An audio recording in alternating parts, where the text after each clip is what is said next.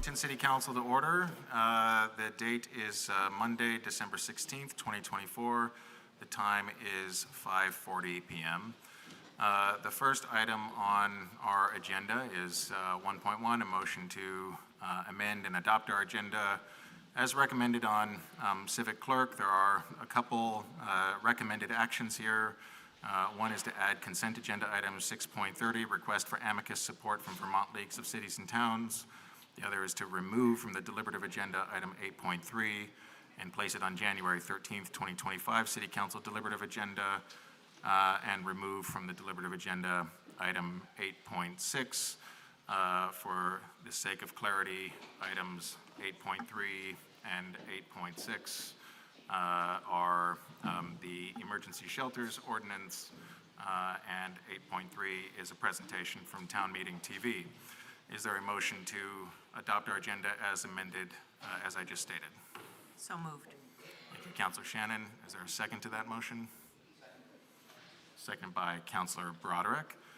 A motion on our agenda is not debatable. Seeing no debate, we will go to a vote. Councilor Broderick. I would like to move to amend the agenda by postponing item 7.1 to a date certain, January 27th, at our council meeting, and ask for the floor back after a second. Okay.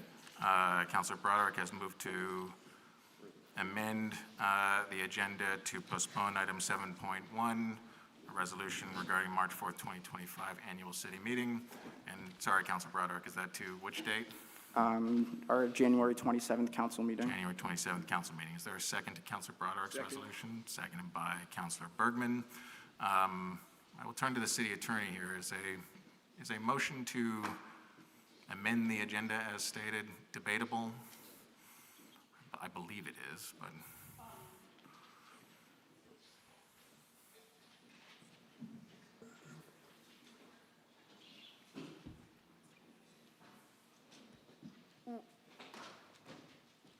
So the motion is to move 7.1 to January 27th. And your question is whether there can be debate on that? Yes, there's an underlying motion to adopt the agenda as amended as stated on Civic Clerk. Councilor Broderick has moved to amend that motion, and the question is whether or not, I would ask whatever, okay, thank you. The question is whether or not the motion to amend the motion is debatable. Yes. Okay, thank you for confirming that. Councilor Broderick, the floor is yours. Thank you. So I'm asking to move our vote on the citizen petition ballot measure due to the fact that we were, the public and councilors were notified that this would be placed on Monday's agenda on Thursday. I do not believe that 4 days is enough for any of our residents to be able to plan to attend here. I believe that we would have a much stronger democratic discussion and debate if more time is given for folks to plan to attend this meeting. One of the biggest portions of those who cannot attend here in person are students who are living on campus, such as UVM. UVM does not guarantee students to be housed over their winter break, that winter break starting back on Saturday. So for many UVM students, it is not a choice whether or not they can be here in person to add to the public discussion in person.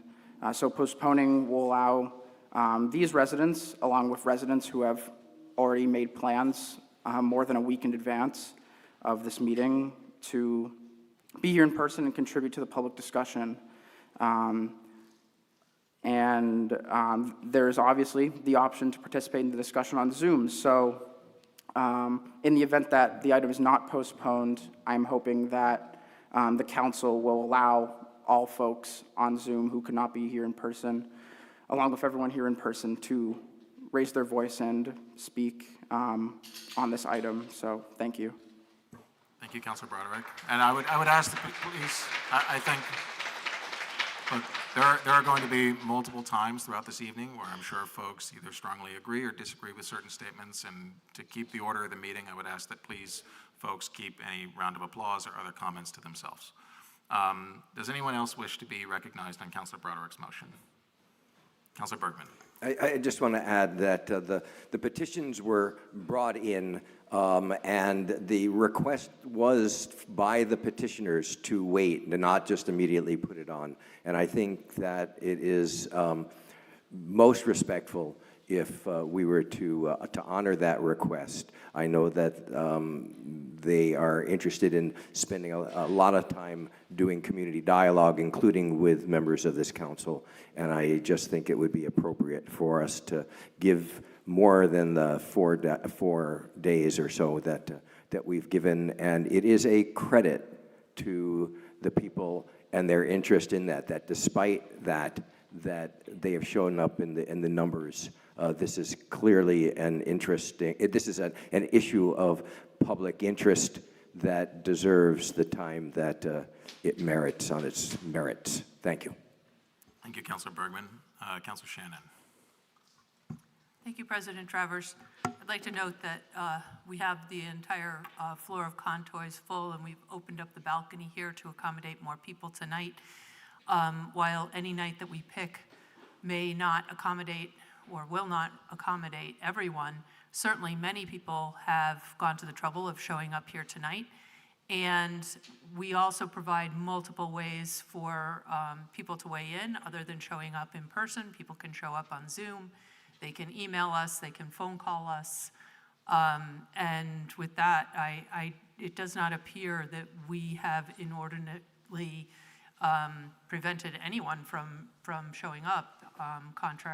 Contrarily, we have made immense opportunities for people to weigh in on this and everything else on our agenda tonight. Thank you, Councilor Shannon. Does any other Councilor Litwin? Sorry, did you say my name? Yeah. Thank you. Just echoing Councilor Shannon's thoughts and also in agreement with Councilor Bergman in many ways. But I am uncomfortable having this linger through Hanukkah and the holidays and a lot of just question that people will have to live with through the holidays. There are a lot of folks here, and I believe that there has been plenty of runway for folks to engage both with this body. Some folks have emailed me many months ago, and unfortunately none of the community dialogue work that I had hoped when I came in as a new counselor in April, none of that dialogue work has seemingly occurred. Councilor Litwin would ask you to just keep your comments to The comment specifically is about whether or not they've had enough time. Specifically, I think I heard 4 days notice, and so I'm responding merely saying I think there's been a lot of time to be able to engage in community dialogue. Thank you all in there. Thank you, Councilor Litwin. Does any other councilor wish to be recognized on this item? Okay, Councilor Shannon. I won't further debate, but just want to ask that we divide the question on the amendment to the agenda to separate Yes. out the removal of, I think it was 7.1. Yes, so that's the intention. So we will take first a vote on Councilor Broderick's motion, which is a motion to amend your motion, Councilor Shannon, on the underlying agenda. And so the question is, again, on Councilor Broderick's motion to postpone item 7.1 to a date certain of our regular meeting on January 27th. And on this motion, I will please ask for hands. All in favor of Councilor Broderick's motion, please raise your hand. 4 yeses. All against the motion, please raise your hand. 5 noes. With 4 yes and 5 noes, the motion fails. That then takes us to the underlying motion, which is a motion to adopt our agenda as amended by the recommended action on civic clerk. And on that motion, we will go to a vote. All in favor, please say aye. Aye. Aye. Any opposed? Could I get hands on that? I believe, well, was there 1 no on that? All right. So that is 1, 2, 3, 4, 5, 8 yeses, 1 no. The motion carries. I will note that Councilor Newbeezer was the one no on the motion. That now takes us to item 2, executive session regarding the police chief's report. As is our standard practice on potential motions for executive session, we first turn to the mayor's administration and the city attorney's office to place some factual information on the record on which we can base that motion. City Attorney Brown. Thank you, Council President Travers. I would ask the council to find that premature general public knowledge of records relating specifically to negotiation of contracts will be involved in this discussion, including collective bargaining agreements with public employees. And having those discussions publicly would place the city at a substantial disadvantage in negotiations by risking disclosure of confidential information in public. Okay, thank you, City Attorney Brown. First, we will go to a motion. Is any councilor willing to offer the motion? First, on the finding that premature general public knowledge of records relating specific to negotiation of contracts would place the city at a substantial disadvantage in negotiations.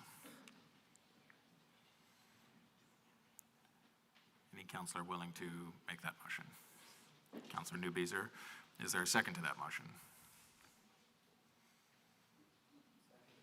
Second by Councilor Broderick. Is there any discussion on that motion? Councilor McKnight? And President Travers, just a question, is it appropriate to direct a question to the city attorney? You may direct the question to the city attorney's office through me, and if the city attorney's office can answer, then they can. Great. I was hoping to get some clarity on this item because as far as I know, the chief of police already provided this report to the Burlington Police Officers Association, which is the body that we would be negotiating with. And so I was confused about why it would need to be in executive session since sort of the counterparty in the negotiation already has the information that is supposed to be confidential, and sort of, it seems like a moot point. So I was hoping you could provide some further sort of justification for the need for the confidentiality. Thank you. City Attorney Brown, are you able to answer that question? I have an answer to it, yes. So the Public Records Act doesn't, just because something was disclosed publicly, the Public Records Act doesn't require that the city can't then still apply appropriate exemptions. So it's certainly my position that portions of the report should not have been disclosed publicly, and it's also my position that we can treat the report confidentially because certain exemptions do apply, and those are not waived simply because the report was already made public to certain people. And the last thing I'll say is that I do think that for this body or for the administration to further disclose a report, portions of which should have been kept confidential, would only serve to sort of exacerbate what, in my opinion, was an error, and also give sort of a level of approval or support more broadly by the city for certain recommendations in the report that I don't believe that the administration and possibly members of the council actually do support. So. Thank you, Attorney Brown. Councilor McKnight, do you still want the floor? Okay. Does any other councilor wish to be recognized on this motion? Councilor Shannon. Thank you. I just want to be clear that the reason for going into executive session is because we do not want to disclose anything regarding union negotiations, but the things that have been redacted are already known to the union because they are suggestions from the union, and we had asked the chief to engage with the union in providing this report to us. Is there something here that the union doesn't already have? Because if the union has it, the chief has it, the commission has it, this council has it, the only group that doesn't have it is the public. And I don't see how the public discussion of what is already known by all of those entities can be argued to be confidential. Is that a question for City Attorney Brown or a statement? Okay, City Attorney Brown, are you able to answer that? I think so. So specifically with regard to the report that the council requested via resolution back in September, it's my understanding that that's the report that we're talking about. I'm not aware that that was shared with the commission, and the Chief Murad has indicated that he provided the report to the BPOA. I don't specifically know if that means BPOA leadership or the full membership. But again, my response is that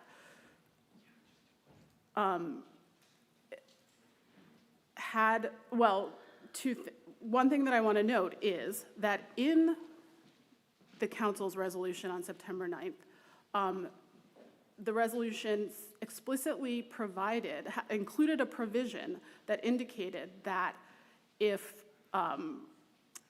there was information in the report that premature general public knowledge of which would put the city at a disadvantage in negotiations, that the council would review that information in executive session.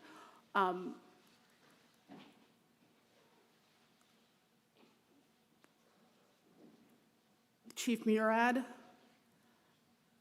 disclosed the report to BPOA generally. That's what I've been told.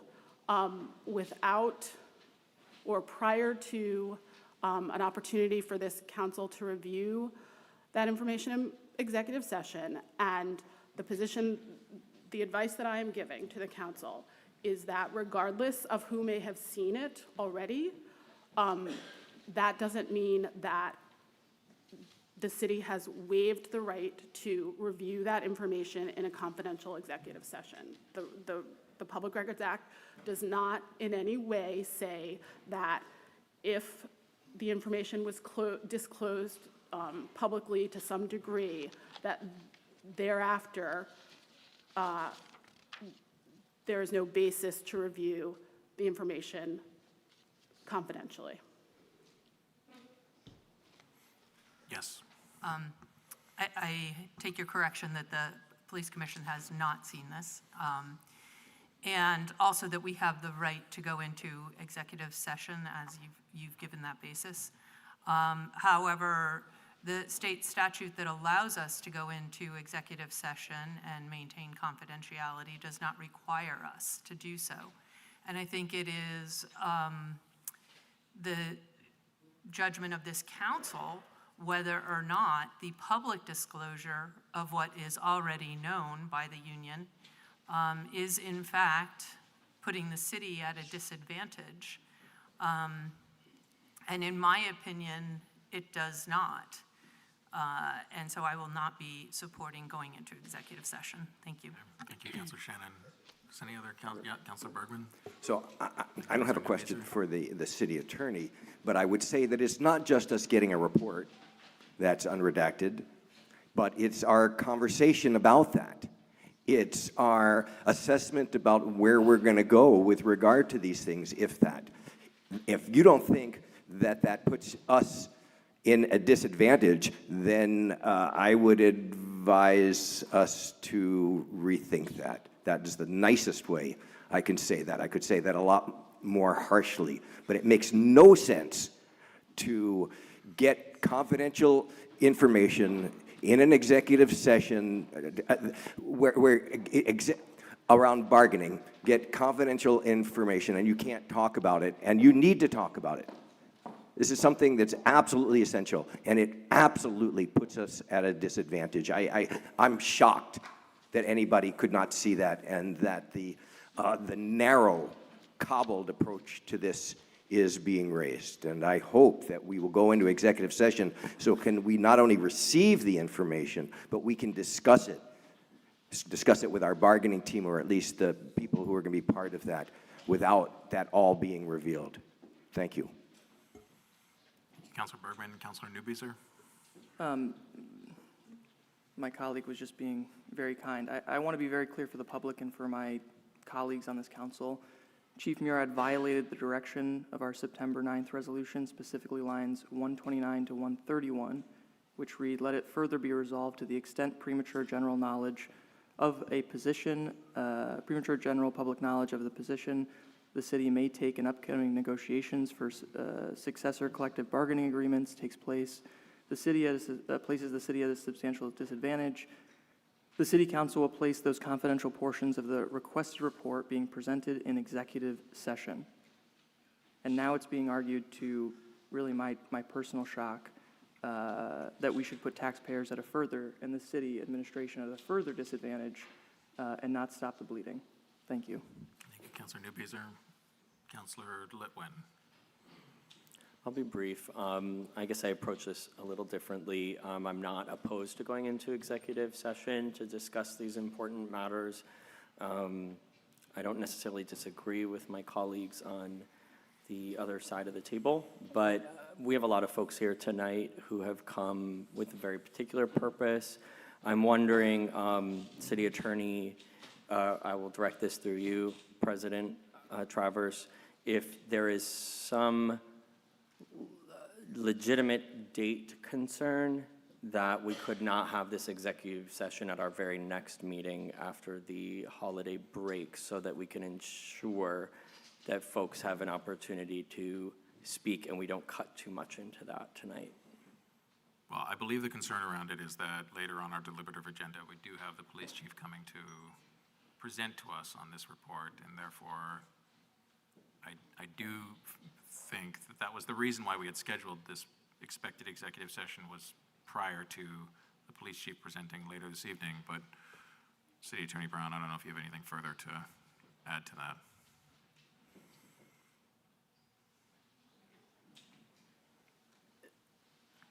I guess I'll add that negotiations are, part of the reason that this does put the city at a disadvantage is because we are going into negotiations with both the BPOA and the BFFA in 2025, as soon as January. So, but specifically to Councilor Litwin's question, I don't think that would not be delayed, certainly, by having this discussion in executive session on January 13th. I would say January 27th would be more difficult. Thank you kindly.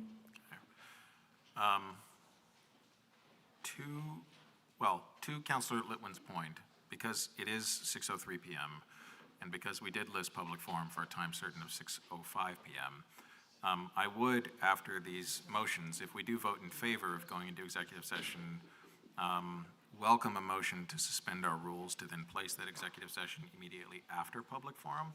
But we can address that after these motions. The motion on the table is from Councilor Newbeezer, and this is with respect to the finding of premature general public knowledge placing the city at a disadvantage in collective bargaining negotiations. Is there any other councilor that wishes to be recognized on this item? Councilor Grant, I saw you online, and now you're here in person. Go ahead. Thank you. I frankly am stunned by this attempt not to discuss these items based on what was already reviewed with regards to the agreement and the resolution. And I will, I'm so angry. When I spoke out about the resolution that we passed, I expressly made the concern that it would not be followed through on. And this is exactly what's happening. Why are we doing this? There is such an obvious disadvantage. And why would this information be given to the BPOA? It puts them at a disadvantage. So when we say we're trying to support our officers, that we care about their officers, to give them information related to bargaining that is going to start or to possibly make promises in light of all the financial needs, and that includes a new building. This is just beyond. Thank you. Thank you, Councilor Grant. Does any other councilor wish to be recognized on this motion? On the Okay, motion Councilor that you have, Litwin, yeah. I think we'd like to get to a vote on it, but go ahead. Sure, so I'd like to offer a friendly amendment to the motion, hopefully, which would be, if we were to vote to go into executive session, that it would not be after public comment, but after 7.1 is voted on and resolved, so that the folks who are here can have an answer to that. Would Okay. you find that to be friendly? Sure, I don't think that that would be an amendment to the motion, but once we get through these motions, I would invite that as a motion to suspend our rules and to move this agenda item until wherever you would like to put it. Thank you. I just want to get folks up and speaking as Okay. much as they can. Understood. Thank you. Does anyone else wish to be recognized on Councilor Newbeezer's motion? All right, seeing none, we will go to a vote. Oh, Councilor Kane, excuse me. Thanks. I'll just say that I'm disappointed that Chief Murad is going to be able to give a public presentation at all, given that he didn't Councilor follow Kane, the I would instructions. just ask you to keep your comments germane to the motion of whether or not the premature general public knowledge would place the city at a disadvantage.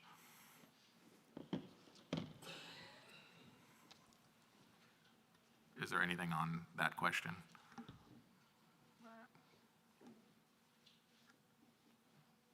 Would you still like the floor, or? Okay. Does any other councilor wish to be recognized on this item? Seeing none, we'll go to a vote. All in favor of Councilor Newbeezer's motion, please say aye. Aye. Aye. Any opposed?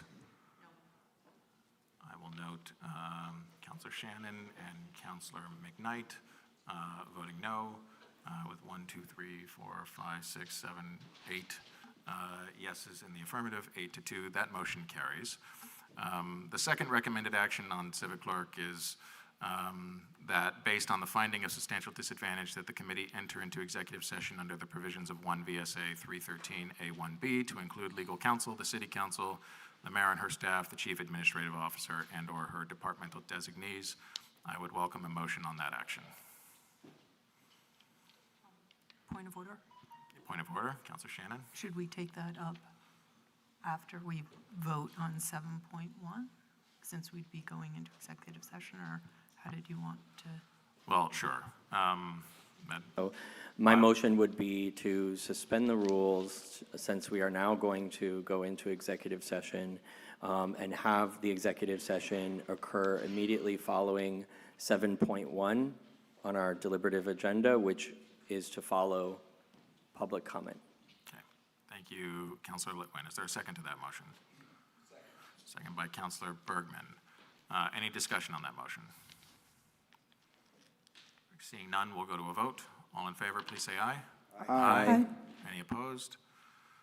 That carries unanimously, so we will turn to the second part of the executive session motion after item 7.1 now. That then brings us to public forum, which was listed on our agenda as a time certain of 6:05 p.m. It is 6:09 p.m. right now, and we will proceed to public forum.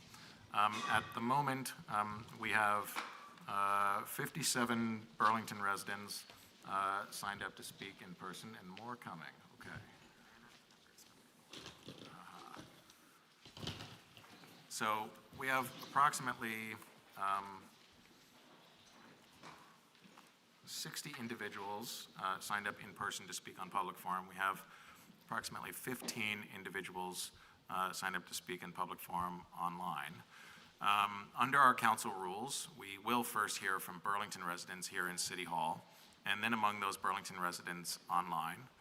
We will then repeat this process for non-Burlington residents here in City Hall, and then non-Burlington residents online. As a reminder, it is our now longstanding council rule that in order to participate in public forum online, you need to have signed up at least an hour in advance through the City Council's website. Each speaker in person and online will be provided 2 minutes. When I call your name, if you are here in person, please come to the table, make sure the microphone is on, and speak directly into the microphone. For those online, I will let you know once you have been unmuted. When providing comments, please direct them to me as the chair and not to any other individual. It is important that City Hall remain a safe place for those who serve, those in attendance, and those watching our meetings. The council respects and values the diversity of opinions and perspectives on public issues. We ask, however, that all comments be free from individualized attacks, hate, harassment, obscenities, or other derogatory language about other people or groups based on their age, race, ethnicity, nationality, religion, sexual orientation, gender identity, ability, or any other protected characteristic. We also ask that public comments avoid conduct which is unreasonably loud, disruptive, or discourteous. I want to acknowledge that, as I mentioned before, I know that there are items on our agenda this evening that no doubt many people in attendance feel very strongly about. Nonetheless, I still ask that folks act in accordance with these rules. If folks agree with or disagree with a particular speaker, I ask that you please express that agreement or disagreement in a silent way. I've always personally thought it looks a little silly, but we use this here in City Hall if you're in agreement, for example. I would ask that you please hold off on any applause or other verbal comments with respect to folks participating in public forum. If I interrupt a speaker at any point, it will be because I'm providing the speaker an opportunity to proceed in accordance with the rules as I've described them. If public comment continues in violation of these rules, however, I reserve the right to end public comment for that speaker at that point in time. So we will begin with the first public speaker who signed up, which is Valerie Lodish, who will be followed by Jason Weisberg.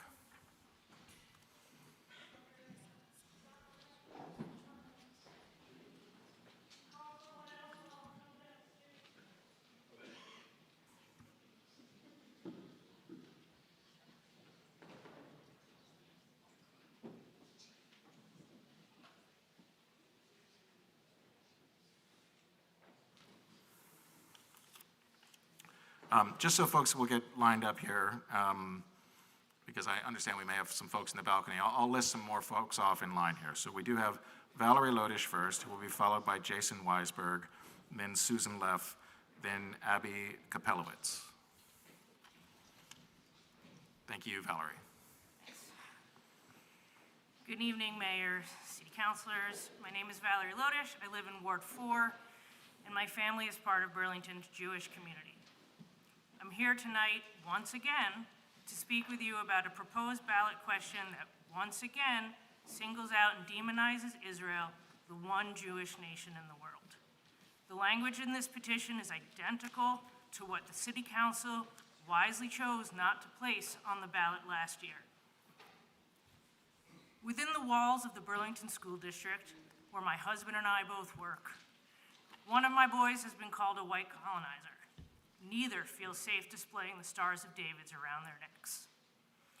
I should remind the City Council that these buildings are places where signs are hung, that all are welcome, and hate has no home here. The City Council should be working to create a more inclusive, stronger community for all residents of Burlington, not continue to foster ideologies that lead to divisiveness and hate. Thank you. Thank you. Our next speaker is Jason Weisberg, who will be followed by Susan Leff and then Abby Kapelowitz.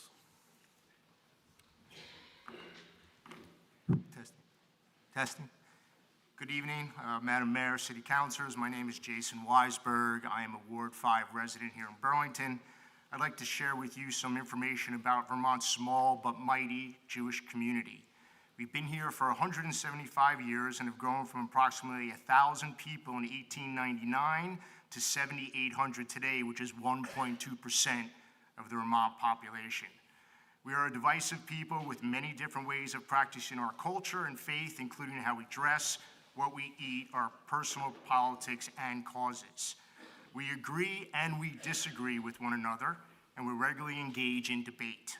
For 3,000 years, we have been arguing while breaking bread and bantering back and forth while working side by side. We know how to disagree while pulling in the same direction towards a more peaceful and just world for all. Jews are woven into the fabric of Burlington life. We are blessed to have 4 synagogues, a Jewish day school, and the state's largest Jewish population. 20% of UVM students are Jewish. So some ask, what makes a person Jewish? Judaism is a set of beliefs about the origin and meaning of life and the values one should lead that life with. Judaism is a religion. Judaism can also be a nation or is a nation, a people, a culture. People can be culturally Jewish without believing in any parts of the Jewish faith. Driven by the Jewish principle of Tikkun Olam, or repairing the world, we are here tonight to tell our story and to advocate against your putting the proposed petition on the town meeting day ballot. The wording of the ballot question is hurtful to many in our community, and yet we know that as Burlingtonians, we are aligned in the hope for peace. We believe there are other more productive ways to bring about peace than through this divisive petition like this. We look forward to sharing more of our story with you tonight. Thank you. Thank you. Our next speaker is Susan Leff, who will be followed by Abby Kapelowitz, who will be followed by Hallie Sursenowitz. And I apologize in advance if I get names wrong here. Good evening. My name is Susan Leff, and I live in Ward 6. I'd like to share with you what the past few years have been like for Jews in Burlington. Unfortunately, today, many in Burlington's Jewish community no longer feel safe in our own neighborhoods. In September of 2021, the City Council considered a boycott, divestment, and sanctions resolution during a meeting that spanned several hours. Speaker after speaker spread anti-Semitic rhetoric. Many of us here tonight were in this auditorium that night and are still shaken by the experience. Sadly, our own neighbors were hostile and aggressive, screamed in our faces, booed at us, laughed at us, and mocked our very real fears and pain. And that has been repeated, although more civilly since then. More than 150 years, we have lived side by side in relative harmony with our Burlington neighbors from all walks of life. We seek to be welcoming, giving, civically engaged in the Burlington community.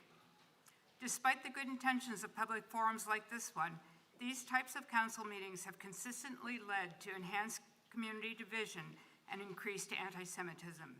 Buildings in Burlington have been tagged with anti-Jewish graffiti. Our K-12 students are being called Nazis in school, being taunted with phrases like "gas the Jews," having pennies thrown at them, and feeling as like they can no longer identify as Jewish and wear a Jewish star around their neck. Some of our neighbors now feel comfortable making anti-Semitic comments, equating us, their neighbors, with the state of Israel. During last year's encampment at UVM, Jewish students were subjected by other students and outside agitators who targeted and harassed them simply because they were Jewish.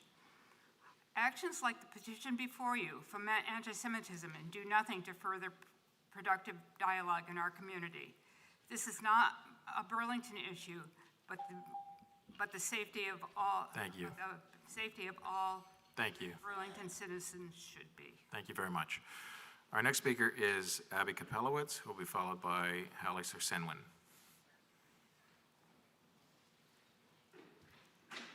Hi, thank you.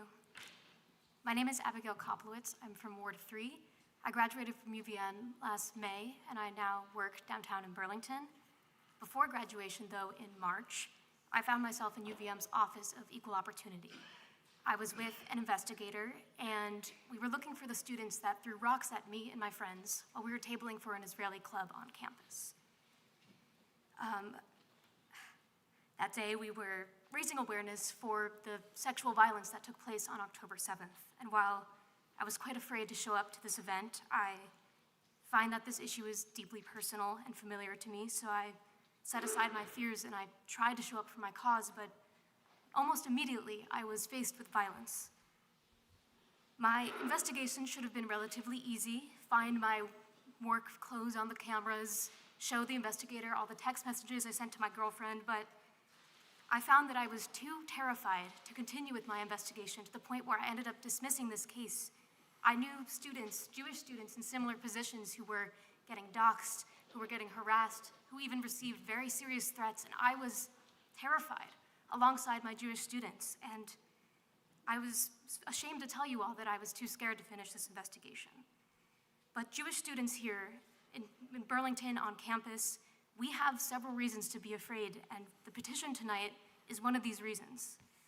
I'm sorry that I'm coming to you before today to talk about such a crazy thing like this, but it's important that we do discuss Israel and Palestine, but I urge you all to consider this being a conversation rather than a one-sided, divisive, and binding petition such as this.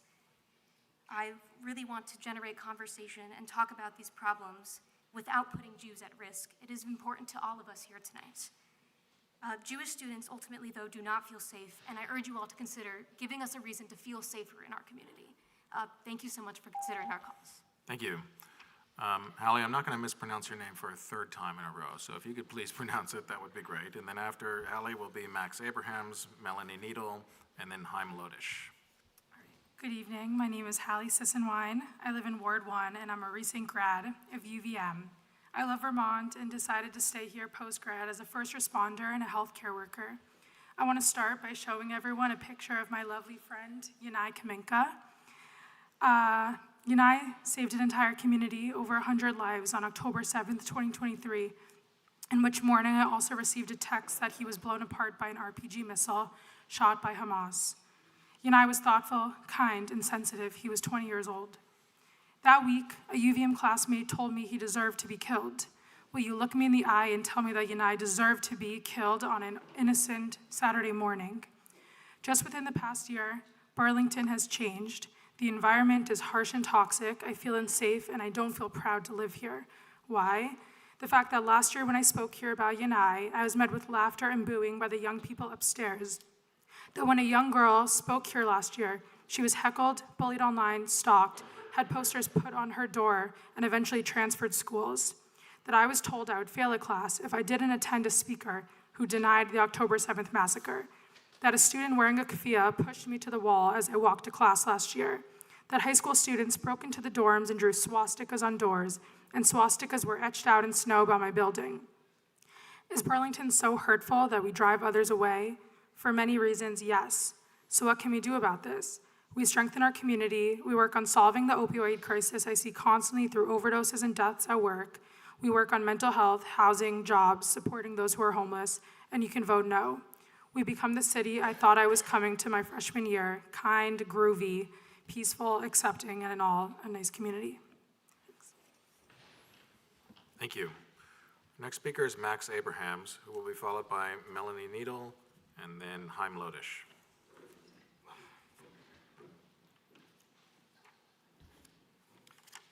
Good evening. My name is Max Abrams, and I'm a UVM student. I'm getting a sense of deja vu sitting here. It really wasn't that long ago that I spoke in front of you about this exact same resolution. It is truly disheartening to see how pervasive anti-Israel and anti-Semitic narratives remain. I came to UVM to study and be a part of larger UVM and Burlington communities. Last year, however, lots in the UVM and Burlington communities turned their backs on their Jewish students and neighbors. Instead of community conversations, we got die-ins and protests that made Jewish students feel unsafe and unwanted. I sat outside the encampment to give Jewish students a space to rest from the fear of walking across their own campus. Many Jewish students felt that they could not be part of the conversation if they did not agree with a certain narrative. It was also disheartening to hear adults in the community steer the conversation to one side, to a position that has vilified the Jewish community time and time again. Last year, there was an adult at the encampment say that people were lying about what happened on October 7th. Part of me wishes that were true, because that would mean that 1,200 Israelis, Americans, and citizens from other nations would still be alive.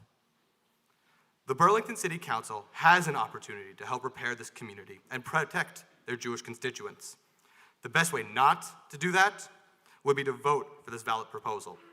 It only creates more divisiveness within the community without creating any lasting change here or in the Middle East. Lech lecha, and thank you. Thank you. Our next speaker is Melanie Needle, to be followed by Chaim Lodish, to be followed by Jason Lorber. Hello, I'm Melanie Needle, a resident of Ward 1 and mom of 2 Jewish children who attend Burlington schools. The proposed resolution is not only spreading misinformation about Israel, it harms the Jewish community here in Burlington, especially school-age kids. The resolution is not setting a good example for our kids. It is teaching our kids to hate Jewish people here and in Israel. People don't have the whole history of the conflict between Arabs and Jews, and it cannot be boiled down to a resolution or a ballot question that has no bearing on what is happening in the Middle East. The only thing this resolution does will cause harm to the Jewish community in this city. I'm very familiar with many social justice movement principles, as I know some of you are as well. One main principle of social justice movements is that it is of utmost importance to listen to the people who are affected by language or policy. The Jewish community of Burlington has spoken out numerous times that this resolution is harmful, makes us feel unsafe and unwelcome in Burlington. This resolution is hateful. It's disguised with nice graphics and virtuous language. Don't be fooled, and please vote no. Our next speaker is Chaim Lodish, to be followed by Jason Lorber, and then, is it Murat Zakter?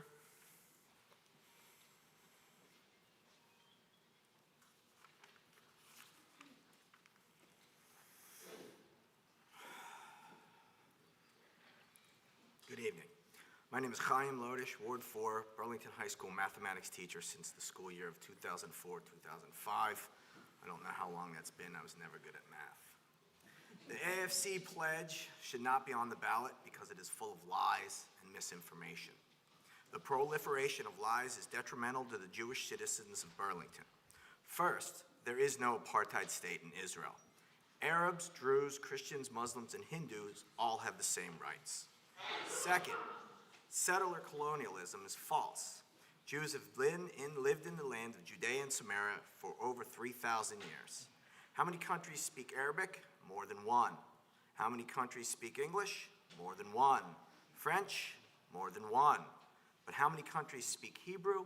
Only one.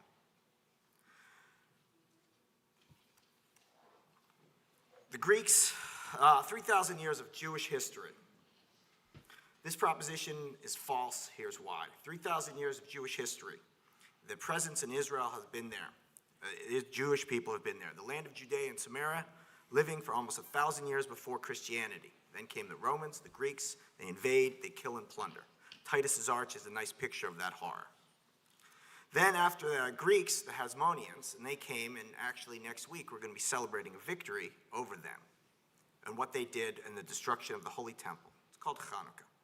These colonial powers came to the land of the Jewish people, and the Jewish people never conquered the Mediterranean, unlike the Romans, the Arabs, or the Greeks. The Greeks tried to displace them and kill the Jews and make them convert, even changing the name of Judea to scare them, and they named it the invaders, the Philistines. Thirdly, this is not a genocide. It is a war against Hamas and all those atrocities committed on October 7th. Hamas is a terrorist group, and they are trying to kill Jews and create chaos. Please vote no. Thank you. On this proposition. Thank you. Our next speaker is Jason Lorber, who will be followed by, I'm reading it here, is Murat Zakter, and then Mort Zakter.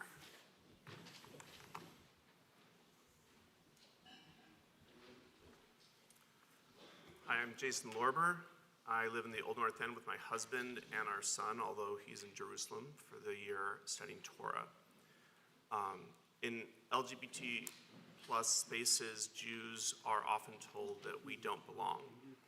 And as queer Jews, we're seeing anti-Semitism increase in queer spaces, including in Burlington. And there are many people here who have seen and experienced that, and some who don't feel safe coming here. One might think that the more we talk about the Middle East conflict, which dates back literally thousands of years, that we could make a positive difference, that we as Burlingtonians could come together. And I think that's possible, but not the way this resolution was written, nor how the conversations have been conducted, and I'm guessing even tonight no one's mind is going to be changed. Have you ever seen two children fight on the playground and then their friends are watching them and rooting them on and calling it other people names, and then it erupts, fighting escalates. No one understands each other better. No one's setting the stage for an enduring positive relationship. Instead, people are further polarized. We are so polarized as a nation and as a city. And this resolution increases polarization, anti-Semitism, and Islamophobia. The way to peace is through understanding, conversation, and envisioning a solution together that respects all sides. Instead of this tired debate, let's share with each other dreams of mutual respect and peace. And I'm a facilitator and a mediator. If there's a facilitator mediator here who supports this resolution, let's talk and see if we can bring people together. Thank you. Our next speaker is Nurit Zakter, to be followed by Mort Zakter.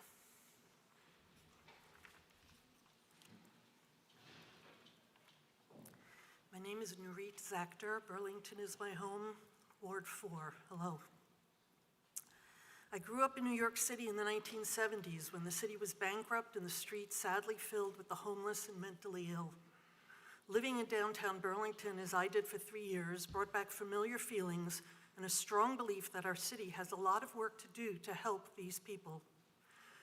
My New York experience prepared me for these challenges here in Burlington, but nothing about my time in New York City even remotely prepared me for the upsetting and divisive atmosphere during the public forum at the December 2023 meeting when this council considered an anti-Israel resolution.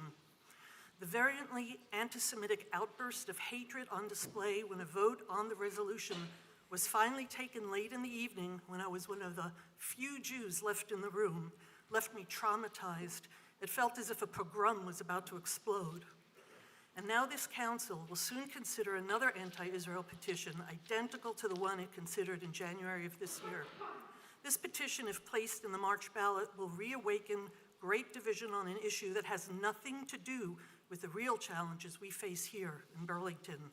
Advocating for Palestinian people through our federal representatives in DC would have an impact on how the United States allocates funds internationally and be far more effective. This petition helps no one. It does not unite us. It creates a level of fear and hatred. It undermines our community here in Burlington. This is my home. This is our home. My mother was German. My mother survived the Holocaust.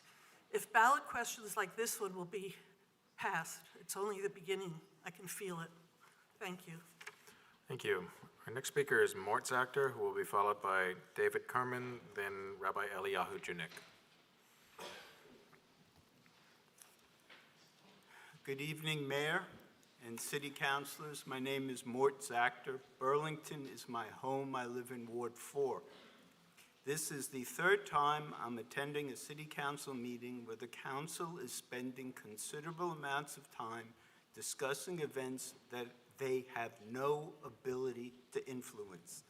The petition for a ballot question that weighs in on the underlying issues in the Middle East is very important, but does not advance Burlington's basic needs.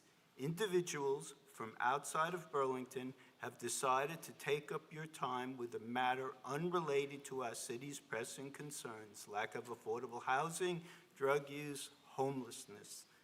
2 months ago today, I met in Doberty with one of the leaders behind this petition. I would welcome further opportunities for productive conversation with Burlingtonians with different points of view in the hope of building understanding and common ground. We don't need City Council involvement for that. I love Burlington. I choose to live and pay real estate taxes here. Please help me and many others continue to love and stay in Burlington. Thank you. Thank you. Next speaker is David Kerman, who will be followed by Rabbi Eliyahu Junik, and then David Geddes.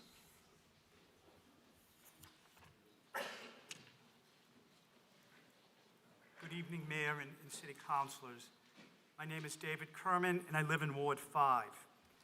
The Burlington voters should not be responsible for making decisions about an international conflict that is 5,000 miles away. While the City Council considers ballot questions like this one, public comments are filled with anti-Semitic innuendos, false statements, and harmful language.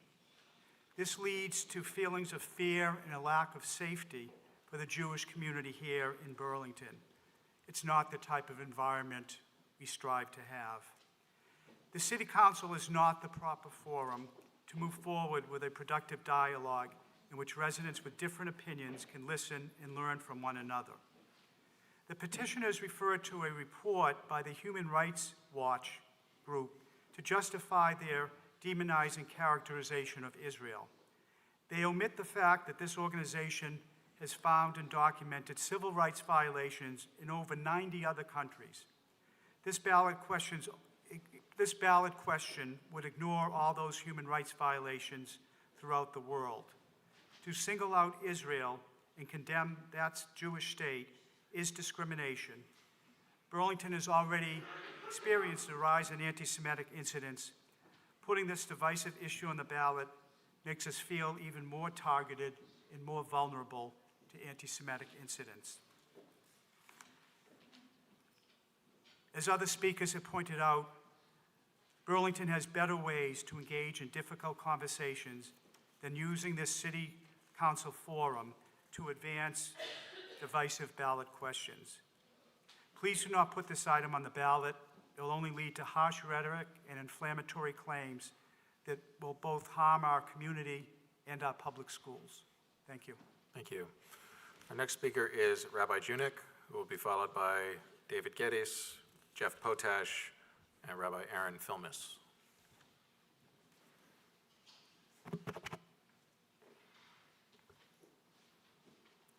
Good evening. My name is Eliyahu Yunik. I live in Ward 6 and serve as the Rabbi of Chabad of Burlington, located in Ward 8.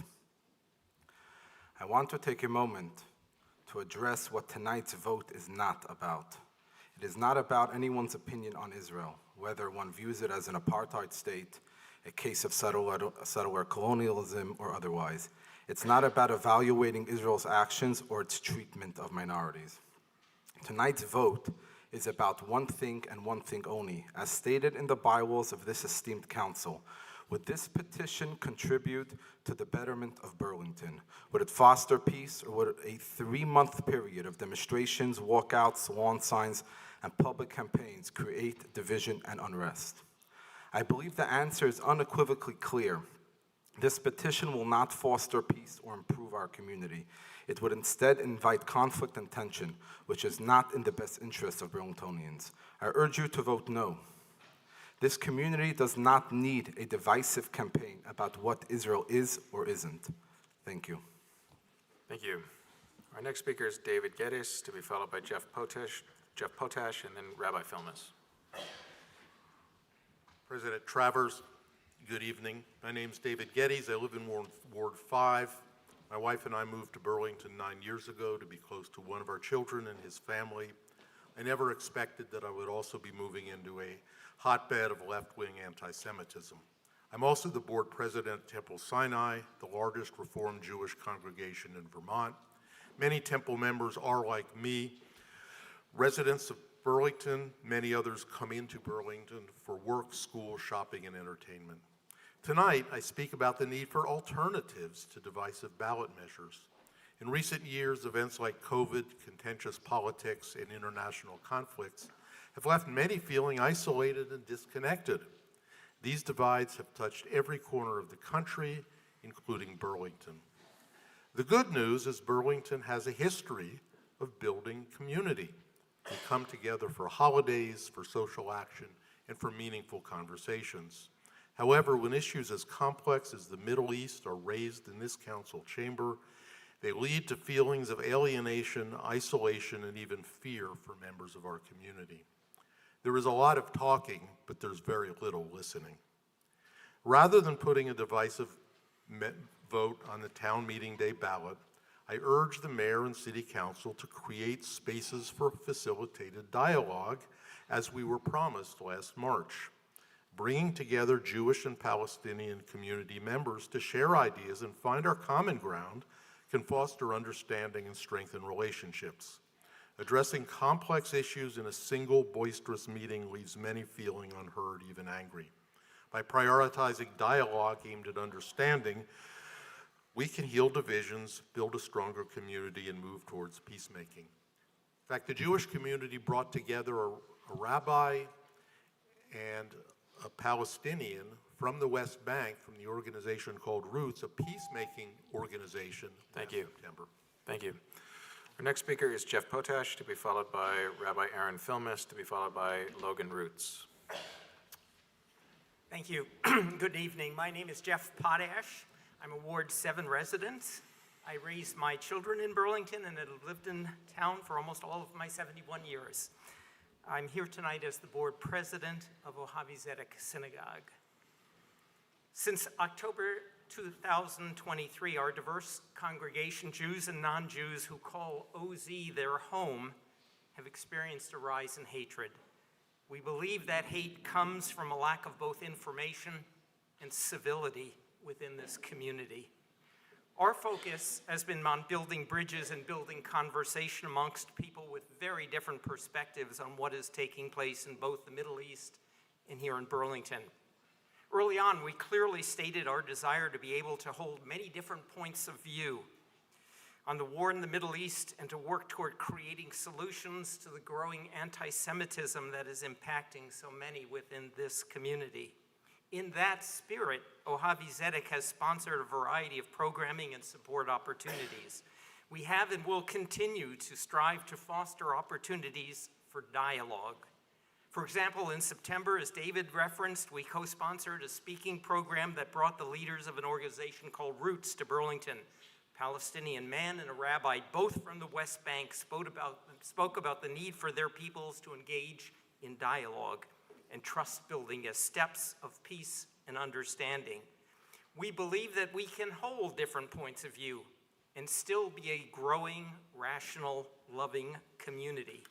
Tonight, I urge you, support dialogue, sponsor programming that features all aspects of the challenges. And as the largest synagogue community in Burlington, we welcome the opportunity to work with you in any capacity that you choose on this issue. Please do not support divisiveness in this community by passing this ballot initiative. Join with us. Thank you. Our next speaker is Rabbi Filmus, will be followed by Logan Roots, then Celia Lieberman, then Rubena Enjum. Good evening. I'm Rabbi Aaron Filmus of Ohavi Zedek Synagogue. My wife, 3 children, and I live a block from the synagogue in Ward 1 of the North End. Thank you, counselors, for allowing us, members of the Burlington Jewish community and our allies, to share our story this evening. I'm proud to be the rabbi of Ohavi Zedek Synagogue, Vermont's oldest and largest synagogues, founded in 1885. Today, Ohavi Zedek is a growing, thriving Jewish community of 340 households. We've been the cornerstone of Jewish life in Burlington for generations. The old North End that I live in was once called Little Jerusalem. Jewish communities like ours play a vital role in building bridges, fostering understanding, and creating spaces for connection, not only for Jews, but also for people of all backgrounds. The name of our synagogue, Ohavi Zedek, means lovers of justice. We believe deeply in the values of compassion, dialogue, unity, and justice. These values are at the heart of what it means to be Jewish and at the heart of what makes a strong, resilient community. The first thing we learn in the Torah about humans is that we are in the image of the divine, every single one of us. And that ahavta l'recha kamocha, you shall love your neighbor as you love yourself. These two core values call us to see humanity and divinity in every person, to act with kindness and seek peace, even in the face of disagreement, no matter how different their perspectives may be. When challenges arrive, whether local acts of anti-Semitism or tensions we feel around global events, our community does not retreat. We step forward, creating opportunities for education, dialogue, and healing.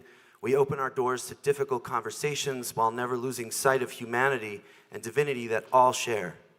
We work tirelessly to stand up to hatred, build understanding, and help our neighbors. Please vote no. not just for the Jews of Burlington, but for Burlington as a whole.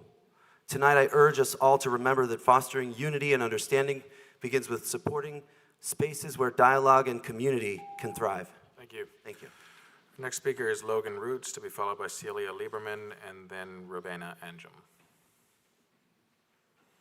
Is Logan Roots here? Logan, okay, great.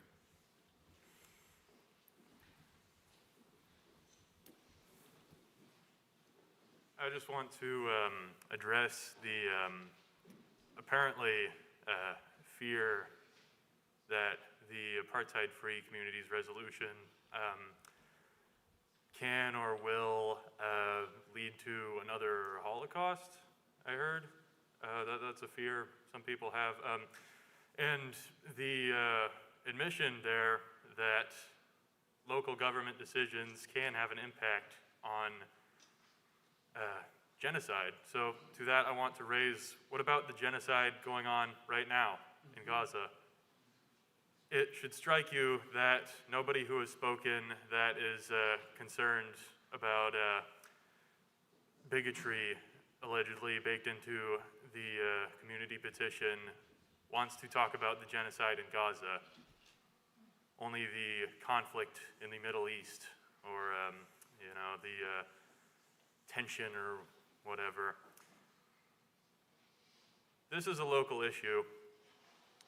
Many people in this room have family members who are dead.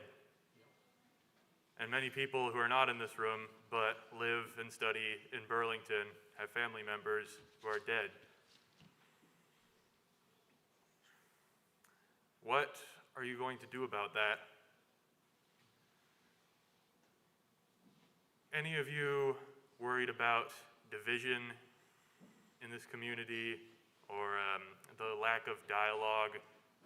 What are you going to do for the people in this community whose families are dead?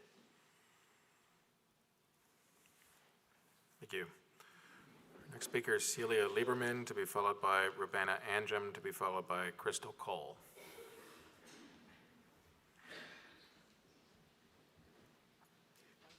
Good evening, Erev Tov. My name is Celia Lieberman. I'm a resident of Ward 2. I see that some of you have come today already wearing your team colors, but I hope you can listen with an open heart. As an Israeli, I have a lot of personal experience and connection to this conflict and war and the history, and I could say a lot about how this resolution is simply factually wrong. The white colonization label denying our Jewish people's long history in the land, the genocide claim that completely simplifies and removes context and responsibility from anyone other than Israelis, the apartheid label misrepresenting the reality in Israel and the multicultural society we have worked so hard to create and are still working to improve. But I think what's more relevant to today's discussion is how this resolution at its core vilifies one minority while portraying another as the victim. A rhetoric that has led to justifications of any and all violence against Jewish people around the world. We have seen the immense rise in violence against our people for over a year now, and the silence that has been felt by the rest of the world. As such, a small minority, an ethno-religion, making up only 1.2% of Vermont, and 0.02% of the entire world, we simply do not have the numbers to protect ourselves from such harmful resolutions being put on the ballot when clearly we are left to stand by ourselves. We have been continuously gaslit, abandoned, attacked, misrepresented by the larger population. We want our hostages back. We want this war to end. We want a better future for Israelis and Jewish people and Palestinians together. This isn't a request to do nothing. This is a call to do better, honoring both groups. Let's have these tough conversations and find common ground. Thank you. Toda rabah. Thank you. Our next speaker is Robena Anjum, to be followed by Crystal Cole, then Anita Rapone, then Paul Fleckenstein. Good evening. My name is Robena Anjum. I'm a Burlington resident. I study community development. There exists a procedure for measures to be included on the ballot. This is part of our local democratic processes. It is not up to the City Council to override our existing democratic processes based on their personal opinions on what constitutes a local issue. Further, this is a local issue. 3 Palestinian students wearing keffiyehs and speaking Arabic were attacked last year in Burlington, with one of them having suffered critical, lasting injuries. Moreover, the federal government is funding genocide and apartheid in Palestine, which is bolstered by our economy and our taxes. At the same time, we have a homelessness crisis in our own city. What's the federal funding for solving that crisis compared to the funding for killing and oppressing people on foreign soil? These issues require multi-level governance, and that includes local. They require participatory governance. The residents of Burlington should have a say on this issue, and our local democratic processes should not be overturned on the whim of 7 city councilors. Thank you. Our next speaker is Crystal Cole, to be followed by Anita Rapone and then Paul Fleckenstein.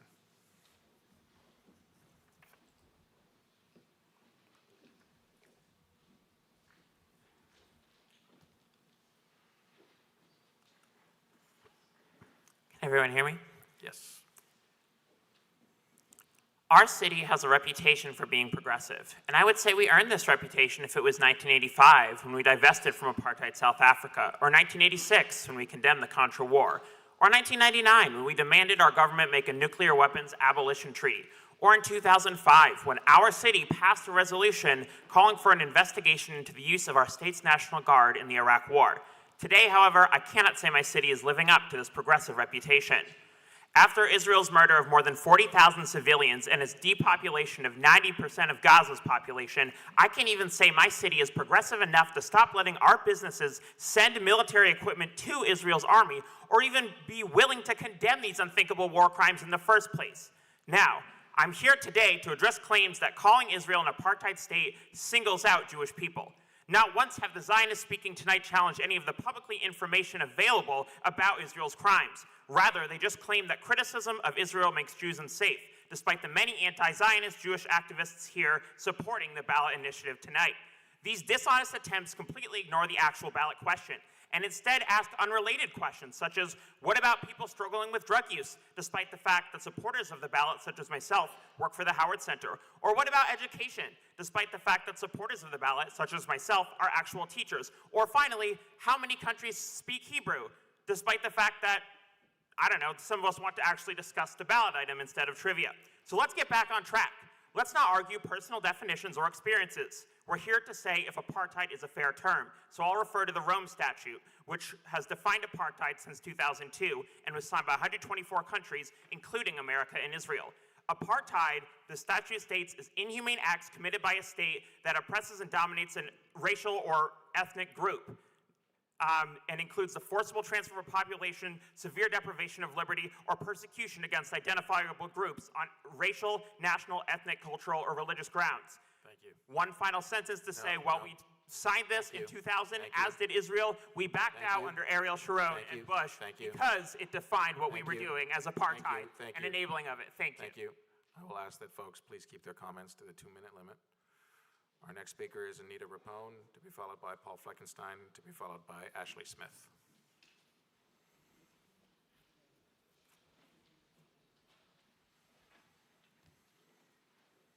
I'm a resident of Ward 6, and I've lived here for over 30 years. We've heard a lot of comments tonight about Jews feeling unsafe, but I would like to reinforce the point that was just made, that it was 3 Palestinian students who were shot on the streets of this city. One of them is in a wheelchair, probably for life. Last weekend, I was in Philadelphia at a conference, a national meeting of faith-based anti-apartheid activists, ranging from Muslims to Jews to Christians of several denominations. Apartheid-free communities is a national and international movement for justice. The ballot item will allow the voters of this city to decide if the city should join this movement for justice. Thank you. Thank you very much. Our next speaker is Paul Fleckenstein, to be followed by Ashley Smith, Alyssa Breda, and then Antonio Golan. Paul Fleckenstein, I live in Burlington. Today, the Council Democrats will attempt to counsel a resolution for greater justice in Palestine and locally. The opponents of apartheid-free community present an Alice in Wonderland world where oppressors become victims, where addressing the causes of genocide are said to make things worse, and where honesty and historical accuracy are said to be inflammatory. Amnesty International just released a 300-page report. It's called "You Feel Like You Are Subhuman: Israel's Genocide Against Palestinians in Gaza." It extensively documents the practice and intent of genocide. It also says, quote, "An assessment of the historical context demonstrates that Israel's offensive is occurring in the context of its unlawful military occupation and system of apartheid against Palestinians, predicated on an endemic dehumanization of Palestinians." As with the apartheid-free pledge, this predates October 7th.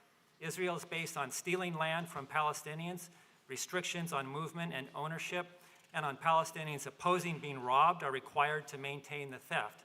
This is settler colonialism and apartheid, not hard to understand.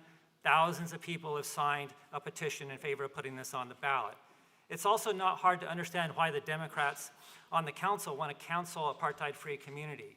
Joe Biden says Israel is an invaluable military asset for the U.S. and the Middle East. Vermont military industries, from the F-35 to General Dynamics, are tied to Israel's wars. What we are seeing is that the clear limit to democracy in Burlington is exactly the point where Palestinians have equal rights and where Israel and U.S. military dominance in the Middle East and the vast diversion of resources that people have talked about to war and occupation instead of community needs at home can be challenged. Thank you. Next speaker is Ashley Smith, then Alyssa Breda, then Antonio Golan. We are now 1 year into a joint U.S.-Israeli genocidal war on the people of Palestine. Last year, the City Council disgracefully voted down a ceasefire resolution. It compounded that mistake by then voting down the apartheid-free community's pledge from appearing on the ballot. It faces the same question this year, and we're going to keep coming back until it gets on the ballot. The council should unanimously vote in favor of placing the AFC pledge on the ballot. It should do so for two key reasons. First, our democracy is in peril. You all voted against Donald Trump in the election. He is declaring war on our democratic rights. You should not aid and abet the destruction of our local democracy by barring the AFC pledge from appearing on the ballot. Second, there is no longer any doubt about the political project of the Israeli settler colonial state. It is carrying out a genocide. Read Amnesty International. It is expanding its territories into the West Bank and now into Syria. And the majority of people, Democrats and the majority of voters, and certainly the majority of governments and people around the world, recognize these facts and oppose them in the overwhelming numbers of the population. The arguments the Democrats put forward in justifying voting unanimously against this resolution are paper-thin defenses of the Israeli genocidal war machine and the U.S. arming, collaboration, and support of it. I encourage you to set a better example and do what Burlington did toward apartheid South Africa. Put the AFC pledge on the ballot. There is division between those who support genocide and apartheid and those who oppose it. Let us vote on that debate. That is our right as democratic citizens in this city. Thank you. Our next speaker is Alyssa Breda, then Antonio Golan, then Wes Palmer. Hello, my name is Alyssa Breda. I am a Ward 2 resident of Burlington. Today I'm here to speak about a few things, including democracy and our community's democratic right to gather signatures for petitions and let the broader public vote on our apartheid-free community ballot measure and decide if we want to be an apartheid-free community. My community has worked for now the second year to gather 5% of the Burlington voter signatures needed to get a measure on the ballot. We did the work, and the public signed on in support. Now we come to the City Council hoping that you all have the integrity to follow democracy of passing this ballot measure so that your community, which you, the council, serves, can use their constitutional right to vote on this ballot measure. We condemn apartheid regimes like Israel's that abuse Palestinians and treat them inhumanely and lesser than. It feels like we shouldn't have to be here saying this. We do believe in Palestinians' right to a dignified life and all people's right, including our Jewish community. We would hope that our council would too. Many people state that this is not a local issue, but Israel's apartheid regime continues to be a local issue for many reasons. One being our tax dollar goes towards sending money to Israel and kills Palestinian people. That means that our money is complicit in the genocide that is going on. If we put that money into our communities, much needed, like affordable housing, healthcare, education, so much more, why wouldn't we do that here and instead divest in Israel and this apartheid regime? Our safety is linked. It's important to understand we are all inextricably linked. I am not safe when my community members are not safe. All of our safety is intertwined. Jewish safety is intertwined with Palestinian safety, and Palestinian safety is intertwined with Jewish safety. Thank you. Our next speaker is Antonio Golan, then Wes Palmer, then Wafik Forer. How you doing? I'm Antonio Golan, resident of Ward 3. I think I'll begin by saying that what is happening in Palestine is a genocide, and we can't lose sight of that. The blocking of the apartheid-free community ballot measure this year is as lamentable as it is predictable. Last year, we were paternalistically told that this issue is too divisive to be put on the ballot, something we've heard, repeatedly again today. However, in a democracy, divisive issues are deliberated and voted on, not swept under the rug. Palestine is a defining issue of our time, and silencing Burlingtonian voices on it amounts to cowardice. We know you're going to vote down the ballot measure, but just know we'll be back here next year. Thank you. Thank you. Our next speaker is Wes Palmer, and then Wafik Forer, and then Jackson Francis. This report was written this afternoon by a Burlington resident currently on the ground in Palestine doing protective presence work with an international organization. Yesterday, I traveled halfway up the West Bank around Bethlehem, Burlington's sister city. This ride took an extra hour because the Israeli army blocked the main roads into Bethlehem. All traffic was diverted through smaller towns down windy roads. Every day, Israeli roadblocks and checkpoints deter Palestinians from traveling from town to town. In Al-Halil, known by Israelis as Hebron, I met a man who has lived in a temporary hostel for 4 months because he lost his Israeli-issued ID card. This means he cannot go back to his family and home in East Jerusalem. An Israeli driving a car with an Israeli license can make the trip in 45 minutes. If you want to see the route he would take if he were allowed, don't use Google Maps. It will tell you there's no way to drive from Al-Halil to East Jerusalem, that the route is only traversable by an 11-hour walk. But if you change your departure point from Kiryat Arba, the illegal Israeli settlement inside of Al-Halil, the trip is only 45 minutes. Google knows who is allowed to travel from where to where. In South Africa's apartheid system, all people lived under essentially the same legal system, flawed and racist as it was. In the West Bank, there are openly two legal systems. Israelis living in illegal Israeli settlements are subject to Israeli civilian law, but Palestinians live under Israeli military law. Where else on the planet do you hear and of an entire people living under another government's military law? I try to imagine what reason a city councilor would have to vote to stop their constituents from practicing their democratic process and potentially, hopefully, affirming that we stand together against this blatant apartheid. To stop their constituents from declaring our values and setting a precedent, the city decisions should be made with their consequences and alliances in mind.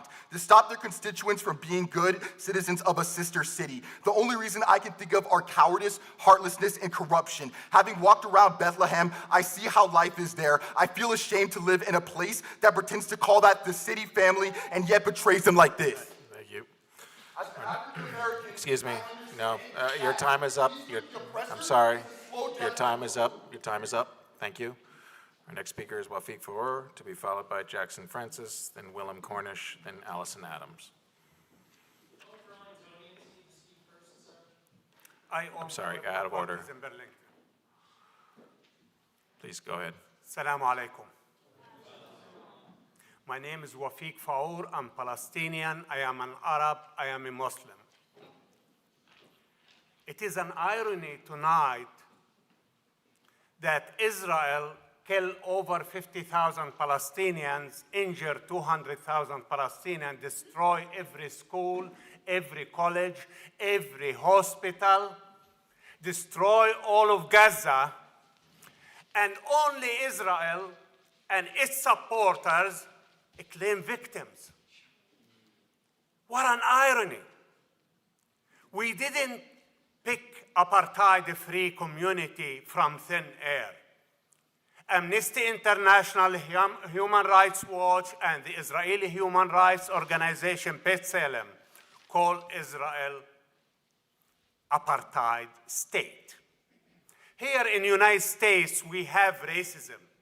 Racism against indigenous people, against the black and brown people, against the newcomers, against Arabs, against.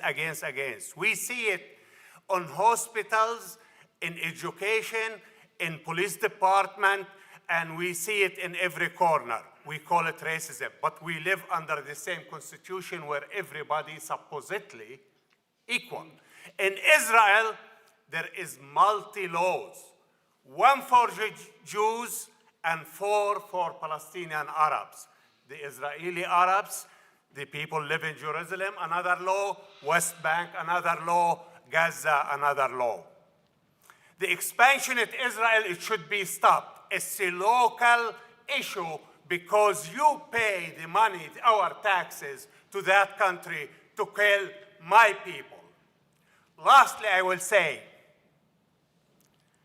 we Palestinians, we are alive and we deserve freedom. Thank you. Thank you.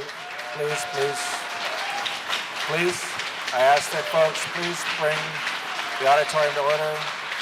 Please.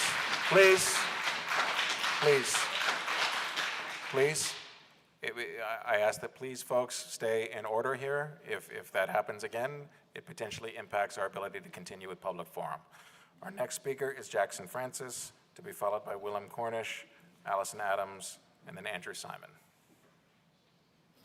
Hello, my name is Jackson Francis. I'm a Ward 6 resident and a junior at UVM. This, I believe, is my 3rd time sitting before you as we plead you respect our basic democratic rights. The Democratic Party has been crying from the rooftops that Donald Trump is an existential threat to our democracy, yet here you are doing just that. My classmates, family, and friends, whether Palestinian, Jewish, or some other identity, overwhelmingly support the language of this petition. This is not divisive, nor does this exceed the scope of local politics. The majority of Americans, including Jewish Americans, are on our side. Since Palestinian students, Hisham, Kinan, and Tassin, were shot a year ago, less than a mile from here, this was confirmed as a local issue. I'm truly astounded that this can be a hard decision. Let the people settle this democratically in March. Do what is right and break from your party. Thank you. Our next speaker is Willem Cornish, to be followed by Allison Adams, Andrew Simon, and Sherbach. Yes. My name is Will. I am a Ward 8 resident. Councilman Shannon, this chamber was filled in spite of the timing. Please don't individualize your comments. You may continue, but please do not mention any councilors individually. This chamber was filled in spite of the timing of this meeting, in spite of the dozens, hundreds more in support of this measure. That you cannot see these people does not mean they are non-existent. That you have scheduled this meeting with what can only be taken as the purposeful intent to silence the voices of our student community does not mean that those voices are not here, does not mean that those voices are still crying out for the freedom and liberation of the Palestinian people. How can you call yourselves Democrats in favor of democracy when you use such low-handed tactics? I'm sure you will all have plenty to say about Donald Trump and his threat to democracy, but tonight you are spitting in democracy's face. We have heard much discussion tonight about whether or not Jewish Burlingtonians feel safe. Were 3 Jewish students shot here? Were 3 Jewish students shot here? Was a Jewish student paralyzed for life here? This divisive issue that you speak of has taken the use of a man's legs in this city. What you are calling a divisive issue merely means that you don't want to see it, that you want to ignore it, that you want to act like it's not real. You are tonight prioritizing your own comfort over the lives, well-being, and freedom of the Palestinian people. And I want all of you to know that. Let the people vote on this issue. Let the people speak on this issue. Do not decide for us what is and isn't divisive, what is and isn't best for this city. You mentioned the hanging over the heads of our community over the holidays. What's hanging over the heads of the people of Gaza? Warplanes, bombs. What's hanging over the heads of those children? Do they feel safe? Do you care about whether or not they feel safe, or is it just a divisive issue to you? Can we just waft it all away with this flowery language around making sure that we all have our agreements? We don't agree. We are divided. Let's talk about that. Let's acknowledge that. Let's not pretend like it doesn't exist. Thousands upon thousands of people are dead, and all you seem to care about is going about business as usual. Disgusting. Next speaker is Allison Adams, then Andrew Simon, then Shearbach. Hi. I'd like to use my time to respond to the tired and myopic argument that this council should focus on local issues. The most immediate and obvious response to that is sure, if that's how you want to spend your time, there's no need to spend endless hours paternalistically deciding whether Burlingtonians are mature or informed enough to participate in direct democracy on issues of global concern that some council members would rather ignore.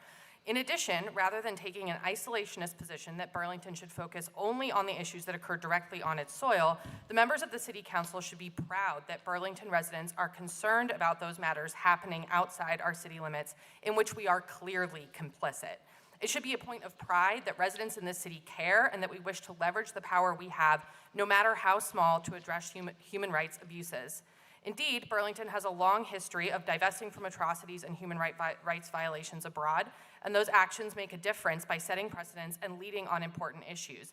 It would not only erode Burlington's democratic system to exclude this from the ballot, calling into question the legitimacy of future potentially controversial ballot items that the reluctant city councilors may support, but also further erodes Burlington's role in what remains of the democratic process in the United States. But of course, the entire premise that this isn't a local issue is a farce.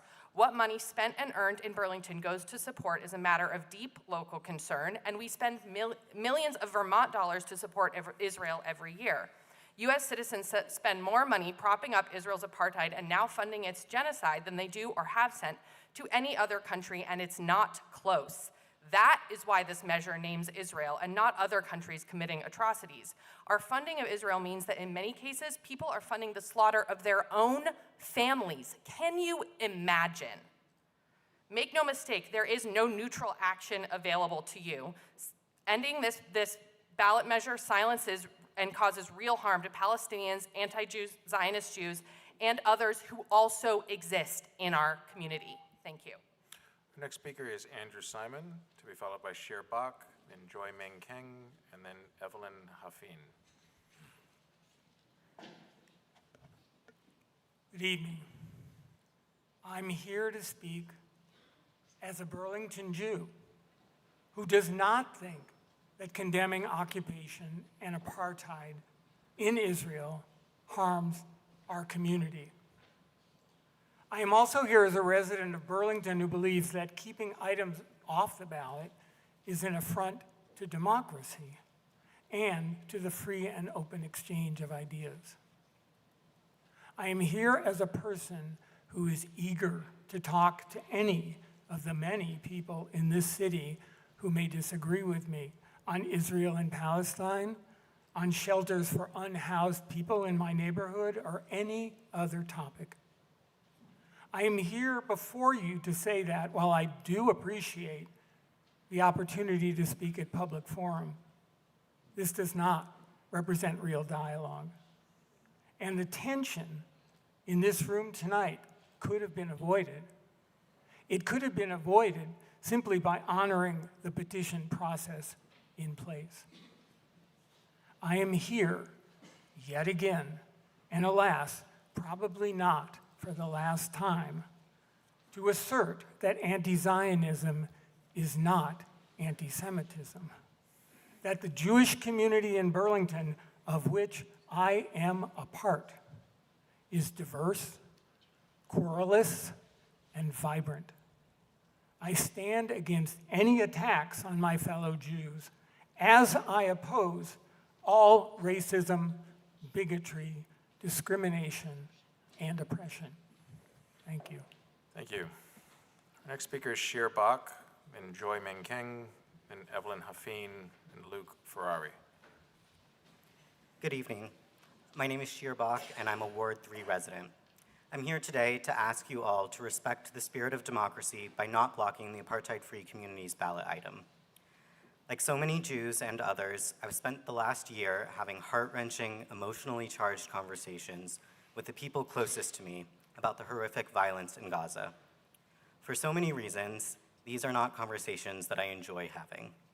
But I know that we won't get anywhere by shutting down these conversations, interpersonally or communally. I worry that this is what the council is trying to do. The energy that you feel in this room tonight is intense, and I understand if you just want to make it go away by blocking the ballot item, but it won't work. Direct democracy is a tool that we have to handle this energy constructively. It would be a mistake to throw that tool away. I implore you to help facilitate rather than hinder our participation in democracy. Thank you. Thank you. Next speaker is Joy Ming King, to be followed by Evelyn Hafeen, then Luke Ferrari. Good evening. My name is Joy Ming King. I'm a resident of Burlington's Ward 4. I'm a history teacher, and I'm a member of the Vermont Coalition for Palestinian Liberation. For the second year in a row, thousands of Burlington voters have signed a petition to put the apartheid-free community pledge on the ballot. The pledge was initiated by the Quaker organization, the American Friends Service Committee, and has since been endorsed by businesses, unions, nonprofits, and religious organizations, including many right here in Vermont. Just last month, the Episcopal Diocese of Vermont, representing over 50 churches, chapels, and ministries, endorsed this pledge. I was one of around 40 volunteers who, on election day last month, stood outside polling locations in each ward throughout the day to canvass for this petition. We collected over 1,000 signatures in just one day. In the week since, we continued to gather signatures nearly every weekend from Burlington voters of all backgrounds. I say this to demonstrate that the support you saw for this petition last year and today is no fluke. No matter how you vote today, this will not go away. This is an issue that Burlington voters have a deep and abiding interest in and stake in, because this ballot question is about what kind of community Burlington aspires to be. All we are asking for today is for this issue to be put to a public debate and a democratic process. Growing up in Hong Kong, a city that, like Burlington, has a proud tradition of grassroots democracy and civic engagement, I've seen firsthand how fragile democracy can be. In the past few years, I've watched pro-democracy activists, politicians, and journalists in my hometown jailed by a government for asking questions deemed too dangerous to the safety of an authoritarian state. Today, as democratic rights in this country come under unprecedented attack, I ask you to show some integrity, show some courage, and stand up for our democratic rights here in Burlington. Let us apply our norms of civil discourse and democratic decision-making to this issue. Let us decide what kind of community we want to be. Thank you. Our next speaker is Evelyn Hafeen, and then Luke Ferrari, then Sabrina Ketter.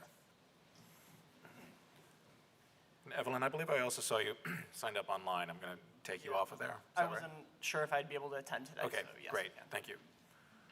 My name is Evelyn Huffine. I'm a resident of Ward 6. I've been here in Burlington for 3 years, and I intend to be here for many more. I came here seeking the kind of progressive and accepting environment that I had been missing as a trans person. And when I came here, I was surprised to learn that that kind of progressiveness does not extend to everyone. It extends to white people and cis people, and I'm just frustrated by the idea that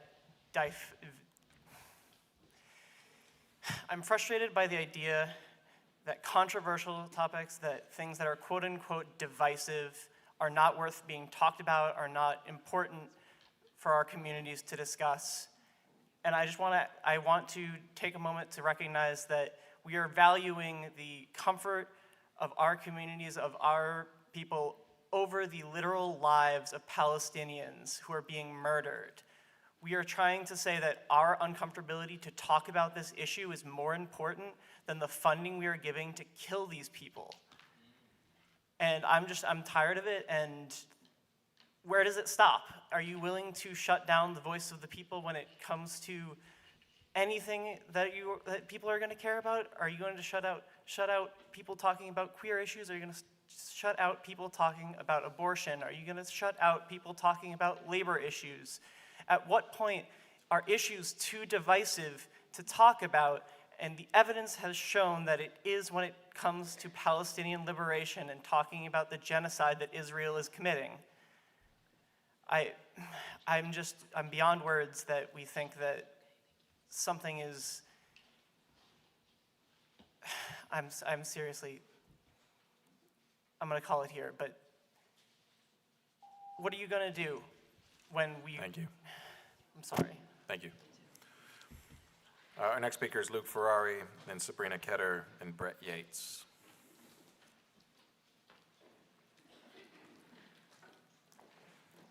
Hi, my name is Luke Ferrari. I am a Champlain College student and a Burlington resident in Ward 8. And I would again like to remind the council that a year ago, 3 Palestinian college students were shot in our community. They were wearing keffiyehs, a Palestinian garment that has been adopted as a sign of solidarity with the Palestinian struggle. And I'm proud to see some of our city councilors wearing them as well. The Palestinian people are facing violence, apartheid, and genocide, not only in their homeland, but here in Burlington as well. While we have seen artwork related to the Palestinian struggle defaced and Arab students feeling extremely unsafe on our campus and in our community, I am part of Students for Justice in Palestine, and part of our Constitution includes the recognition that Zionism hurts the Jewish community as well as the Palestinians. The Jewish community is not responsible for the actions of Israel, but that does not mean that those actions are not occurring or that we do not need to work to address them. I want to be proud of the community that I live in. I want Palestinians to be able to feel safe in our community. And letting the community decide if we want to deny the ongoing apartheid and genocide will give us the opportunity to decide what our community stands for. Thank you. Thank you. Our next speaker is Sabrina Ketter, then Brett Yates, Michelle Sagalchik, and then Maggie Chadwell. Burlington City Council. My name is Sabrina Ketter, and I am an environmental scientist focused on freshwater resources. I'm also a resident of Ward 4. I'm here today because I believe that the apartheid-free pledge should be on the ballot for our next town meeting day. More than 5% of registered Burlington voters agree, as demonstrated by those thousands that signed the petition to put the pledge on the ballot. As our elected officials, you, city council members, should respect our democratic rights and allow the pledge to be put to a vote by the Burlington community. At this moment, we, Burlington, have the opportunity to take a stand against the apartheid and the violence and the oppression that Israel is inflicting upon the Palestinian people at this very moment. For those that think and have stated that this issue is not relevant to Burlington or a city council issue, I urge you to think how, again, our taxes are being used to fund military occupations that prop up this apartheid regime. So we, as workers, every day we go to work, what we work for is being sent over to continue to prop up this regime. As it's been noted, we never seem to have enough money to fund schools, to fund healthcare, housing, and climate resiliency here. Furthermore, as human members of Earth, we should recognize the severe lethal impacts that war and genocide has on our global environment and climate systems. Bombs decimating food and water systems for generations to come. And that is something we should all be concerned about, no matter where we live at the current moment. So I urge you to do your jobs well in this instance and allow us to vote on this measure. Thank you. Thank you. Our next speaker is Brett Yates, then Michelle Sagalchik, then Maggie Chadwell.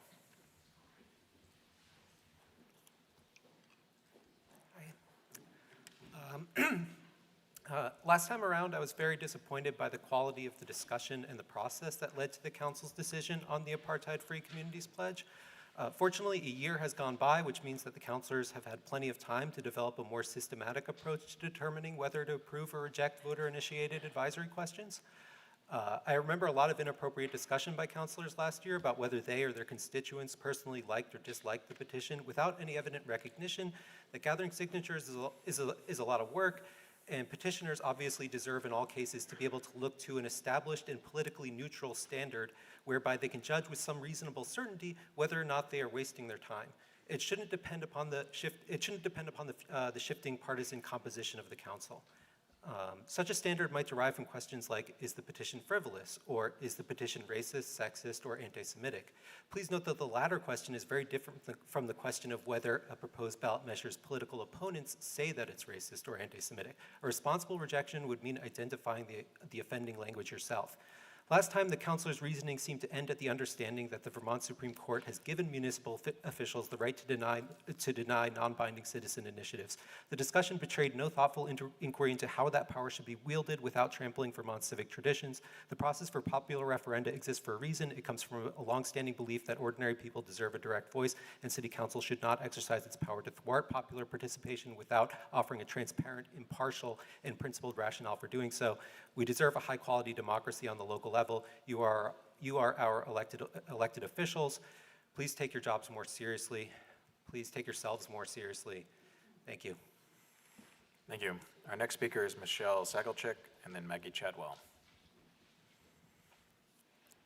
Hi, I'm Michelle Sagalchik, Burlington resident, Ward 6, and I'm a civics teacher, which might explain why I'm here for what feels like a fruitless effort. I understand that you all need a rationale, as Brett mentioned, to tell yourselves to block this from the ballot.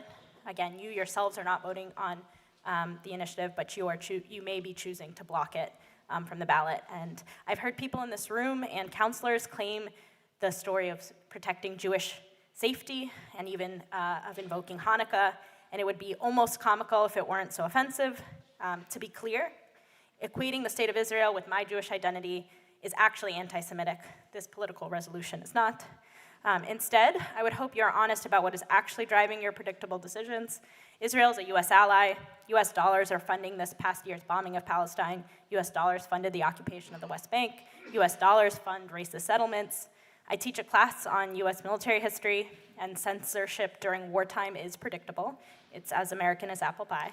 And it is what is happening here. And you are doing what feels safe and predictable, but you're not protecting the little guy. Ultimately, you could surprise us and let voters decide. Thank you. Thank you. Our next speaker is Maggie Chadwell, to be followed by Sasha Rosen, then Eleanor Duva, then Chris Gish. I am speaking tonight in support of the apartheid-free community referendum that is at risk of being blocked by council members tonight.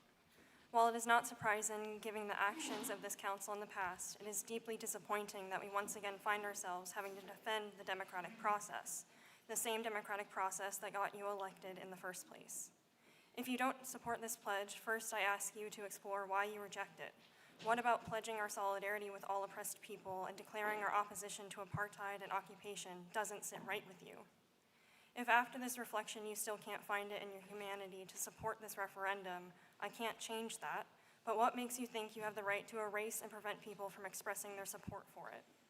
The folks who brought this pledge to the council have dedicated hours of their time not only collecting more than enough signatures to get this measure on the ballot, but sparking valuable conversations, building meaningful connections with community members, and educating on the US and Israeli regime and the ongoing genocide of Palestinians.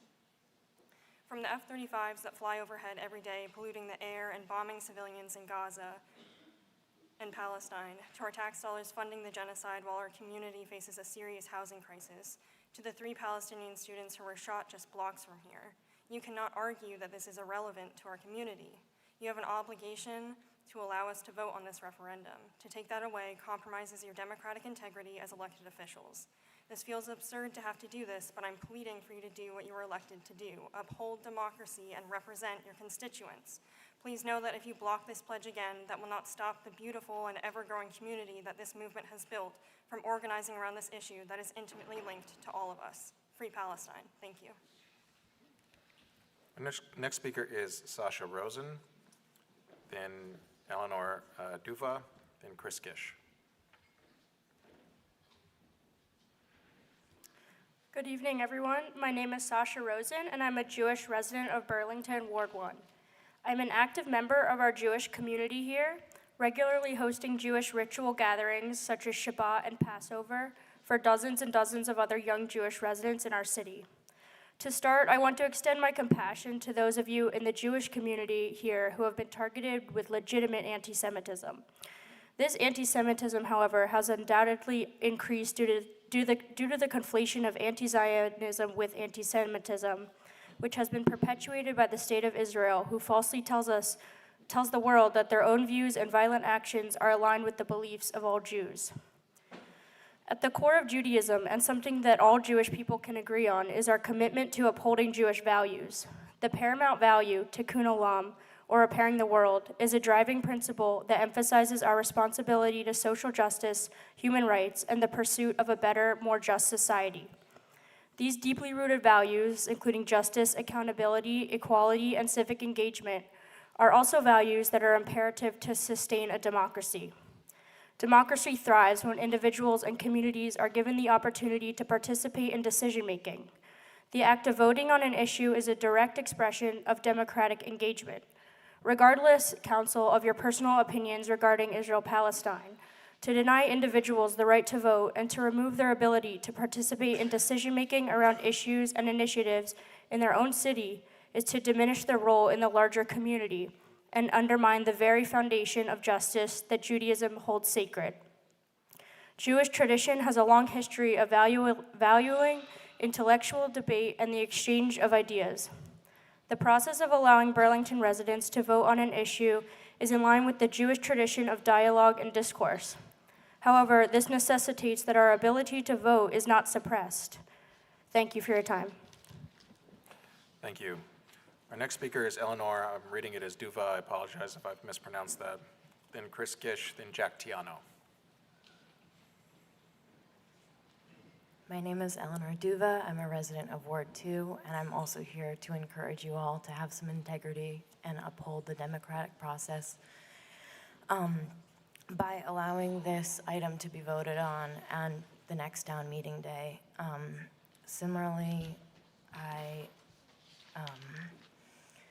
have been extremely disappointed by the actions of the council to vote down this opportunity for us to determine as a community what we stand for and vote against apartheid, as we've seen that Burlington has a long history of standing for international causes that have local relevance, as people have spoken about very eloquently all night. And I think of our Palestinian siblings facing unimaginable violence for not just the past year, and I encourage you all to allow Burlingtonians to show their solidarity and allow us to vote on this in March. Thank you. Thank you. Our next speaker is Chris Gish, then Jack Tiano, then Romeo von Herman.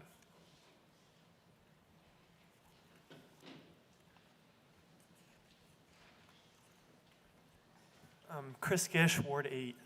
I'm here to urge you all tonight to let the apartheid-free ballot item go to vote in March. There should be no debate on this. This should be unanimous affirmation of the democratic process, but since the same ballot item was rejected last year, I feel compelled to offer some more comments to help you ground yourselves in this moment that we find ourselves in. It's been about 14 months of a brutal genocide in Gaza. There have been at least 45 to 50,000 Palestinians killed, mostly the majority women and children. Israel has now launched a regional war to escalate its colonial ambitions, meanwhile trying its best to render Gaza permanently uninhabitable to Palestinians. This killing and destruction has been completely supported and funded by the US. Our taxpayer dollars are funding the bombs and planes and other weapons that are destroying Palestine. Our military is training the IOF. Our war industry, many of these companies based or with operations in Vermont and some in Burlington are making the components for the weapons, and our public officials are giving Israel the international cover it needs to perpetrate this genocide. For the rest of my time, I want to say that this ballot item is absolutely not anti-Semitic. We must be careful not to conflate anti-Zionism with anti-Semitism. I trust everyone here would stand with the Jews' right or any person's right to practice their faith and culture, but we do not have to stand with an entity perpetrating the most brutal genocide in recent history. And we have the choice today to stand up and raise our voices in opposition to this. All you have to do is let us vote tonight. Thank you. Thank you. Next speaker is Jack Tiano, then Romeo von Herman, then Robin Lloyd.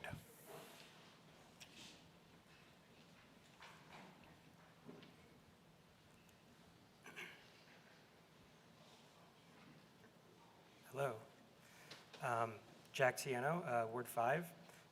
So first, really quick, I'm here also as a representative for the Spiral House Collective, which has an entertainment permit on the agenda tonight, and given the length of this meeting, I realistically won't be able to stick around until agenda item 8.7, but I am here, and I understand that the local control last week had a chance to talk to some of the other owners, and they, said to move on with the permit, so I'm just saying, I am here.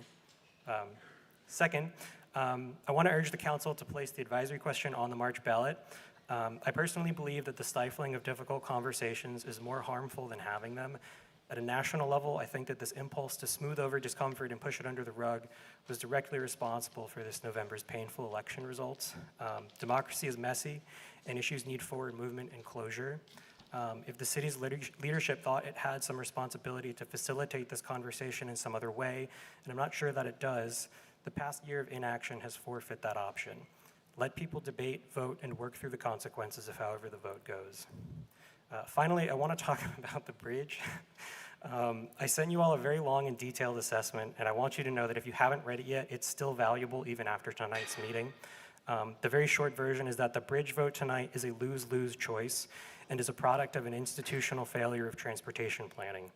In order to actually meet the goals we've set on climate and transportation, we're going to need to give a new explicit mission to the Department of Public Works that aligns their transportation engineering work with our city's actual stated goals, and a new accountability framework to make sure that we actually start making progress on those goals.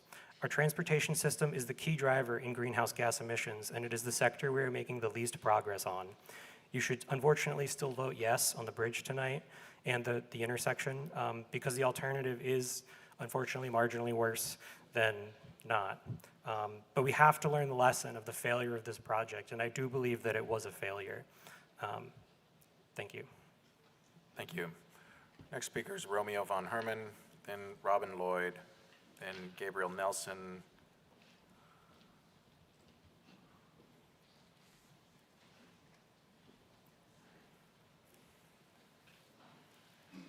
Thank you, Mr. President, councilors, mayor, city administration, everybody, and city staff. I'm going to keep my comment rather brief, and it's just to say thank you for your service. I know this year has been a very tumultuous year for everybody, and I know the topics that are being discussed is very, very tumultuous topics and very difficult topics to discuss. So to all the people who are serving our city, regardless of what you do, I just want to say thank you for all you do for us. Happy Hanukkah, happy holidays to everybody. Thank you. Thank you, Romeo. Our next speaker is Robin Lloyd, then Gabriel Nelson, then Nazreen Bruman-Kosbach.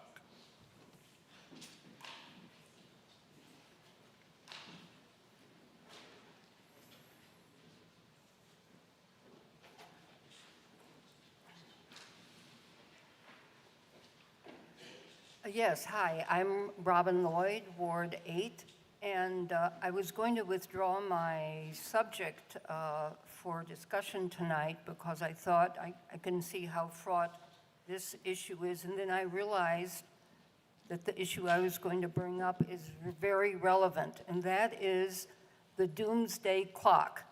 Have any of you heard of the doomsday clock? It is kind of it's a project of the Union of Concerned Scientists to get people to think about how close we are to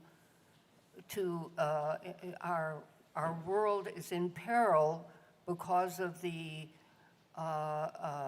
buildup of nuclear weapons and armaments on all sides around the world, and that we really have to look at this and take sense of it.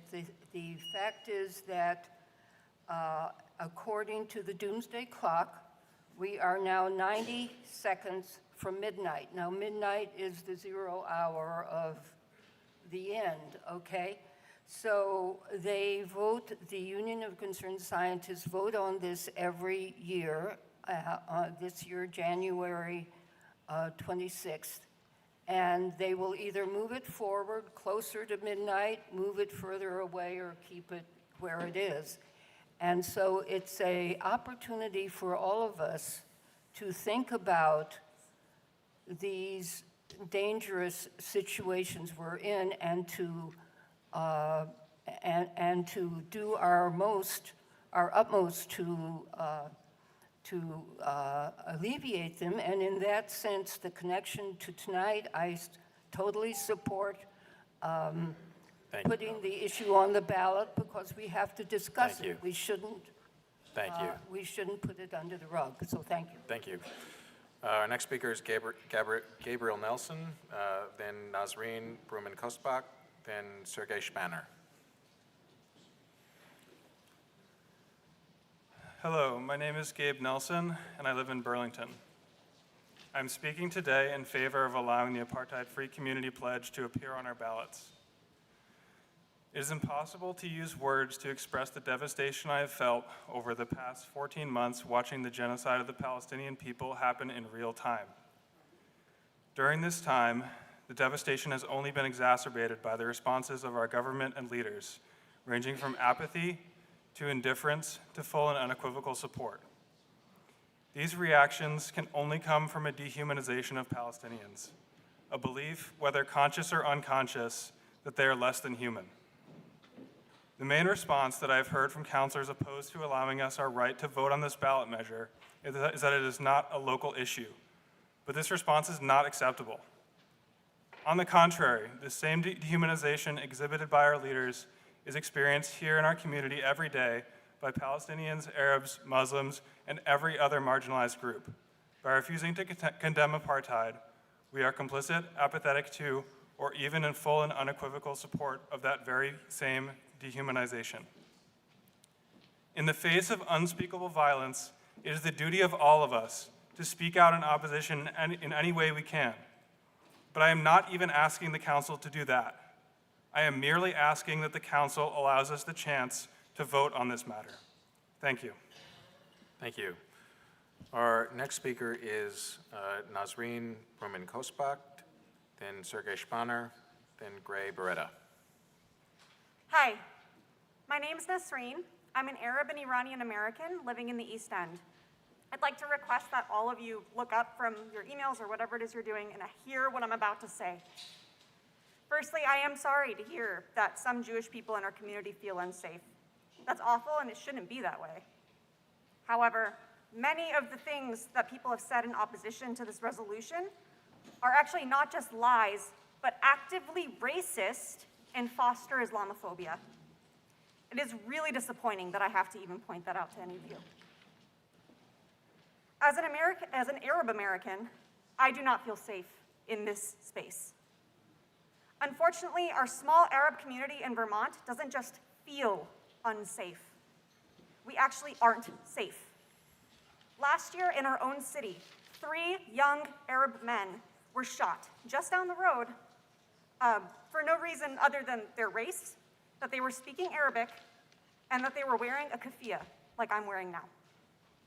But council members, even if you don't care about Arabs or Muslims in our community, as city council members, you should listen to your constituents and uphold the democratic process.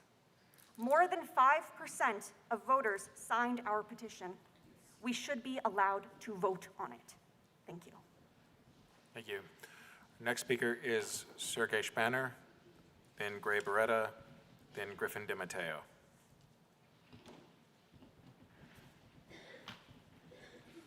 Good evening.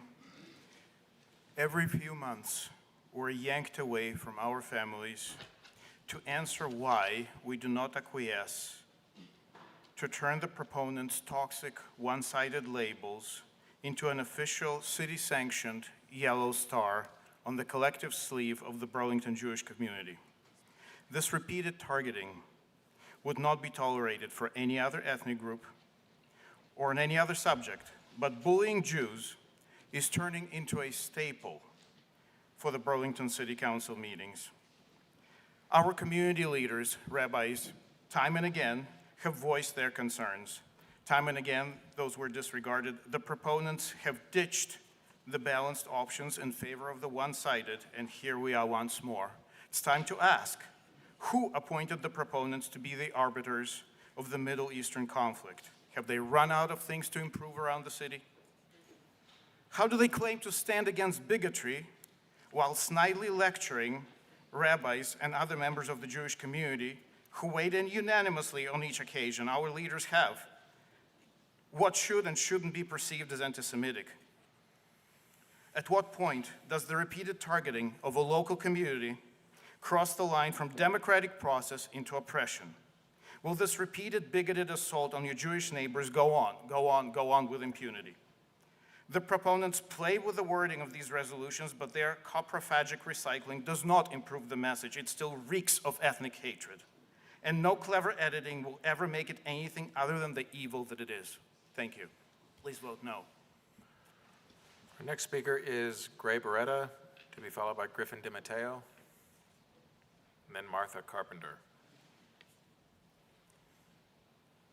Good evening. I had come for the subject 8.5 regarding the limitation of the shelters, that limiting the number of shelters. I'm listening to how community and solidarity and lives, the importance of people's lives are essential to in the motivation for people coming here today. And I feel a lot of solidarity and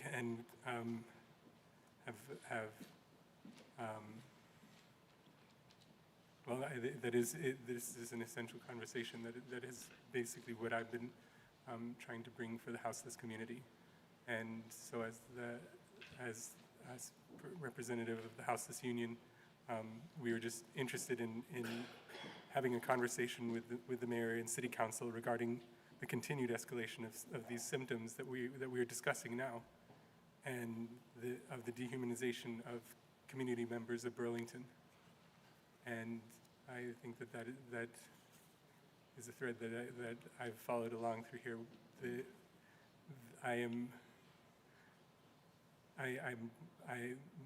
Clearly the importance of this conversation is worthy of its own meeting, and but also I feel that I need to express that our shelter and the discussion of our own safety as community members was postponed. And thank you. Thank you. Next speaker, Griffin DiMatteo, then Martha Carpenter, then Mazhar Karashi. Evening, councilors. My name is Griffin, and I'm a Ward 2 resident and a proud Jewish Burlingtonian. I'm proud of my heritage and the Jewish principle of democracy. The question tonight should have nothing to do with what is going on in Palestine. It has to do with our basic democratic rights to express our beliefs. Countless Burlingtonians have spent hundreds of hours petitioning, organizing, and educating others about the ongoing human rights abuses occurring in Palestine. Your citizens care about this issue. To deny us the right to vote on it is to call us uneducated and unimportant, and to disrespect all of us here immensely, regardless of where you stand on this pledge. As some of my Hebrew siblings have stated tonight, Jews disagree with each other. A lot. It's part of who we are. So it frustrates me endlessly that so many tonight have chosen to speak for me and my fellow Jewish comrades who have chosen to speak out against genocide, because that's what we're talking about, the ongoing genocide in Gaza. For those of you who said this isn't relevant to us, what would you say if in the 1940s Burlington was asked to denounce the Nazi Holocaust? Would that be irrelevant? Not worth commenting on? As a Jew, I am inherently anti-genocide. We have the opportunity to be on the right side of history. Let us vote. Finally, I am disgusted, absolutely maddeningly disgusted, that you, Ben Travers, City Council President, have 3 hours ago notified the AFC leadership by email that you will certainly be voting to keep this pledge off the ballot. Why didn't you start public comment with that? You should have said, citizens of Burlington, you may speak, but I literally don't care what you all have to say. Let us vote, or let us continue to spiral into fascism. Free Palestine. Our next speaker is Martha Carpenter, to be followed by Mazhar Qureshi. My name is Martha Carpenter. I am a resident of Ward 2, and I want to thank all of you for being here and for once again allowing us the time and space to speak with you, our mayor, our city council members directly. It seems like only yesterday I was here in front of you asking for you to vote yes to allowing this apartheid-free Burlington measure on the March 5th ballot. Thank you to those who voted yes last year. Last year, after speaking out in favor of this ballot measure, I was doxxed by members of our Burlington community. My job as a preschool teacher at Full Circle Preschool located in the Ohavi Zedek Synagogue was threatened. My picture was posted publicly with a note that I was a threat to the Jewish community. I would like to echo with all of my heart once again that anti-Zionism is not anti-Semitic. I have a deep love and respect for Jewish tradition, and I am honored to sit here in support of the Palestinian members of our community. And so, here we are again.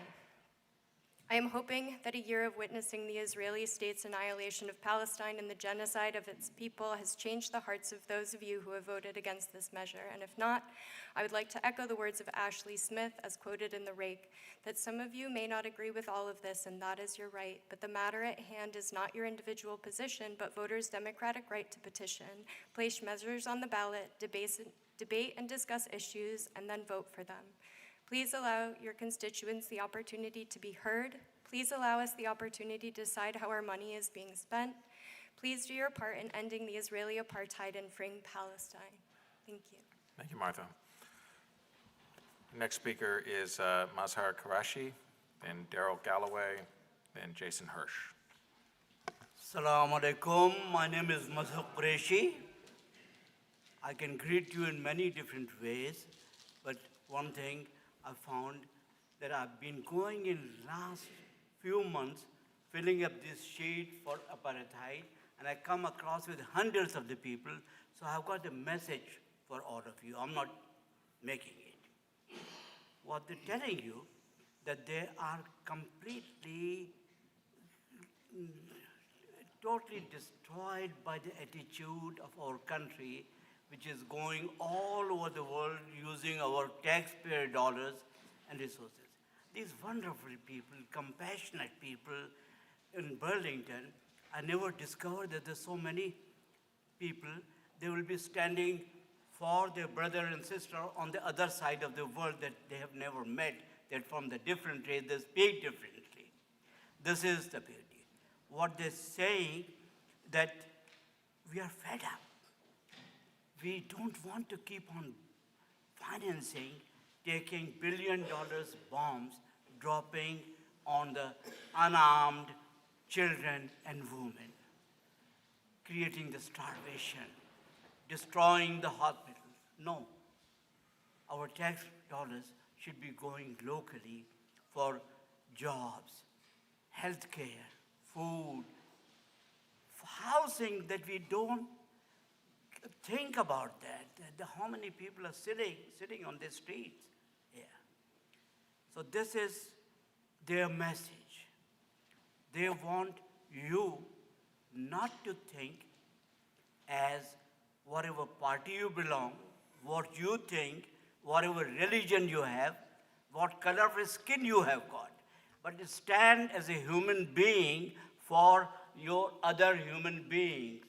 This is your job. They have elected you. Thank you. Next speaker is Daryl Galloway, then Jason Hirsch, then Max Schindler.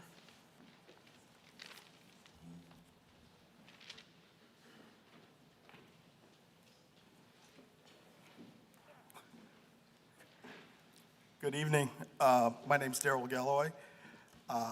I'm unhappy with the governor's lack of support for Burlington. I believe all towns in Vermont are important, so I have two questions for the mayor. First, when you become governor of Vermont, will you turn your back on Burlington? And secondly, when you become governor of Vermont, will you pardon me? Thank you. Thank you. Our next speaker is Jason Hirsch, then Max Schindler, then Theodore Wieland. Good evening, councilors, Madam Mayor. Thanks for allowing us this time for public comment this evening. My name is Jason Hirsch. I'm a Ward 3 resident and a member of the Jewish community of Burlington. I understand that at least some of the councilors who have voted against this motion in the past have done so out of concern that the ballot measure would encourage anti-Semitism. As a Jewish person, I appreciate the sentiment, but I believe the reasoning is misguided and that it sets a dangerous precedent for all minorities in this city. In the resolution put forward, the apartheid-free communities, there is nothing anti-Semitic. There is nothing that mentions the Jewish people. There is only criticism of the state. If we try to prevent Burlingtonians from speaking publicly about Israel's actions out of fear of anti-Semitism, we are effectively stating that we should expect that Jewish people will be targeted in Burlington if our city talks too much about Israel's abuses of human rights. What a dangerous precedent we would be setting. No person should be targeted on the basis of their nationality or religion or race. That is what we should stand all together and firmly against. What Israel does, or what statements the residents of Burlington make about those actions, should just not have any bearing at all whatsoever on how safe Jews in Burlington will be. I know very few Jewish people in this community who are not appalled by Israel's conduct in the past year at the very least. If some of our community fears they cannot express their own feelings about this for fear of endangering us, then that is the problem that must be tackled. To silence our city misapprehends the problem completely, and we will never be able to solve a problem that we misconstrue and do not allow ourselves to face. Thank you. Thank you. The next speaker is Max Schindler, then Theodore Wieland, and Tyler Pasterok, and Nikki Brownell. Thank you for your time tonight. My name is Max Schindler. I previously worked for Israeli television and Israeli newspapers. UVM gave me a full scholarship to do graduate work on Israel-Palestine on campus, and I rise to ask you to vote yes and place this motion on the ballot. It brings no joy to me to speak to you and criticize my Israeli Jewish family and close friends and my rabbis in the audience. I hear their fears of anti-Semitism. I have the same fears. I won't argue with their feelings, which are legitimate. Instead, I'm asking if we can talk about the facts on the ground. And the more time you spend in the Palestinian territories, and I spent the past winter and spring there, and I've lived there for months on end as a gay Jew in different Palestinian villages. And listen, it's uncomfortable. You're out of place. But it's about crossing the divide. It's about learning Arabic. It's about doing everything possible to try to figure out how do we live together in this land. And right now, I would argue, given Israel's military occupation of the Palestinian territories, it's heading in the opposite direction. And to boil it down, there are two legal systems in one territory. If you're an Israeli Jew, like my friends and family, you can vote. You have a passport, you have citizenship. If you're a Palestinian living in the same territory, you cannot vote. You do not have a passport. And there are a few other places in the world where in one territory you have two legal systems based on your ethno-religious status. And that is why Amnesty International, Human Rights Watch, major international human rights organizations have come out and called it apartheid. And again, I've worked for Israeli media organizations where I wasn't even allowed to use the word military occupation. We would go through verbal acrobatics to figure out how do I describe this territory that Israel controls but hasn't applied civilian law because demographically they don't want Palestinians voting in Israeli elections. That said, why should you care? Thank you so much for your time tonight. Thank you. Just so folks know, at this point in time, we have 15 Burlington residents still signed up to speak here in Contoy's auditorium. At this point in time, I'm going to shut off folks being able to sign up here in City Hall. We have nearly 15 additional Burlington residents online, maybe more like a dozen after that. And then there's approximately 20 Burlington residents, non-Burlington residents, a couple dozen if you add the folks that are online here. Under our rules, we generally allow 90 minutes for public forum. We are now at over that period of time. We're at about 105 minutes at this point. I'm going to exercise my authority to at least continue public forum until we have finished Burlington residents here in Contoy's auditorium. And then for folks online, Burlington residents, just so you know, it is my intention to get to you as well, but to limit public forum to 1 minute as opposed to 2 minutes, such that we can get to other items. At this point, given the time and the number of other individuals that have signed up, it is not my intention to extend public forum to non-Burlington residents, although when we reach that point, it would be the council's prerogative to vote to suspend our rules, which would require a 2/3 vote.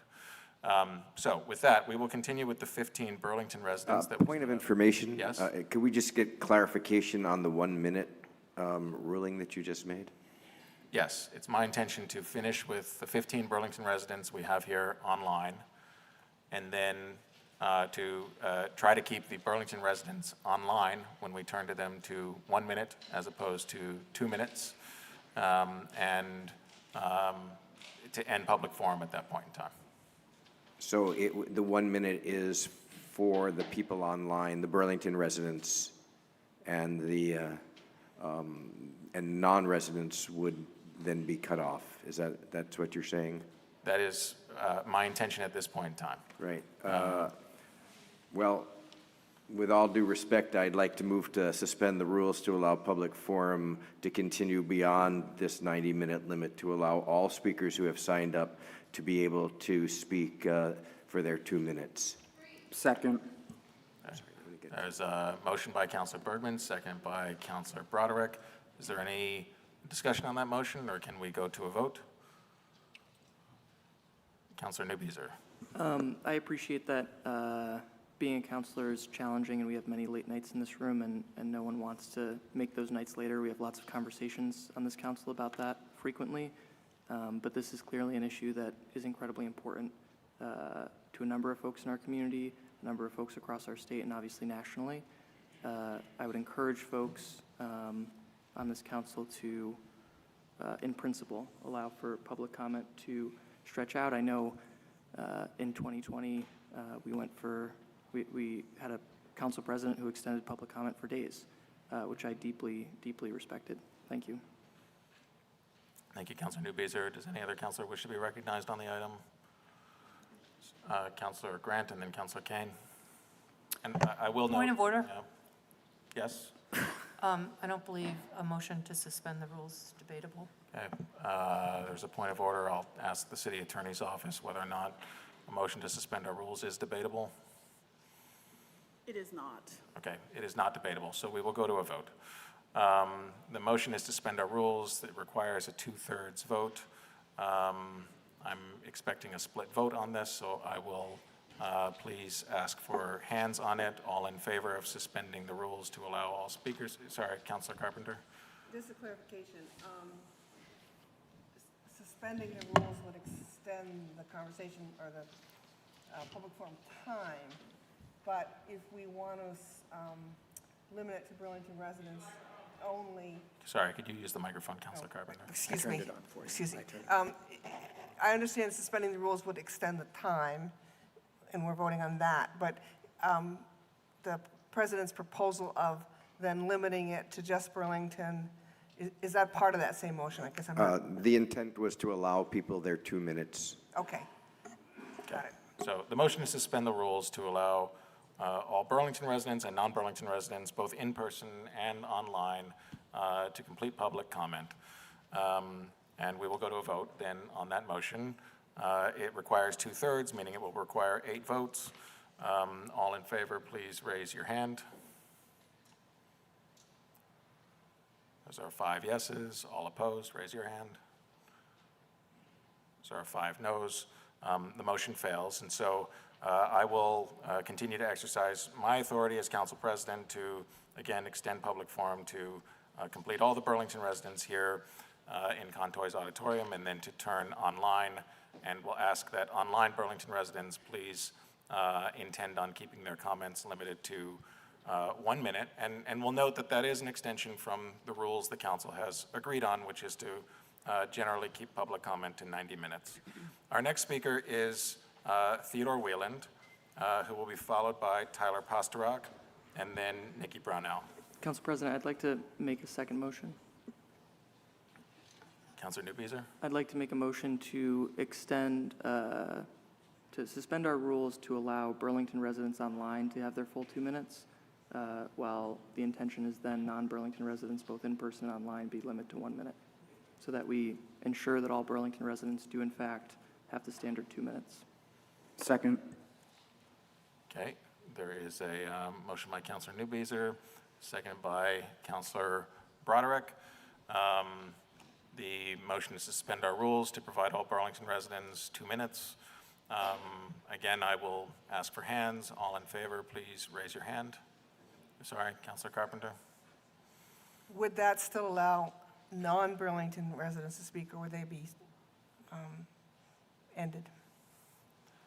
Councilor Newbeezer, can you confirm whether or not what the scope of your motion? The intention is to then apply the 1 minute rule to non-Burlington residents, both in person and online. Okay. Councilor Newbeezer, could I just ask you as a courtesy perhaps, if we could finish the Burlington residents here in person and then turn to your motion once we complete the in-person Burlington residents, and we could perhaps at that point in time get some clarity in terms of what your motion's intention is for non-Burlington residents as well?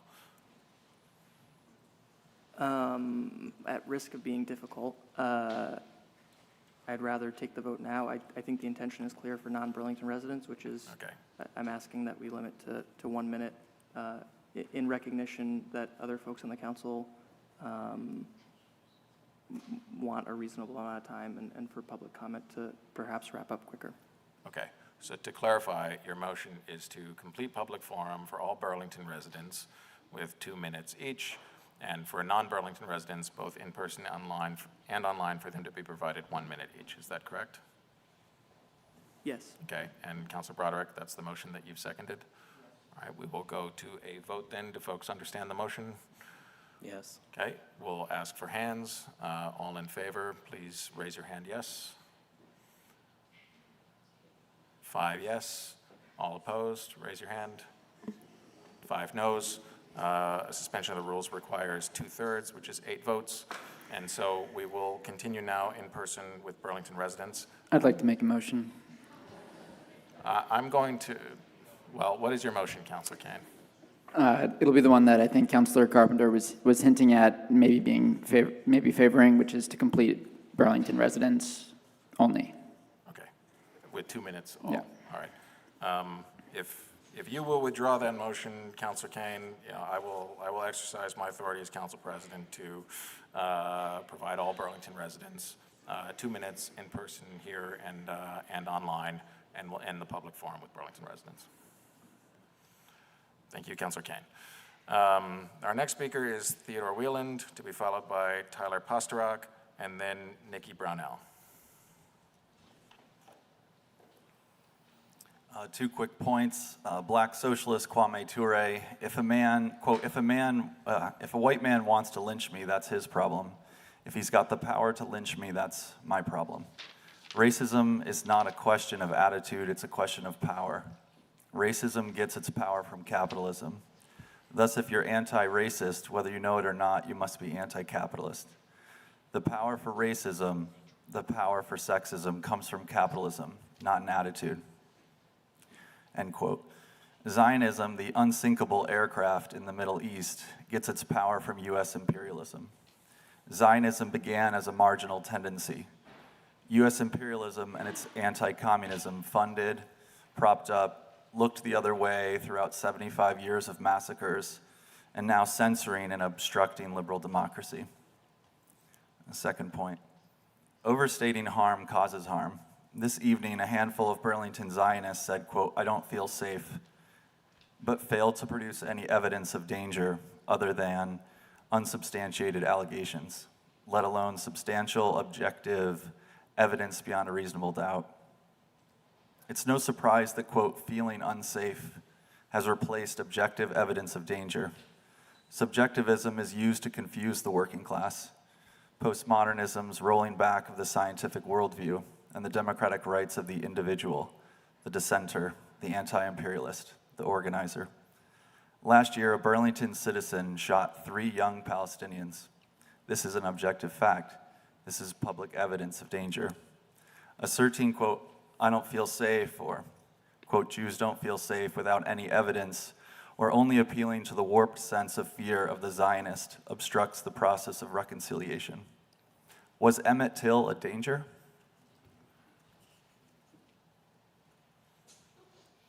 What's dangerous is Zionism given a license to kill by U.S. imperialism. Thank you. Our next speaker is Tyler Posterock, to be followed by Nikki Brownell, then Noah Cass. Hi. I'm here tonight to comment on the non-binding ballot question submitted by petition. First, I want to express my support for the question itself. The federal government is not going to stop enabling colonial violence on our dime unless we use every voice and platform we have to demand that they stop, including this one. It is absolutely worth our energy as a city to take a collective stand against the horrifying actions of Israel and against our country's misuse of resources to perpetuate this genocide instead of taking care of people at home. Opposing these actions is simply not anti-Semitic. The Israel state is a government, not a religion. Denouncing the actions of Israel and protecting the Jewish community are not mutually exclusive actions, and I believe that asserting that they are is a disservice to the Jewish community. But more relevant to the vote tonight is process. I spent years of my life gathering signatures and helping to put 2 different items on the ballot here a few years ago. That involved extensive discussion with city councilors, a lawyer, and multiple city attorneys. My understanding of this process is that the vote tonight is basically procedural. The intent of this process is that with adequate signatures, the people can place an item on the ballot, and the council and mayor cannot block this unless there is some legal issue. That is clearly not the case with this simple, non-binding advisory question. To vote against this item appearing on the ballot at this point would be a major departure from this petition process and would set a dangerous anti-democratic precedent. This is a global issue, and we can't hide from it at home. Our misuse of military resources is intimately tied to our struggle to meet needs locally. Blocking this ballot question clearly won't make this issue go away for our town. This is a procedural vote, not a political one. You can cast your political vote in March, just like the rest of us. Thank you. Our next speaker is Nikki Brownell, then Noah Cass, then Christopher Aaron Felker.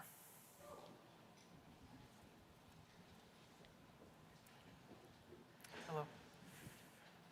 I'm here tonight to encourage all the city councilors to vote to allow Burlington voters to decide whether or not Burlington will become an apartheid-free city.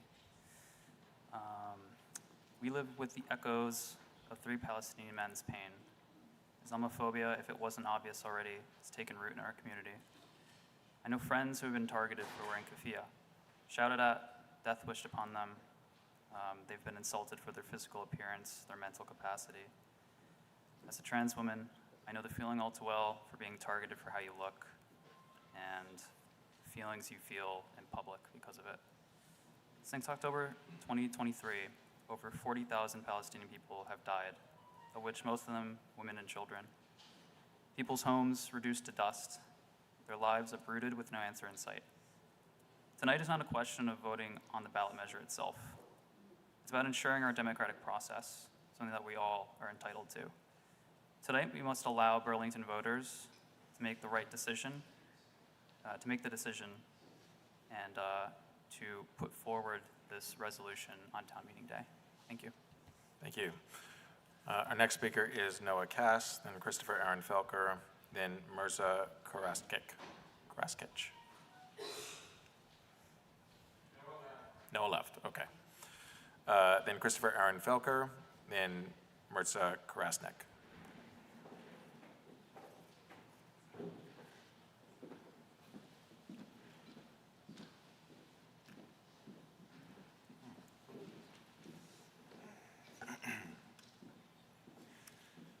Good evening, councilors, mayor, members of the Knesset that are watching.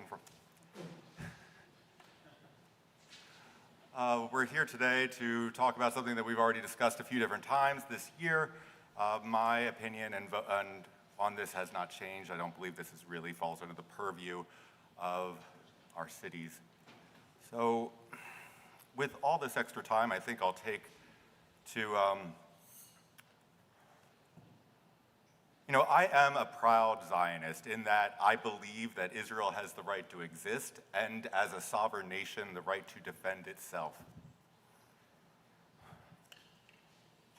I'd like to take a moment to speak to Burlingtonians, both Republicans, Independents, Democrats. If you are tired of dealing with this in our city and your voices aren't being heard or you feel that your voice is being drowned out, please reach out and take part of this process. I'm happy to offer you a platform to make sure your voice is heard during town meeting day. 50 seconds left. Okay, well, thank you, Prime Minister Netanyahu and the IDF for your decisive and swift victories against Hezbollah, Hamas, and taking out Assad's air defenses in Syria. You have proven once again that you can keep this region safe for all. Thank you very much. The people of Israel live. Am Israel Chai. Happy holidays. Next speaker is Mirza Karasnik, and I apologize if I mispronounce that name, to be followed by Fareed Munarsia, and then Lee Morgan. Is Mirza here? Okay, thank you. Then Fareed, to be followed by Lee Morgan, then Peter Lakowski.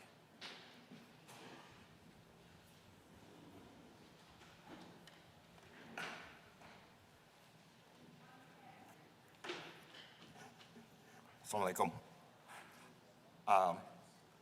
I wasn't going to talk about Israel, although I will notice that the Burlington police talk about 2020 the way some Israelis talk about October 7 as if it was the beginning of history and nothing preceded that day. And so I want to respond to some of the statements by the outgoing chief about Burlingtonians needing to formally apologize to the police. I would say that before 2020, there was a 10-year period where the public safety has actually deteriorated. That wasn't the start of it. 2020 was the end of police getting away with actions with impunity. And to expect Burlingtonians to actually apologize is what's called gaslighting, I believe. We did not kill our neighbors. What we can point to is since the last administration started its term, that's when public safety became deteriorating. And it started with when Burlington police opened fire and shot projectiles at nonviolent protesters 6 months into Weinberger's administration. And before the police even released the investigation, he already defended the police. And it got worse from there. I think it wasn't a lack of support from city leaders that caused public safety to deteriorate. It was an excess of support and a lack of accountability. So please don't apologize for something that we are not at fault. Thank you. Thank you, Fareed. Next speaker is Lee Morgan, then Peter Lakowski, Dylan Pilcher, Ari Moskowitz, Emma Galvin, Will Lambeck, Kathy Olwell, and then Will Lynch. Lee.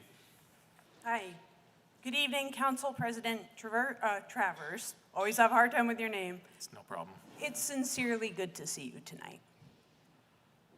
My name is Lee Morgan. I live in Ward 3. Silence has shaped this city, and not for the better. It's been used to justify inaction, to allow harm to fester, and to suppress voices of the marginalized. Silence is not neutral. It is a choice. It is deadly. Council President Travers, tonight your Democratic caucus will vote against the apartheid-free community pledge again. You've already indicated your decision in a press release, citing concerns about division and dialogue. But let's be clear, true dialogue cannot exist when one side is systematically silenced. Denying voters the chance to weigh in is not fostering dialogue. It's deepening the silence that has allowed harm to flourish. When this council removed the AFC pledge from the ballot last year, it cited fears of escalating violence. And when you voted down the private right of action in the graffiti ordinance only a week ago, you were warned that there would be an escalation towards the trans community. That escalation came yesterday morning when a man accosted me outside of my apartment and threatened to kill my dogs. So I ask you, Council President Travers, is violence against the trans community really of no importance to your caucus? And as for your caucus, President Travers. Wait, please direct your comments at me. You know better than anyone that silence cannot hold forever. Burlington deserves leaders who recognize that collective liberation, I am ending very quickly. Collective liberation is the only path forward. Leaders who don't fear accountability, don't prioritize power over justice. Thank you. We hold everyone to the same 2 minutes. We hold everyone to the same 2 minutes. We hold everyone to the same 2 minutes. Thank you. Our next speaker is Peter Lukowski, to be followed by Dylan Pilcher, then Ari Moskowitz.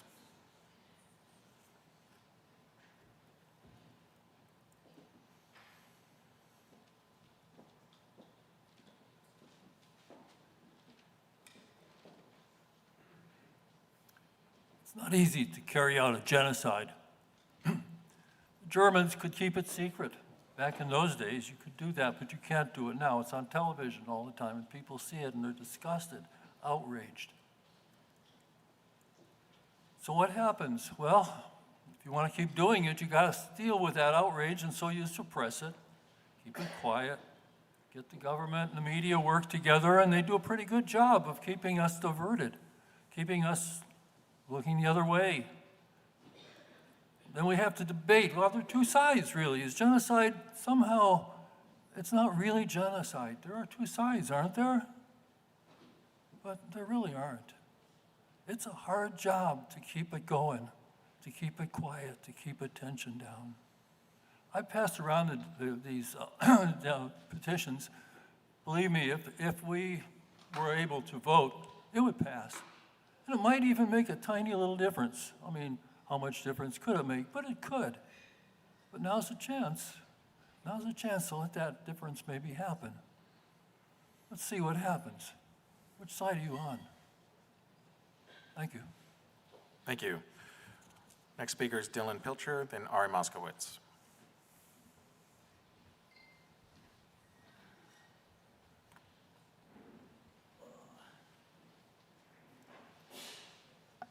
Hello, everybody. Salam alaikum. This is the third time that I've spoken here in support of the resolution to allow it onto the ballot. This is an issue of basic democracy. It's been stated many times throughout the night, but just to be very clear, what we are campaigning for tonight is not for the city council to pass the resolution itself, but simply to allow it on the ballot.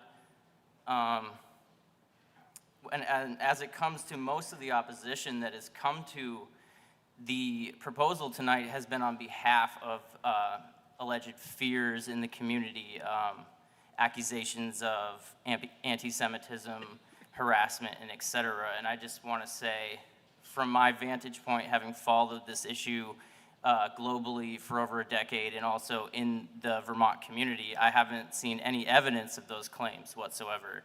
I've seen a group of people who are very, very dedicated towards addressing issues that our country is directly involved in around the world related to a system of apartheid, as well as a suffocating blockade on Gaza and a systematic approach really towards Palestinian people in the region of the Levant referred to as Israel and Palestine, which has basically discluded them from the political process and left them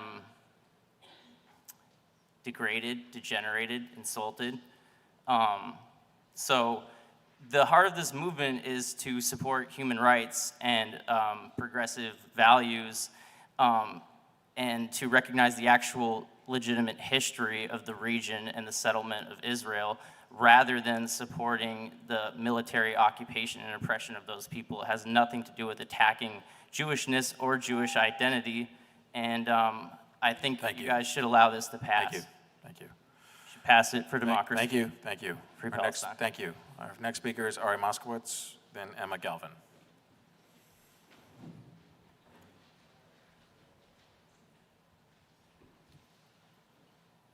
Shalom Alechem.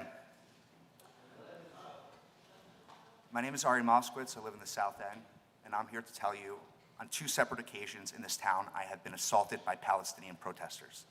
These are my stories. I will also tell you a story about my experience living in Israel and why Israel, this conflict really affects me personally. In 1995, my 17-year-old neighbor in West Orange, New Jersey, was riding a bus on the outskirts of Gaza when a Palestinian suicide bomber walked on a bus, detonated a bomb that was strapped to his chest, murdering her, blowing her up, and several others. In 2003, while living in the ancient homeland of my people, I decided to visit a friend in Jerusalem when the glass in the house immediately shook. We knew something bad had happened. After walking down the block, we saw a bus blown to shreds with blood pouring down the street. 2016, on top of Church Street, a Palestinian protest when many people in this room were spewing hate and lies about my family and friends. I got up and said innocent people should be recognized, including Palestinians and Israelis, only for Wafik Faour, the individual sitting to my left. I'm sorry, please, Ari, don't call out someone individually.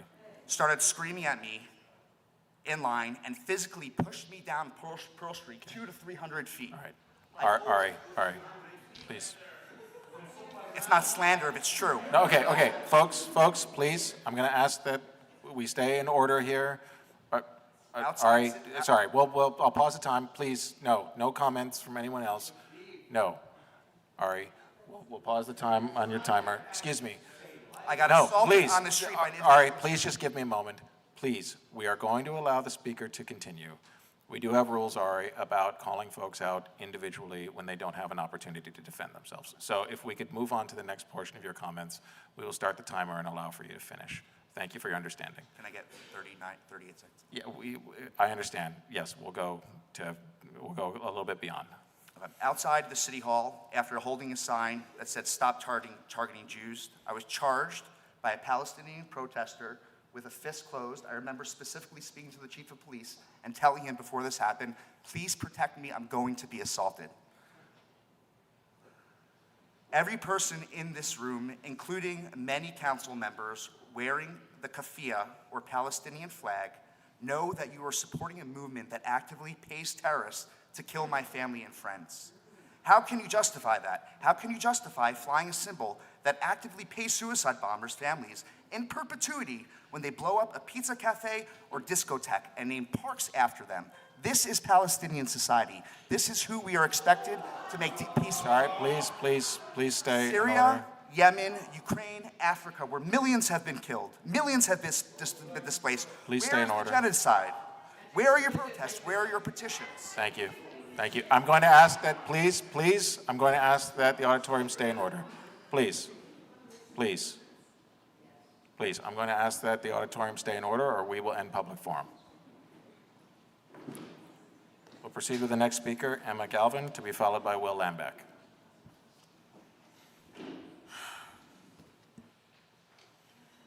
Hi, my name's Emma Galvin. I live in Ward 2. I grew up in Burlington. I've just recently moved back here. And I'm so disappointed that this is where we're at. This isn't the conversation that I want to be having. Because Israel has struck Syria 800 times in the last week. And last night they dropped what's called an earthquake bomb that registers on the Richter scale. And those are weapons that we are supplying them with, and we're not even being given the opportunity by our city leaders to discuss it. I don't want to live here if that's what this means.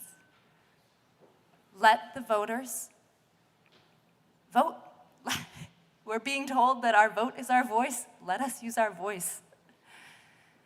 That's the only thing that's before you right now. It's not your role to decide and censor what we're given the opportunity to vote on. Please hear that we are the majority. We will keep coming back. But this is a moment when you could decide to let democracy thrive. Well, maybe not thrive, that might be a little bit lofty, but function in a bare bones sense. All right, thank you. Thank you. Next speaker is Will Lambeck, then Kathy Olwell, then our last Burlington resident speaker will be Will Lynch. Good evening, member of the City Council. My name is Will Lambeck. I'm a Ward 2 resident, and I speak today as a Jewish Burlingtonian.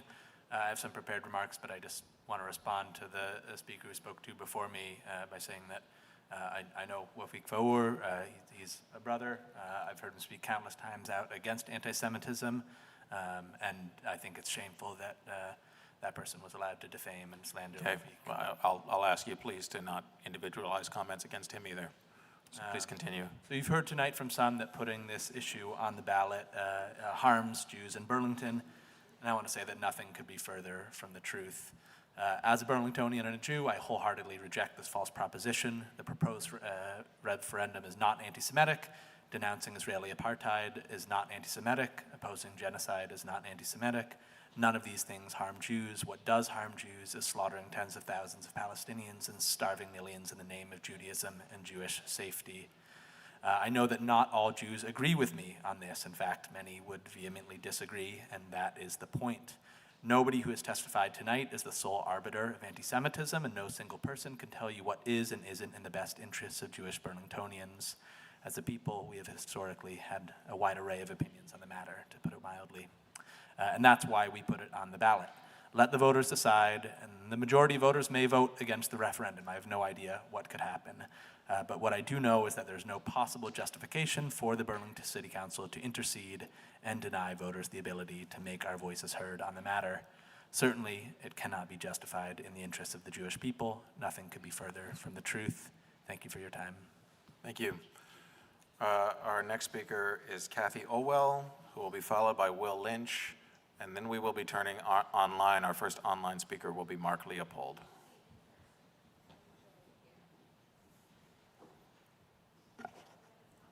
Good evening. I think most of you know me, but my name is Kathy Olwell. I live in Ward 1. I was probably in all in the 90s and again in 2000s, 10 years on the school board here in Burlington, both from Ward 1 and Ward 7. I have worked with children for 35 years that I have lived here. I started the new North End Youth Center, which is now in the Miller Center, and started after-school programs for middle and high school kids as well as summer programs. I sit through this. I've sat for a year and a half watching news, and I must add to this, I am the direct neighbor of Shamawati, who was shot with his two friends. So I have lived with that whole shooting and what went on for that family now for over a year. I can't say anything more than shame on you that you will not allow this to go to the people to vote. What would you tell a child, a middle school, high school child, about our American democracy when a group of 5 people can hold this question hostage and not let however many thousands live in this city to be able to vote on it and decide? It is our tax dollars that are going directly to Palestine, to Israel, to bomb Palestine. I don't understand you people, and I know some of you. And it is, for me, outrageous that we are not allowing this to go forward. Thank you. Our last Burlington resident here in person is Will Lynch. We'll then go online to Mark Leopold, who will be followed by Stella Serfield.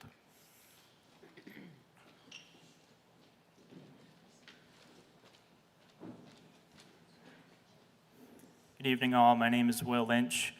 I'm a healthcare worker and a lifelong Burlingtonian, and I'm here to urge you all to honor the work of your neighbors to bring the apartheid-free community pledge to the town meeting day ballot. After watching for more than a year as Israel flattens swaths of institutions in Palestine, healthcare facilities, universities, grade schools, as it erases entire bloodlines in order to expand its illegal settlements, there yet remain councilors facing their public, proudly willing to stifle the chance for their constituents to collectively condemn the apartheid regime that is performing such profound atrocities. At this point, we all know now that the councilors prepared to vote no are not just selective supporters of democracy, but in siding with Zionism, not Judaism, they show their unwavering support for Israel in all its dark and thorough brutality.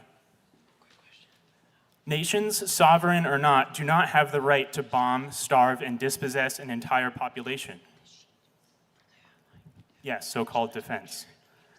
What I want to say most this evening is that regardless of some councilors' biases, one thing could not be clearer, and that is this city does condemn apartheid. Stopping us from voting on that will not mitigate the tensions of which so many tonight have spoken. It will only cause more strain. I'm inviting each of you before me to vote yes to allow the AFC pledge to appear on our ballot on town meeting day. Thank you. I want to use the rest of my time as a moment of silence and reflection to honor those stolen from our world.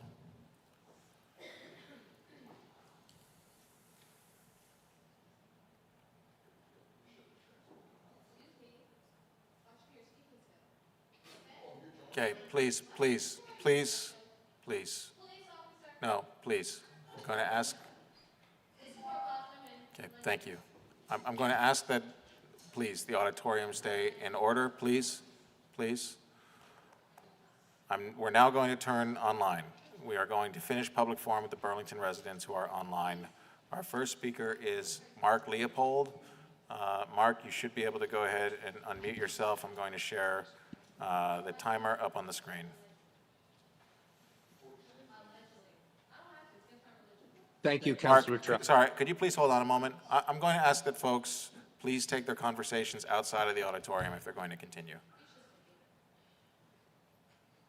Mark, please, sorry about that. Please continue. You can hear me then? Yes. Thank you, Council President Travers. I will try not to repeat everything that's been said, so most of my prepared remarks are gone. I want to say only that the word I will repeat one time is genocide. Genocide is at the core principle of Hamas and Hezbollah. It is not a core principle of the state of Israel or the Israeli government or the Israeli people. That's a fact, an undisputed fact.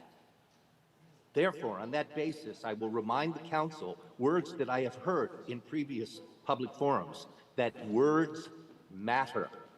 I repeat that. Words matter. I believe that applying genocide and apartheid-free, which are words laden with power, into a ballot issue put before the voting public of Burlington, which unfortunately never represents all of the available voters, even in March, is indeed not democracy in action, but is indeed the oppression of the majority by the few. Words matter. Choose your action carefully. Please do not put hate and misrepresentation in a ballot item for the city of Burlington this coming March. Thank you for your time. Thank you. Our next online speaker is Stella Serfield, who will be followed by Adam Franz. Stella, you should be able to unmute yourself. Hi. Go. I am a student at UVM. I live in Ward 8, and I'm on the Ward 8 steering committee. I'm also a member of DSA. Since I moved here, I've spent a lot of time organizing within the Burlington community, and it's been a really rewarding experience. This past October, just to speak on my own experience with organizing for Palestine here, I attended the conference for BCPL. After the conference, my friends and I, some comrades from YDSA, went to a restaurant, and we were verbally attacked, and a man wearing a Harris Waltz hat screamed at us. We were objectified. Nikki Brunell had spoke on this earlier, but this was because we were wearing keffiyehs, and they called us slurs, and the only two femme-presenting people at the table wished rape upon us, me and at 19, and then the only other girl who's 18. That shouldn't happen to anyone. When Democrats on City Council here silence these discussions, they're signaling to their supporters that this sort of behavior is okay, and it's not. When you shut down this resolution or limit this discussion, this is who you're empowering. You're telling them that it's okay for them to do that to 18 and 19-year-old women who have just moved to a city that they've never been to, and they want to help out in the community, and they're getting wished rape upon them.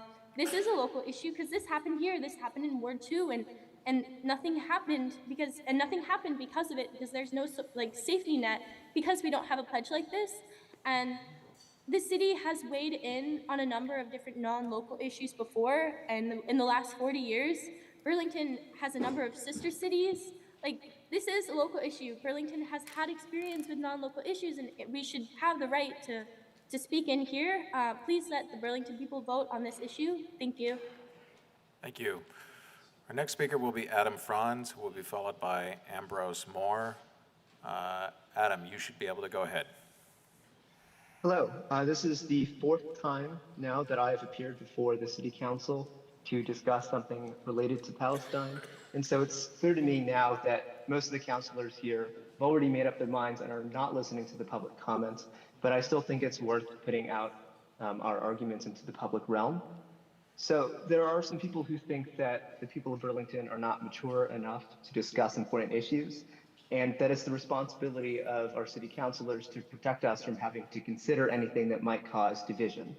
But discourse is part of living in a democratic society, and if you vote to not put this item on the ballot, it won't stop Burlingtonians from discussing apartheid, from having die-ins, from putting up stickers, and from discussing apartheid, genocide, and colonialism, in the future.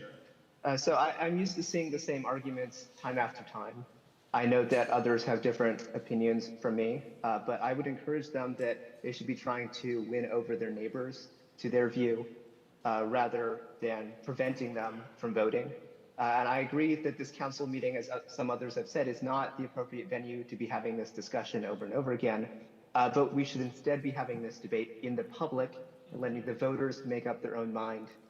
This measure is really so wrong, as some people have suggested, then the best course of action certainly is making a convincing argument and allowing the public to vote it down, not telling them that they're too stupid to get a chance to vote.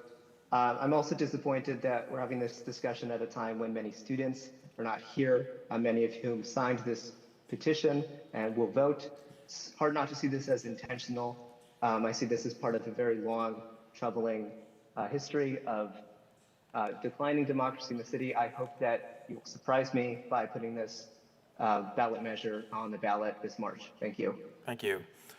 Our next speaker will be Ambrose Moore, to be followed by Evan Gould, and then Dima Dada. Ambrose, you should be, go ahead. Oh, yeah. Good evening. I'm Ambrose Moore, student at the University of Vermont and a resident of Ward 1 here in Burlington. I'm here in support of putting the apartheid-free community pledge on the ballot for this coming spring. The pledge itself states that we as a city will affirm our commitment to a just world for the Palestinian people and all people, emphasis on all people. Declaring us an apartheid-free community enables us to further this nation's alleged commitment to freedom against oppressors. The excuse that AFC will incite violence if it is on the ballot while dismissing the protection of LGBTQ individuals during the City Council last week, which inherently increased the likelihood of violence against specifically trans people, is hypocrisy. That's not the question being posed tonight. The question is, will this petition progress through a democratic process? Allowing the AFD pledge to be on the ballot demonstrates our democratic right, something our country has always preached, supporting the democratic right to petition and place this on the ballot serves as a way for we the people to present our voices on the matter. Let the people of Burlington decide us. We mobilized, we worked hard for us to even come across city council. Let the people vote. Something I would like to make note of is that passing the vote for this to be on the ballot is not dictating one's stance on the matter. The ballot will recognize the voice of Burlington residents. If residents don't agree with this pledge, then they can vote no on the spring ballot.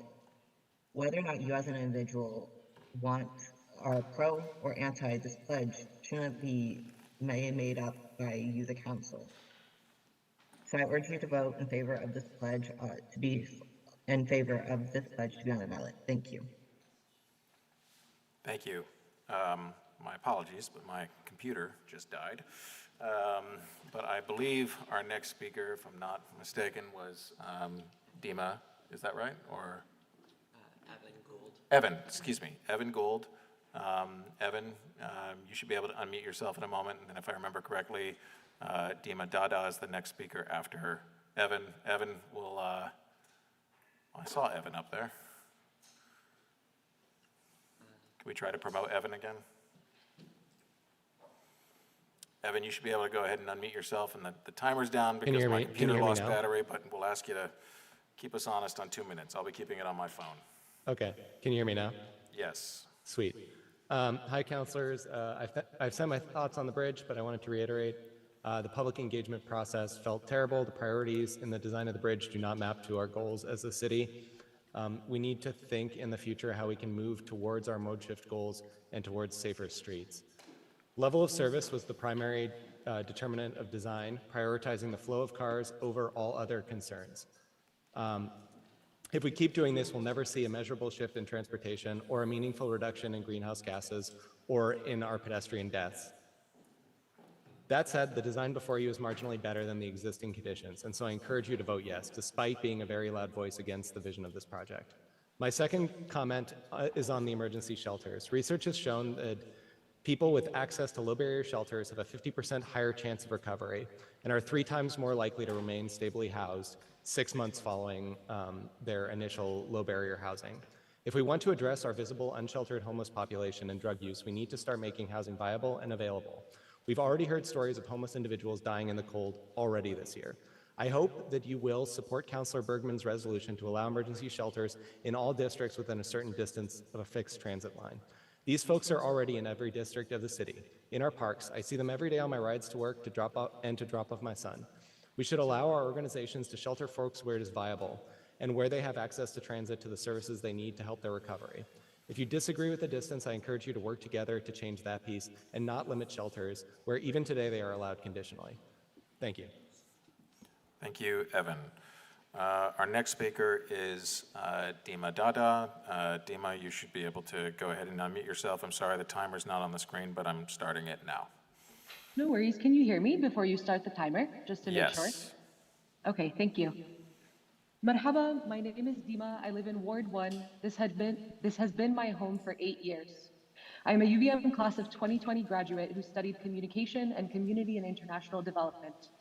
I'm also a queer Palestinian Syrian American from a lineage of farmers and educators.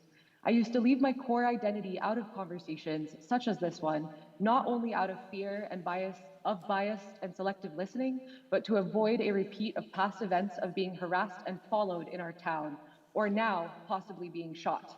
Last year's shooting, it could have been me. Is allowing a vote that affects the safety of our Arab Americans here not of local concern to our elected councilors? 52% of Americans do not want to be funding America's military involvement in the Levant. 70% of Democratic voters support withdrawing U.S. military funding to Israel if it rejects the proposed ceasefire deal in Gaza, as it continuously has done. Embracing the safety of our community here means allowing our community to vote. We must make the distinction between performance of solidarity and true democratic action. Let us remember that just because we are voting locally, that does not mean our decisions only affect us. I won't do my community the disservice of debating the structural violence and silencing my own family has directly experienced in the West Bank and Syria. It's time to recognize there is a difference between the idealistic vision we have of Burlington and our past years' reality locally and internationally. I urge you to solemnly take in the lack of numbers of Arabs here tonight. Please do not disrupt our community's ability to achieve the quality of life that would otherwise be possible here. Putting this petition to vote brings this conversation past the City Council forum to our wider community. Regardless of personal ideology, statistics have already shown it is the overwhelming sentiment among your constituents to vote yes on this initiative. Community dialogue cannot thrive without accountability. We must focus on creating the conditions for repair for everyone involved, and that begins with honoring your duties towards our democratic process. Thank you. Thank you very much. Our next speaker is Hannah Lawrence, who will be followed by Carmela Ormondo. Hannah, I believe that is you labeled as Hannah, and if it is, you should be able to go ahead now. Great, thank you. Can you hear me? Yes. Great. My name is Hannah Lawrence, and I'm a Burlington resident in Ward 6. I am respectfully urging you to vote in favor of allowing the apartheid-free community pledge to be on our town meeting ballot. Many Burlingtonians, including myself, spent time having conversations with our fellow community members on this important local issue. We followed the legal procedures by collecting the right amount of registered voter signatures to place this item on the ballot. It is our right as Vermont voters to have the chance to vote on this pledge on town meeting day. I hope you will stand with us and not align yourself with right-wing community members who are trying to silence democratic initiatives. Please let us vote. Please do not censor us. Thank you. Okay, thank you very much. Is there sound coming from a speaker over there? Or is that? Okay, it's back there. All right, thank you. Our next speaker is Carmela Ormondo, and then we will have two more Burlington residents online after that, Sharon Busher and then Dee Graham. Carmela, you should be able to unmute yourself.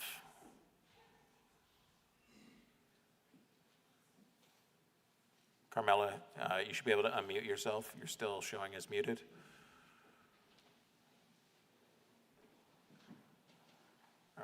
Okay, can you hear me now? Yes, go ahead. Okay. So we understand the die is cast for a no vote, even though the community has spoken in favor twice now of putting this measure on the ballot. Shame on you. We need more community conversation, which putting this measure on the ballot would naturally do.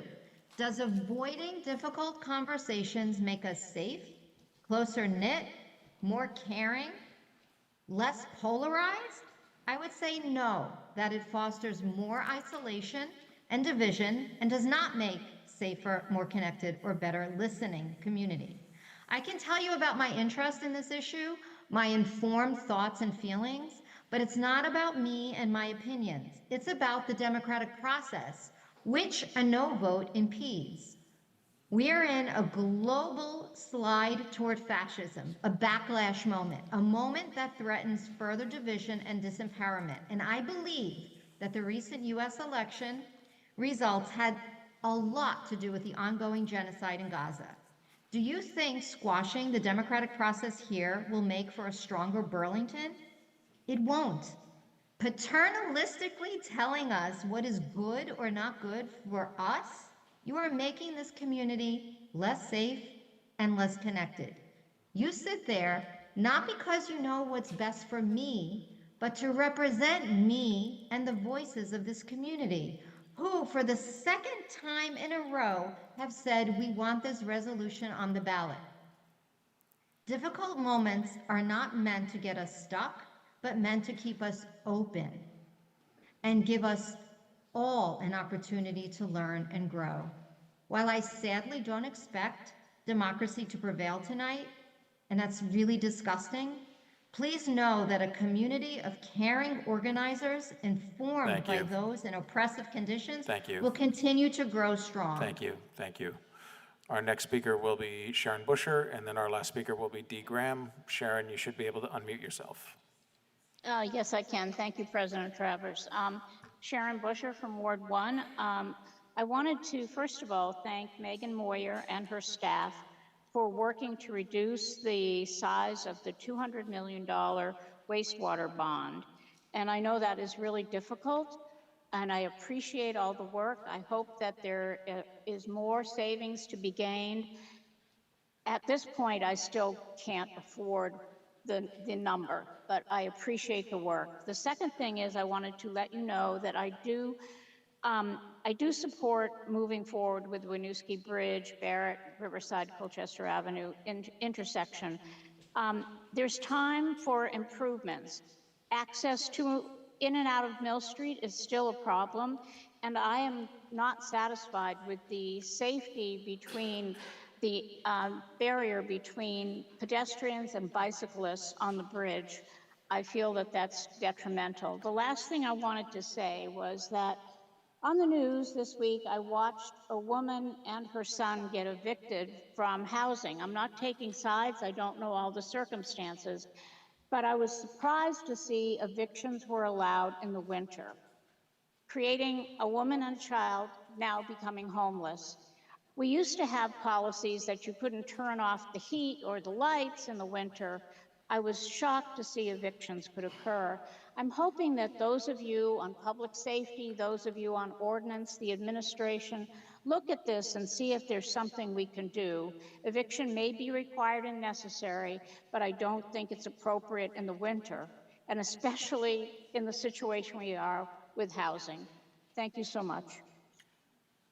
Thank you very much, Sharon. Our last Burlington resident online is Dee Graham, and Dee, you should be able to unmute yourself. Hello, can you hear me? Yes. Great, thanks. Hey, my name is Dee Graham. I'm a Ward 3 resident in Burlington, and I'm calling all you councilors to vote in support of putting apartheid-free community pledge on our ballot in March. It's unconscionable that this council would ignore time and time again the powerful calls from our community in your consideration for this vote. I'll try to keep this short, as many of my comrades in solidarity with collective liberation and justice have already spoken so eloquently and so powerfully in support of this vote. But taking power away from our community to vote for this measure would be a failure of our already tenuous, to put mildly, democratic rights. And in the current state of our country, we need to do everything we can, all of us, to protect that. And we also need to continue to do everything in our power to work to end the ongoing devastating genocide in Palestine and atrocities in Lebanon, Syria, and beyond, which continues to be funded and supported directly by our government and our labor here in Burlington, our labor. It's absurd to suggest this isn't a local issue. It's absurd to deny the objective reality that our city has taken action towards injustices around the world before. It's absurd and horrific. Anyone could deny that this is a genocide and vote against a measure taking steps towards justice. And lastly, it's absurd and sets a very, very dangerous precedent to suggest issues that may be, quote, divisive aren't worth putting forward to us in our community to let us decide, us vote on. I do believe we all have a part to play, and it starts here in our community. It's up to us, the community, and we will not stop fighting for a free Palestine. I compel you all to surprise us. I compel you to make the right choice and vote in support of placing the apartheid-free community measure on the ballot. Thank you. Thank you very much. That is our last Burlington resident who was signed up to speak. And with that, we will close public forum at 8:58 p.m. I do want to thank everyone who came out to speak, both here and online. I want to thank the non-Burlington residents as well who had signed up, who we were not able to get to this evening. I do want to offer to you that if you want to submit any of your comments in writing, please do send them to the city clerk, and we will make sure that they are on the consent agenda for our next meeting. The next item after public forum is item 4, Mayor, which is Mayor General Affairs. After this, we will turn to City Council General Affairs. I will note to City Councilors that, given the time and the opportunity to speak on many items later in the deliberative agenda, would ask that folks be mindful of that. But Mayor, I will turn to you now. Thank you. And I want to acknowledge you have a very full agenda, so I will try to keep this relatively quick, but there's a lot of administrative updates that I know folks are tracking for the stewardship of our city. I want to just begin with saying that I'm stewarding forward our legislative agenda we just had another meeting with our legislative delegation and our Winooski neighbors to review where there's commonality in our agendas, and Mayor Lott and I, who's the mayor of Winooski, led a robust conversation of making sure that the 5 core items that related to emergency housing, related to mental health and substance use, a working court system so there's accountability for folks causing the most acute harm in our community, gun reform, and it's late already. I forgot the 5th one, so don't quiz me. But we are working diligently with not only our delegation, but then beyond in Winooski. And by extension, I attended the CCRP, which is the Chittenden County Regional Planning Commission's legislative breakfast to continue to move this agenda forward. And today met with current Senate Pro Tem Phil Baruth to also make sure that there's stewardship and strategy on the Senate side of things. So we're off and running. I also had a regional meeting. Sheriff Gamlin and I had a meeting a few weeks ago with members of our BPD as well, and State's Attorney Sarah George, to start continuing the conversation around regional coordination on retail theft and folks, again, who are causing the most acute crime there. I met with the chiefs and also U.S. District Attorney and other law enforcement leaders to explore how to start dialogue around, a working court system with those regional partners at the table. It's hard for victims, it's hard for the state's attorney, it's hard for folks who see people who are repeatedly harming our community, and that is different than the other side of the spectrum of folks who are struggling for basic needs. We want to make sure that we're focusing on where we can have the most impact for folks who are taking advantage of our system right now. Also under community safety, another plug, January 9th will be the fourth community safety forum. We'll be working and speaking about substance use. I mentioned last week that we've hired an OPC implementation specialist, Teresa Vazzini, who is leaving Vermont Cares recently this last year and coming on and has a history of public health and harm reduction. We're excited to bring her on to help us with this conversation on substance use. Moving on to climate, we continue to steward forward internal conversations. We need another meeting because we realize there are other departments as we started to really do an inventory of the citywide and meeting government's work on mitigation and adaptation related to climate. As we dig deeper, I attended the last meeting personally. As we build towards resilience, we realize there's more departments that needed to be in the room, including DPW and others, so we can have a well-rounded documentation inventory of what the city is doing across departments so that we can bring in community advisors to help advise on our gaps. So we'll have more hopefully in January. We have a combination of city staff between Parks, BED, and my office who are leading this effort, and I'm really hopeful we can get you a comprehensive understanding of what we've been doing. Some things have been very understated as a city, and I want to make sure you understand from the intentional plantings to our strategies with our tree canopy to adaptation that will support cooling in the summer and warmth in the winter. I want to make sure that you have a comprehensive understanding as the council and the community. We are deep in work in another phase of preparing for fiscal year 26, which is just around the corner. I want to thank the CAO and her staff who are working diligently to help us do a second round of analysis on the operational needs of each of our departments. We've already done an early first round of a budgeting exercise. We're doing a second round to do a deep study of what our core services need to be as we continue to make sure the city moves towards affordability and right-sizing our government, as I've talked about since becoming mayor. I want to make sure all that work diligently gives Burlingtonians the real number for which we need to raise additional revenue and try to stabilize tax increases for working people in the city. So January 6th will be a town hall on all the money-related items on the ballot that we hope to bring to you for your final approval by the end of January. And on January 6th, we hope to have a final number of and understanding of between the bonds and any tax increases, what we absolutely need from voters, no penny more than that, in order to present you a responsible budget by the end of the spring. The last administrative update is on Modern Gov, which is an initiative to really look at the structure of government, not only for efficiencies, but if there's any cost savings there. I hope to bring by late January request another work session with you. I've accelerated a few proposals to make sure that we are using every component of that we can within the fiscal year 26 budget. I'm trying to think of what's reasonable and what parts of my initial assessment needs more of a runway. because there's more impacted workers, or there needs to be more community dialogue. But we already are engaging, and next week I'll meet with union leadership to give an early preview to get initial feedback on some of that, so that most impacted people have a seat at the table to understand how, again, we're getting the city on a trajectory of the right sides of government, and again, ways to keep us affordable. And the last thing I'll note on civic clerk, under this item, there are two important documents.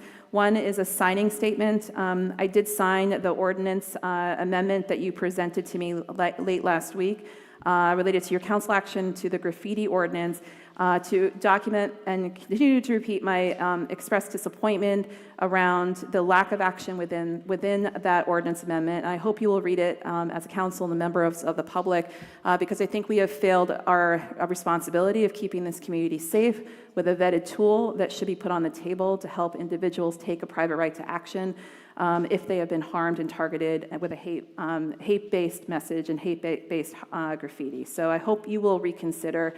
We are headed into even darker times, and I think we owe this to the people of our community. And then finally, there's also a very comprehensive REIB history memo. It was asked by the community to really, and I wanted to, as the mayor, understand multiple pieces of work that was initiated at some point in the last 4 to 5 years and what has happened to multiple initiatives. It took a very long time, an absurdly long time, to find all these pieces, and we've reassembled and documented where we are so that we have a clear roadmap as the city, and myself as the new mayor, and with my interim director, to proceed to make sure we can pick up what we have either paused or lost along the way. And so it's a long memo, but I encourage you to take a read. It also does our best attempt to honor the many people involved in the initiation of that department, the stewardship of that department, and the folks to come. So please take a look at that. Thank you. Thank you, Mayor. The next item on our agenda is City Council General Affairs. Is there any councilor that wishes to be recognized for City Council General Affairs? Councilor Kane. Thank you. I have a public health and safety update. UVM Health Network has responded to regulatory efforts to reduce healthcare costs by providing cuts to essential healthcare services, including kidney transplant in Burlington, removing inpatient beds at UVM Medical Center, closing rural dialysis clinics, and closing inpatient psych at Central Vermont Medical Center. These proposed cuts, even those outside of Burlington, will impact access, care, and quality of life for Burlington residents. For instance, the imminent planned closure of inpatient psych at Central Vermont Medical Center will have devastating impacts on the state's overall mental health care quality, access, and affordability. These backward steps for our city's public health and safety are not necessary and underscore the need for our state's delegation to work to adopt standard and fair pricing guidelines for state employees and teachers, a system called reference-based pricing, recommended by Auditor Doug Hoffer, based on its positive impact in other states around the country, which would bring an end to the status quo, where the price of a CT scan varies more than fivefold across a dozen or so hospitals around the state, rather than, for instance, having prices capped at twice the Medicare rate as recommended by the regulator, the Green Mountain Care Board. So I want to make sure that citizens of Burlington understand that there is a trade-off here, and that UVM is making a decision that is going to negatively impact the health of the citizens of the city. Thank you. Thank you, Councilor Kane. Does any other councilor wish to be recognized on City Council General Affairs? We'll go Councilor Grant and then Councilor Newbeeser. Thank you.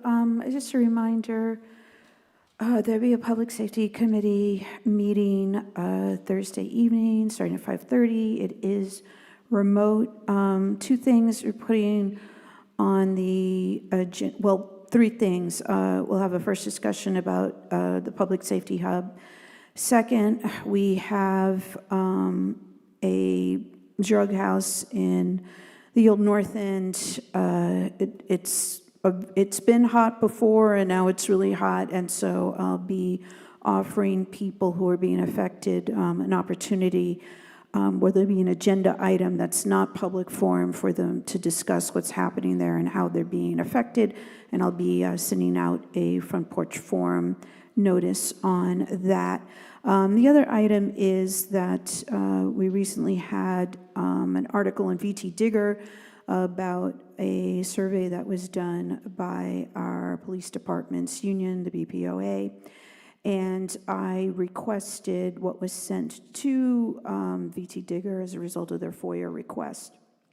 And I'm deep diving it, and there were some things that I expected. There's some things that I was disappointed in, and then there was some things that I did not expect, especially with regards to comments about the lack of consistency in work product, how standards aren't enforced from the top down, how officers are not treated the same, and several other things. And we'll be discussing that in detail Thursday evening. Thank you.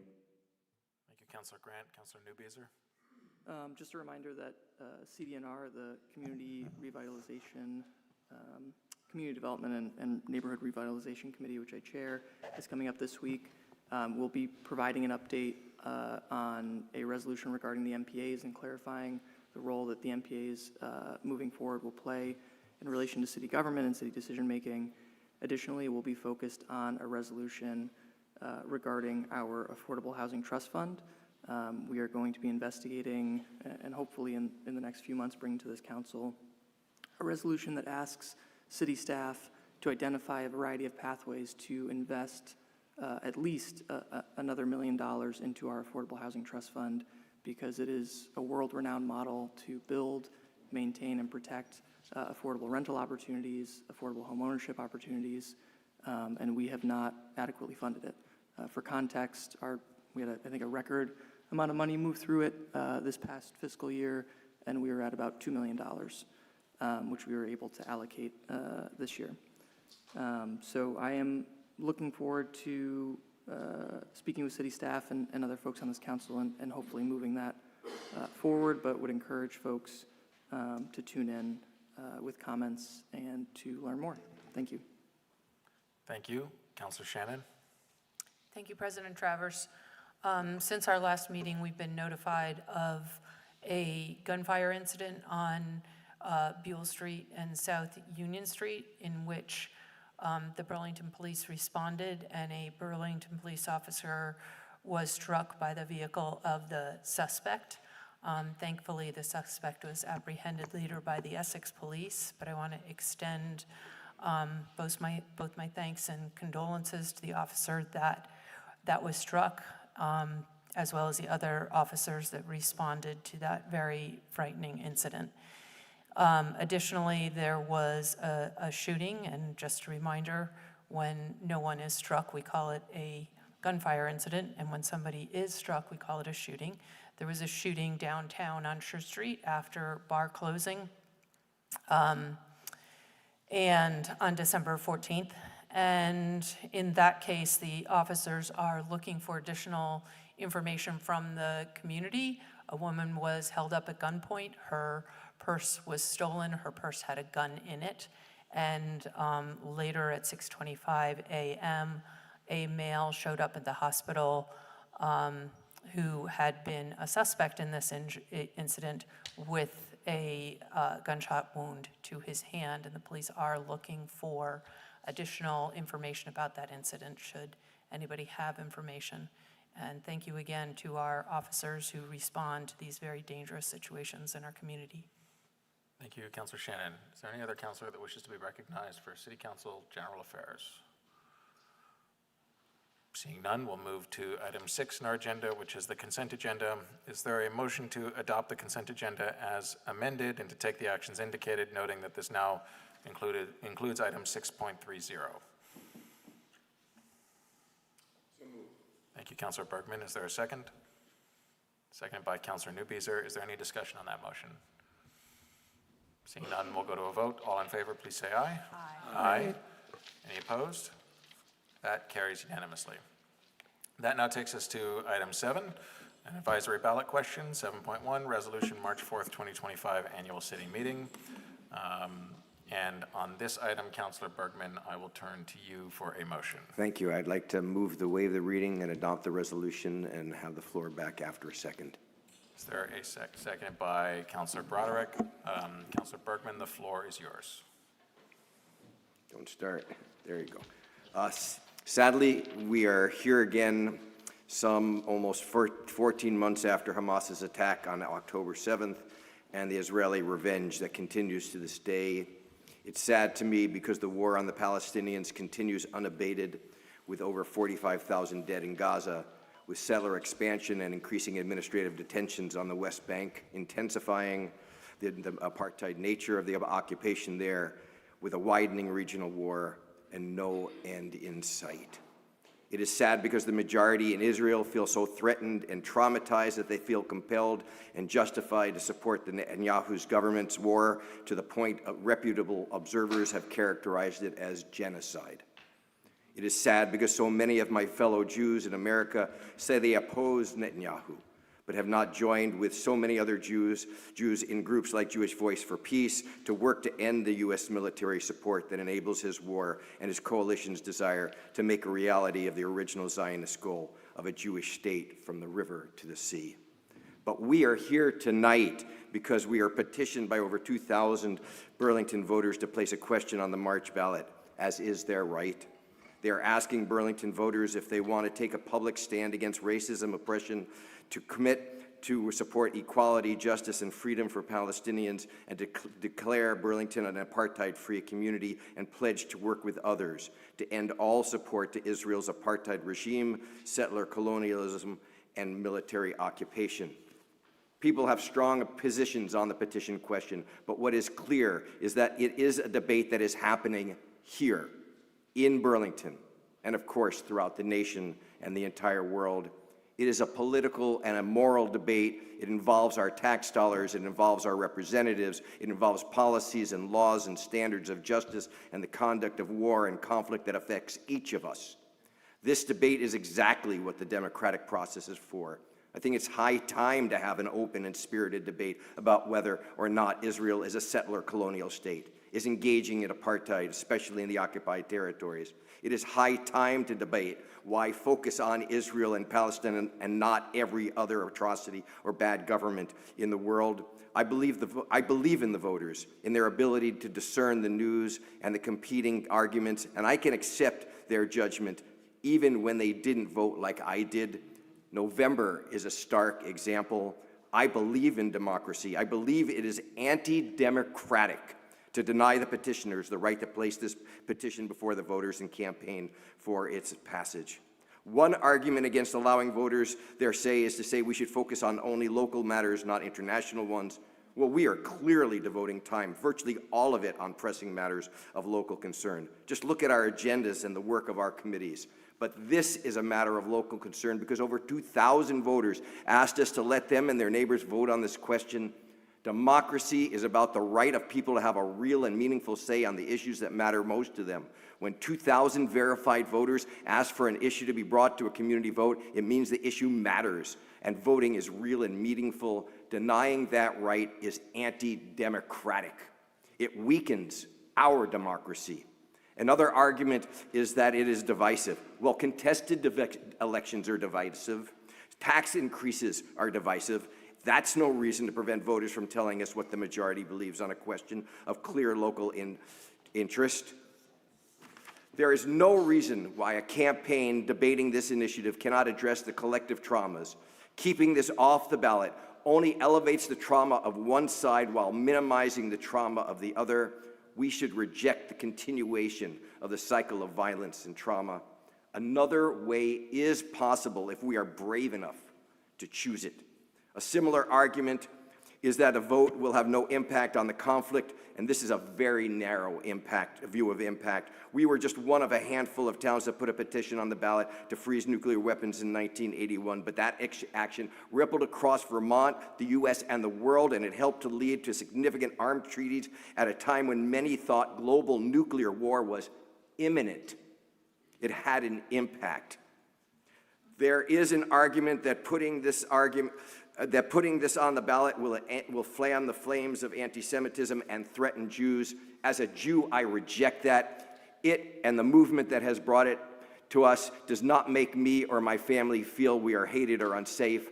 I say this as a Jew who regularly received hate mail from a neo-Nazi and whose son had to deal with anti-Semitic taunts at BHS 14 years ago.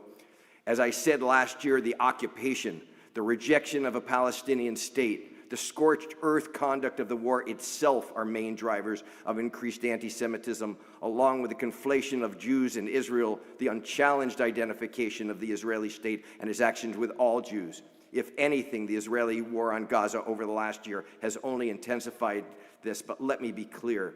Anti-Semitism is vile. Threats against violence against Jews are unacceptable. Critics of Israel, and I am one, need to be clear about this. Reports of incidents of anti-Semitism and Islamophobia in our schools in particular are very troubling. And so I believe it is also essential that supporters of Palestinian freedom are also clear that the work to end occupation requires a rejection of anti-Semitism. It requires a rejection of the position that Jews living on the land have no right to be there and must leave. This is the work of reconciliation that we have to do. And finally, You are over time, Councilor. Thank you. Bergman. May If I- you could wrap up. Yes, if I could, just because I've been asked by opponents to denounce violence on all sides with a particular focus on violence used by Hamas, and I think it would be particularly important, so I ask for your indulgence. It seems strange, first, to hear this from defenders of Israel's right to defend itself, including justifications for or silent acquiescence of the assault on Gaza, but still, I think it's a fair point, because violence, be it violence of resistance or the violence of so-called self-defense, has only birthed more violence. I'll restate what I said during the ceasefire debate a year ago.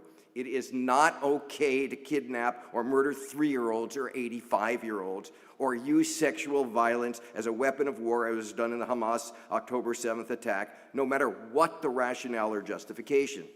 And it is not okay to bomb a people that includes tens of thousands of 3 and 85-year-olds, into rubble, and to not do everything humanly possible to immediately end the humanitarian crisis that results. Let me end with the words of Jonathan Kattab, an international civil rights lawyer and Palestinian resident of East Jerusalem. The problem is that once the decision is made to use violence, there are immediate consequences. Victory at any price becomes the goal, not justice, liberation, reconciliation, or peace. The enemy must be dehumanized in order to justify their deaths and the destruction and suffering meted out to them. But our rejection of violence cannot be negative or passive. When the appeal and temptation to violence is most powerful, when suffering and oppression is greatest, when the desire for vengeance is compelling, that is when we most need to stand up and say as loudly as we can, violence is not an answer. This ballot initiative is one of these methods of nonviolence. Please vote to put this on the ballot. Thank you, Councilor Bergman. Provided you some leeway there on the 5-minute rule. Thank you very much. I totally am going to appreciate ask that. our other colleagues here to try to stick to the 5 minutes. Are there any other councilors that wish to be recognized on this item? Councilor Shannon. I have a And then Councilor parliamentary, Grant and Newbeezer. I have a parliamentary inquiry. Parliamentary inquiry. 2 things, actually. One is if someone in opposition to Councilor Bergman's position could have an equal amount over time that Councilor Bergman just took. I would not oppose that. I think that's fair, yes. Thank you. I will ask I don't know. others 8 to minutes. stick It to was 5. 8 minutes and 6 seconds. 20 seconds. And what? I had 8 minutes, 6 seconds. And so- 6 seconds. So 3. You get 3 extra minutes. Okay. Secondly, I would ask if the council president would think it appropriate to hear from the city attorney with regards to question raised by many people in the public about where the authority for the council to even make this decision comes from, and some clarity on that. Okay. So there is parliamentary inquiry from Councilor Shannon. Do you understand the inquiry as it's been stated, City Attorney Brown? Yes, I think I do. Okay. Are you able to respond to the question? If you give me 1 second. Yep.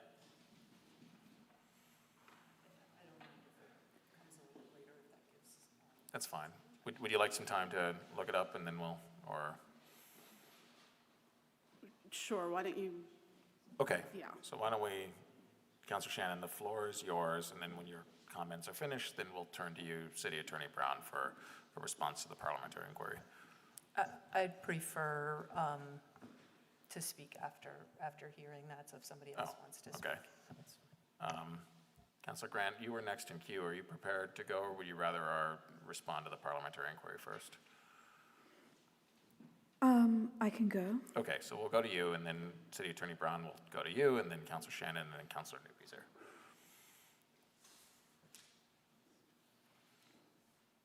Thank you. So I don't really have much prepared. I knew that there would be a lot of people speaking tonight and speaking well about this issue. I want to really emphasize, like a lot of things that we sometimes have not had the courage to face in our city, the issues do not go away unless they're properly addressed. I see this as a procedural vote. We had thousands of people who did very hard work to gather signatures in order to get this item on the ballot. And I believe from just a democratic point of view, to support democracy, that we should just have our procedural vote in order to allow that to happen, and then individual Burlington residents can choose to make their decision. I think someone spoke earlier, and when they talked about the fact that what was happening during the Holocaust was kept in secret for such a long time. But then there was a period of time where people did start to know what was going on. And, you know, the United States was taken to task for getting involved very late. We know what's going on now. We know this.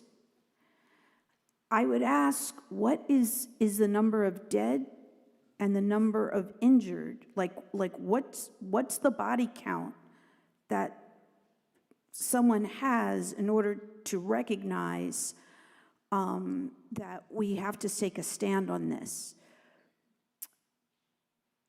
It is a local issue. So much of what's happening in the city will not be fixed without money, and we give billions of dollars a year in cash and in weapons to destroy the Palestinians. The IDF has a stated policy of shooting children in the head and in the chest. Please, I'm going to ask that Councilor Grant, please continue. How can we look at our children knowing that Palestinian children are being intentionally shot in the head and the chest? How do we look at our children? Does Israel have the right to exist? That's not fully an honest question. The real question is, does Israel have the right to exist at the expense of the lives and culture of the Palestinians? And I was reading an article which I pulled up recently to reread again from an online source called Forward, and they actually, I recommend checking it out for as a different source of information. We know that states exist, and states don't exist because they have a right to. They exist because certain groups of people amassed enough political and material power to make territorial claims and establish governments, sometimes with the consent of those already living there and oftentimes at their expense. Can you imagine asking Indigenous Americans and Indigenous rights activists fighting for the rights of a population whose languages, societies, culture, and possessions were categorically decimated in the process of erecting the United States, whether the United States has a right to exist? For those who can't imagine this, it shows the disingenuousness of the question. And this question is always asked of people who were critics of the government of Israel and what they are doing. You cannot have expected to go in, push people out of their home, and there would be no resistance. I agree with everything Councilor Bergman said. I abhor violence on all sides. This has been going on for a very long time. It's been escalating for a very long time. You're coming up on time, Councilor Grant, just so you know. I understand, thank you. I think we have to be real about this, and I think we have to have courage. As a Black American woman living in the state of Vermont, I have had to endure a lot of discrimination. I've had to endure discrimination on this council. So I will say that discrimination did not start because of this conflict. I'm sorry, I've clearly lost control of my phone. But I will just say that we have to be honest, be real, and have courage. It is cowardly to vote no on this. Thank you. Thank you, Councilor Grant. City Attorney Brown, back to Councilor Shannon's parliamentary inquiry. Are you prepared with a response there? Yeah. Okay. Oh, so section, the authority or the language in the charter around citizen petitions comes from section 6 of the charter, which, well, let's see, I could read this summary or I could just read the language directly from the charter, which says, upon request of the City Council by resolution or upon petition signed by 5% of the legal voters filed with the Chief Administrative Officer, the mayor shall insert in the warning for the annual city meeting any special article for any legal purpose beyond the jurisdiction of the City Council.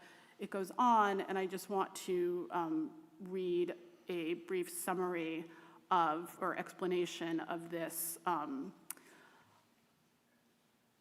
to add that by precedent, the City Council takes action to decide whether advisory questions posed by petition should be warned.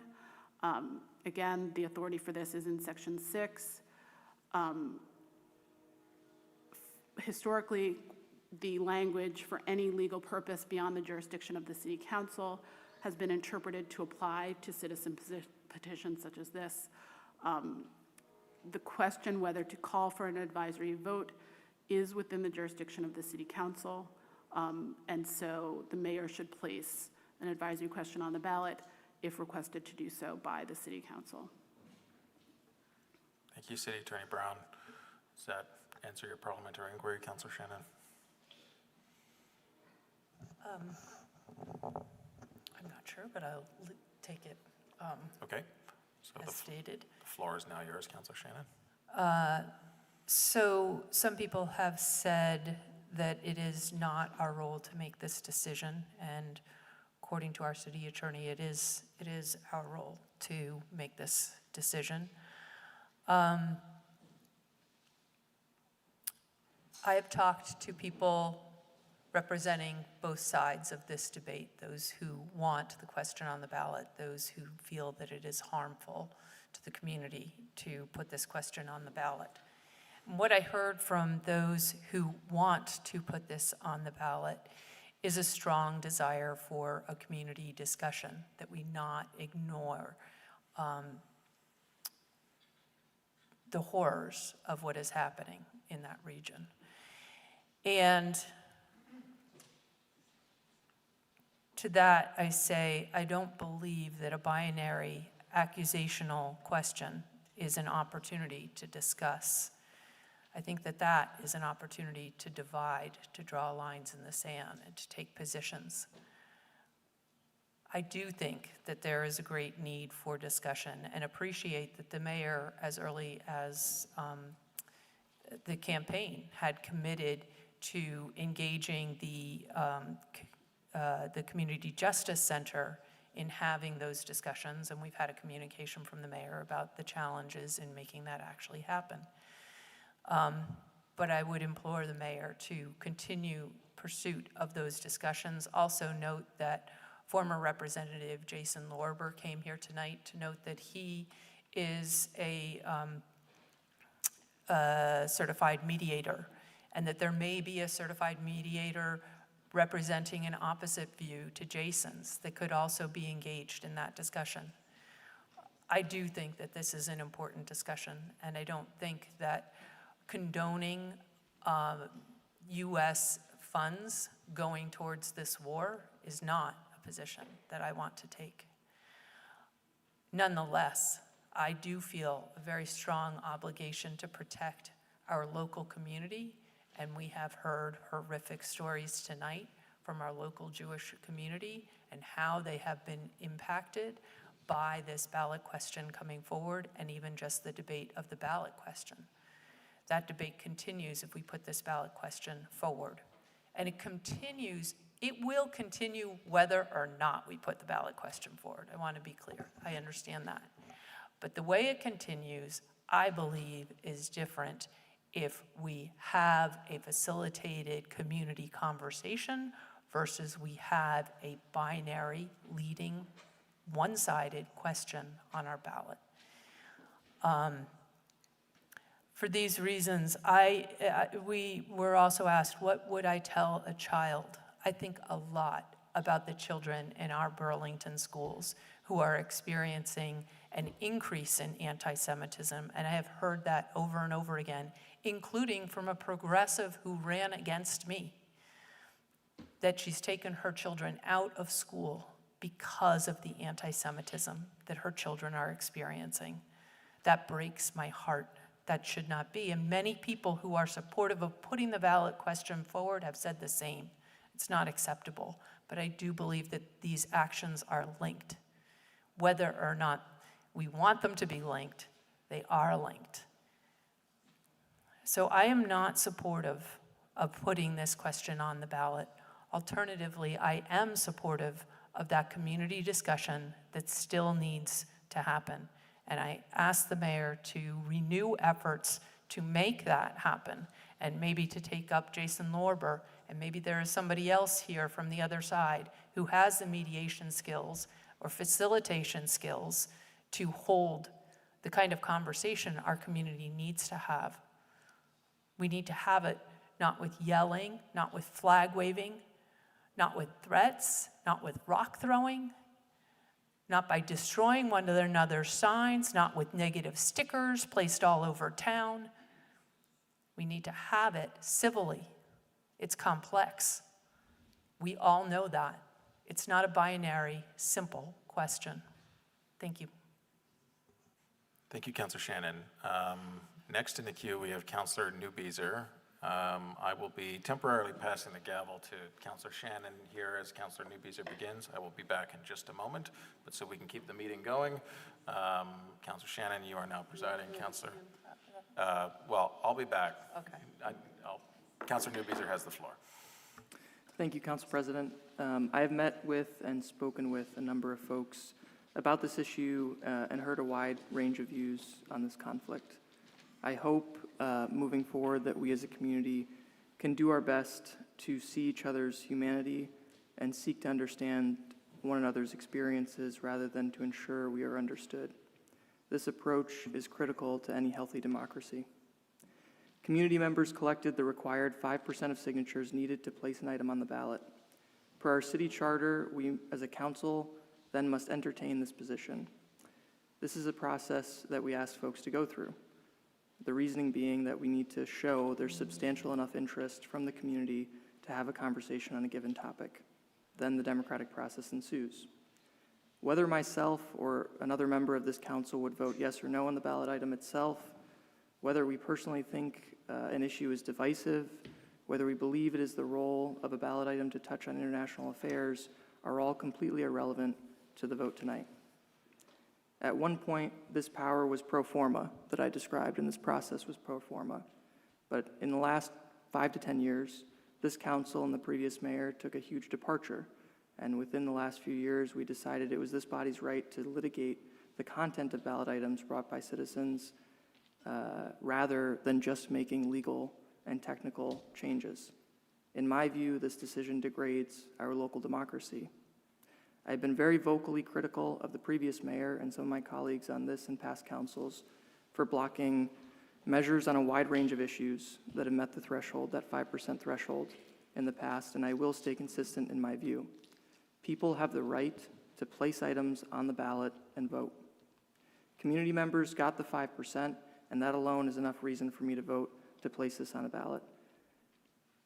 But this is even more important now, at a time, in these times that are incredibly politically tumultuous, when large swaths of the country are telling pollsters they doubt democracy, that democracy hasn't done anything for them. I think it was 45%, a recent poll I saw. When oligarchs are buying elections and politicians, and when corruption is running rampant at the federal level. And honestly, when you can make a better case that our country is an oligarchy rather than a functioning democracy. Are our concerns with Trump and the oligarchs federally and their degradation of democratic norms over the last decade just campaign rhetoric for commercials, for interviews, for social media, or do we really believe it? And how are we going to act as a community and as a body to protect our civil liberties, free speech, and democratic norms in the years to come? If others put forward an item I disagreed with, I had an email saying, what if someone got enough signatures to put a ballot item about abortion in front of us? If others did that, even though I vehemently disagreed with it, I wouldn't try to block them at the council level based on the content. I would allow it to move forward and make my case in the public square to my neighbors and make my views known. That is what democracy is. We have to learn how to do that again in our country, even when incredibly painful interpersonally, and show ourselves and future generations how to have conversations even with those we vehemently disagree with to our core. If we cannot do that, I truly fear for our cities, states, and country's future and what I'm leaving my children. Some have suggested here to me tonight and in meetings previous to tonight's meeting that community interfaith dinners or community conversations facilitated by the CJC might set the conditions for neighbors to better hear one another, and I think there's real validity to that. Lots of community conversations have been taking place around this issue, and I do believe we ought to do what we can as a city government to encourage them as a means to build trust and mutual respect between neighbors. I'll close because I have 30 seconds left. Based on the public comment and the comments I've heard and speaking with neighbors and meeting one-on-one with folks, I feel compelled to say a few level-setting statements. I abhor violence or hatred of any kind, whether we are discussing anti-Semitism, Islamophobia, or anything else. No version of dehumanizing another belongs in our community. Our city, for better or worse, has a long history of weighing in on a variety of hot-button international affairs dating back decades. Having children harassed in their school based on any identity is something that I know this council, the school board, and superintendent do not accept and is not appropriate. Seeing 3 college students, and I'll end on this, shot in my ward on North Prospect Street devastated Ward 1, devastated that neighborhood, regardless of whoever I've talked to's views on this issue or any other. Thank you. Thank you, Councilor Newbeezer. I do not have any other councilors in the queue at the moment. Councilor Broderick, then Councilor Litwin. Thank you.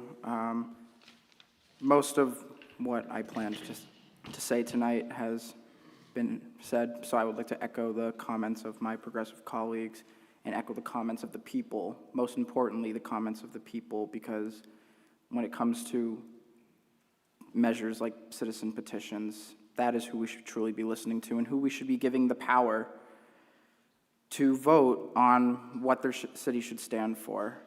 If you believe that both, that your local elected officials should not be taking up matters that you believe do not pertain to local issues, and at the same time truly believe in our city's democratic process and the democratic processes laid out in our charter, then you should be fully supportive of putting items like this one on the ballot for the citizens and residents to approve or disapprove.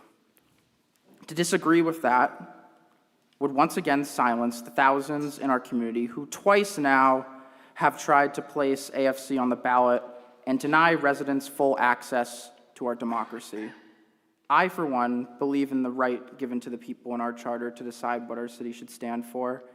And while I support this specific question, if I were to vehemently disagree with the content of a future citizen initiative, you would not see me denying the democratic rights of residents. You would see me and the communities that I am a part of working to convince as many folks as we can that this is not the right choice, to send a powerful message of what our city truly stands for.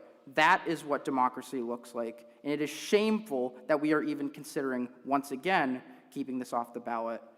Conversation on both this ballot measure and the ongoing genocide has happened, continues to happen, and has been attempted. I wonder what Mohammed El Kurd thinks about what happens when conversations are attempted in Burlington and who is responsible for preventing the conversation. This is a resolution that has been grounded in the peace movement and the rejection of all forms of hate here in Burlington. This is not the first divisive issue our city has taken up, and it will not be the last. Let the people debate, educate, and vote on what they want our city to stand for. We, as elected officials, are not above the people. We are fellow residents chosen by the people to be public servants, and part of that is allowing the public to decide things as a city when they so request that of us. I, for one, do believe that residents are mature enough and smart enough to make informed decisions at the ballot and conduct themselves properly.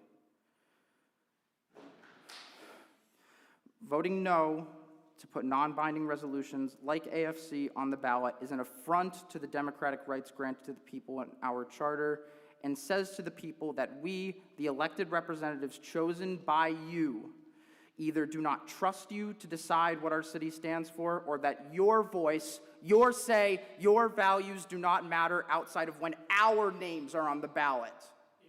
Thank you. Councilor Broderick. Councilor Litwin.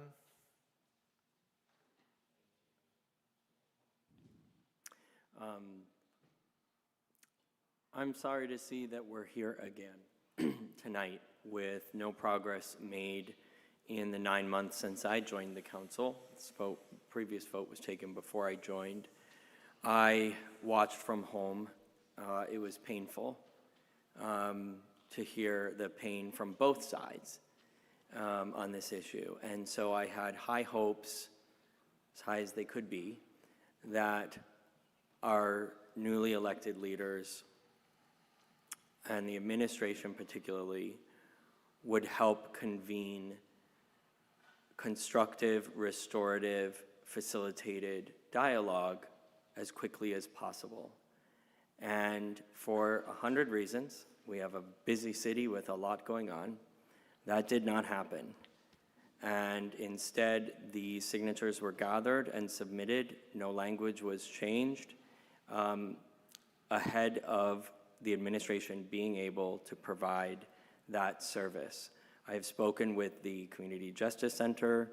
I understand the timeline that they had facilitators lined up, and then this took so long that the facilitators were no longer available, and there has been difficulty trying to find appropriate facilitators to lead that conversation in an unbiased and helpful way. And the CJC also has their plate full.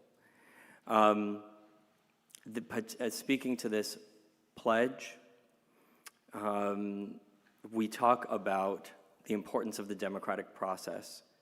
And this pledge to me, from where I stand, asks me as a counselor to adopt a pledge. And that pledge includes the language to join others in working to end all support to Israel's apartheid regime, settler colonialism, and military occupation. One, I have a First Amendment right not to take a pledge. Second of all, this pledge, non-binding, as you mentioned, accomplishes nothing. It essentially does not force the mayor or the city council to do anything. It is aspirational and symbolic at best. It's not legally binding in any way, and it's highly improbable that any court would hold that a member of the public would have a colorable cause of action against the city for either acting contrary to the pledge or not taking action on the pledge at all. I'm not clear on what the implications are, and I've been asking about what those implications are for a while, including to our administration and other places. But I want to know what it means if I take a pledge like that. I want to know what our investments are and what divestments could be triggered. And again, we wouldn't have to take those divestments. But before I make any decision for this city, I take the fiduciary responsibility seriously, as I said last week. I need the information about what this means. We haven't had that conversation. Of course, I'm clear about opposing racism, bigotry, discrimination, and oppression. I have no question with that. Of course, I'm clear about not wanting an apartheid-free community. But had we been able to have a conversation over the past 9 months about the latter language of the pledge, I think we'd be in a better position. I have done signature gathering myself. Point of information. Sorry, hold on a moment, Councilor Litwin. Yes, Councilor Newbeezer? I don't mean to interrupt my colleague's time. I wonder if based on the comments, if it wouldn't be prudent for the city attorney to provide guidance as to the implications of an advisory ballot. I didn't ask. Sorry, just a moment, Councilor Litwin. Councilor Newbeezer, I don't think that was an appropriately raised point of information to interrupt Councilor Litwin. So I'm going to allow Councilor Litwin to continue. Thank you. I didn't ask for that legal advice. If I do, you'll know. Councilor Litwin, you just continue with you. Yeah, understood. So that being said, I want to recognize the comments that Councilor Shannon made, because I share the sentiment of them, that we have work to do that matters. We need to have a conversation before we put a vote on the ballot that's binary in nature, that folks may or may not have a full understanding of, and we will have the opportunity to have constructive dialogue and to better hear each other and understand each other. And I'm happy to attend facilitated dialogue in that way. But it's clear to me that folks are being harmed, painfully so, on both sides of this issue. I was not. Excuse me. I'll just pause my time. Well, you're coming up on time. If you could just wrap up, Councilor Litwin, and we'll I thought ask we the had 8 auditorium, minutes please. and 6 seconds. No. Sorry. The council will please stand in order. We allowed Councilor Bergman 8 minutes. Councilor Shannon's ask was for, I believe. If anyone in opposition. Okay. Well, we did agree that one person here, it wasn't just Councilor Shannon. Councilor Shannon didn't have over 5 minutes. So Councilor Litwin, continue. Thank you. Thank you. I don't disagree that what's happening in Gaza is horrific. But I was not elected by the people of Ward 7 to conduct foreign policy. I have written my own senators and congresspeople about what I am upset about with Israel, and that's my personal opinion that I have expressed to them, including, very specifically, the targeted attacks with walkie-talkies and beepers in public areas, such as marketplaces where innocent citizens were. So I'm not taking a stance that's biased in nature. I am simply trying to lead this community to a place where we can have the conversation more robustly before we put something on the ballot. And I would just finish by saying, I have done the painful work of collecting hundreds and hundreds of signatures, only to realize that I did not talk to the right people to change that one word or that one sentence that would have shifted our petition to get to where we wanted it to be. And then gone again and gotten signatures from 7 of the 14 different counties across Vermont to change the name of Negro Brook. And even then, ran into problems, not realizing some of the politics and the dynamics going on. So I empathize. I don't know if there's an issue.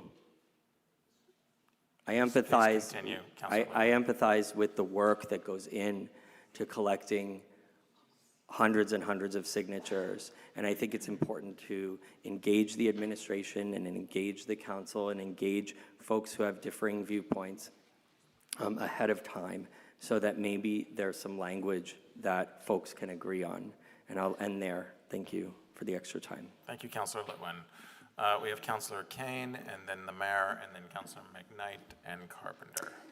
After the council caved to outside pressure when the 2021 Boycott, Divestment, and Sanctions Resolution came out of the Racial Equity, Inclusion, and Belonging Committee, organizers pursued the singular alternative path in our democratic process to work on this issue at the city level, trusting that the city council would respect hard work in the community by people who carefully followed the rules.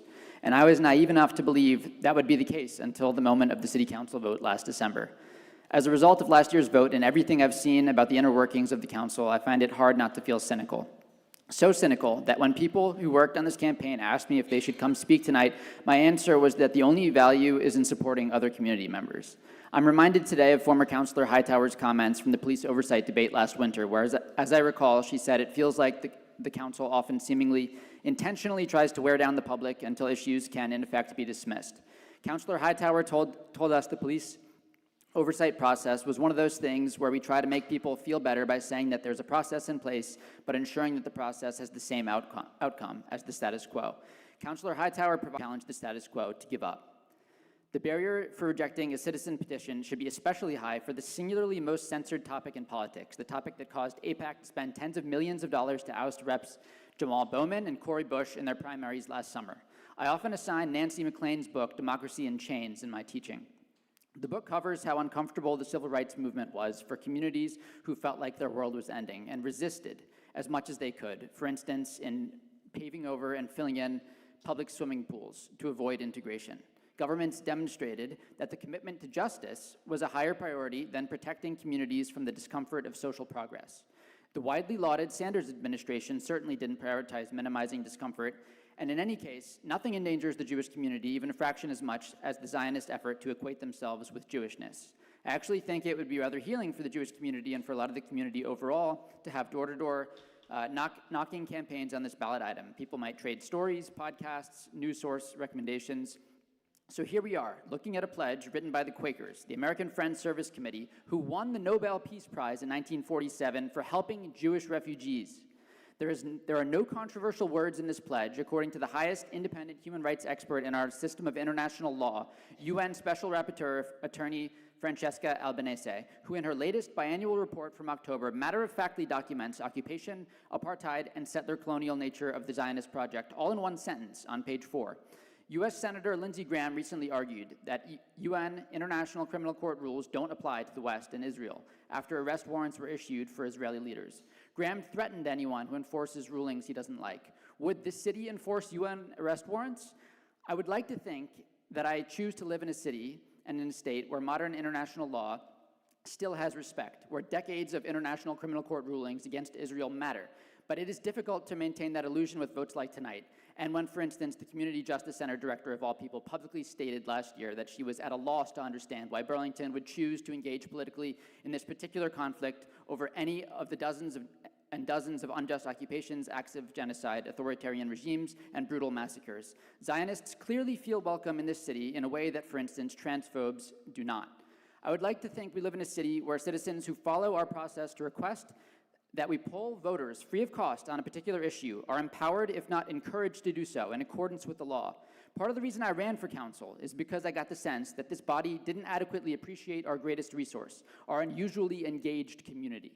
I didn't have time to help with this campaign this year, but honestly, even if I did have time, I wouldn't have had the patience to collect fresh signatures again. I wouldn't have had the hope that this body will stop abusing its power and respect the will of the people. I have profound admiration for the resiliency of the organizers to take a deep breath, to integrate a broadening coalition of inspired citizens, and to persist through rape threats and all sorts of harassment all year to respectfully offer us a fresh opportunity to weigh in on this after bearing witness to another year of genocide, and after having been told last year by the City Council President that although I personally acknowledge Burlington's long history of calling for peace around the globe, I have to acknowledge that many of my constituents feel an international issue. Kane, I'm going to hold myself to the same standard I would hold any other counselor here, which is to not call out individual counselors. I will pause your time here, but, you know, it's happened a few times now in this meeting where It's a quote. You said it. I understand that, but we do not individualize our comments like that, Councilor Kane. I'll ask you to please continue with your comments. I imagine such statements make residents of our sister city, Bethlehem, feel betrayed and confused, wondering what happened to the Burlington they knew, the one where the mayor went to Nicaragua to support the Sandinistas because, in his words, he was concerned with the way the United States government had always treated Latin America. My message to Bethlehem today is that notwithstanding the immensely disappointing behavior of a city government, the spirit of former Mayor Sanders is alive and well in the thousands of petitioners that brought us this item, and especially in the brave Burlingtonians who have been traveling to the West Bank to resist Israeli apartheid by using their presence as internationals to deter home invasions, the burning of crops, the cutting of irrigation lines, and unlawful detentions. Thank you. Thank you, Councilor Kane. Mayor, we'll turn to you, and then Councilor McKnight, and then Councilor Carpenter. Thank you. I want to begin as the mayor of the city of Burlington to acknowledge the tremendous harm, the pain that's in this community, that the impacts of this dialogue and our inability to be able to hold critical space, to model this for our children of how do we grapple with the conflicts and the struggle that surrounds us here in Burlington and elsewhere. And I want to really invite in, as I have since I become mayor, this entire council as part of that conversation and the obligation to have those critical conversations. It's not up to one mayor to do all the work of this entire city. You are my partners in this work. And I want to go back to my commitment when I was a candidate and a state representative around the need for us to be able to engage in community dialogue, because we see this showing up in our schools. We see racism showing up in our schools. We hear about anti-Semitism showing up, Islamophobia showing up. Oppression harms every single one of us, and it is showing up in our community. And we have to understand the interdependence of these issues here in Burlington. And as many speakers, as counselors have spoken, this city has a long and proud history of engaging in international human rights issues and understanding the connection and educating our young people about that critical connection. I want to be clear, my office has continually been trying to move forward on stewarding community dialogues, largely solo, but I want to recognize the council president, if I may, because he and I have been trying to partner with figuring out a path forward, and I continue to welcome help from other city councilors in a more proactive way. These dialogues have been hard to pull together. We were trying to do this in a balanced way that uses time-tested circle dialogue processes that have been used in other really hard conversations here in Vermont and other places to find common ground among neighbors and to start some level of healing process from stakeholders who are ready to try to have that dialogue. Not everyone may be ready. But we are moving them forward. I want to apologize that it's taken so long.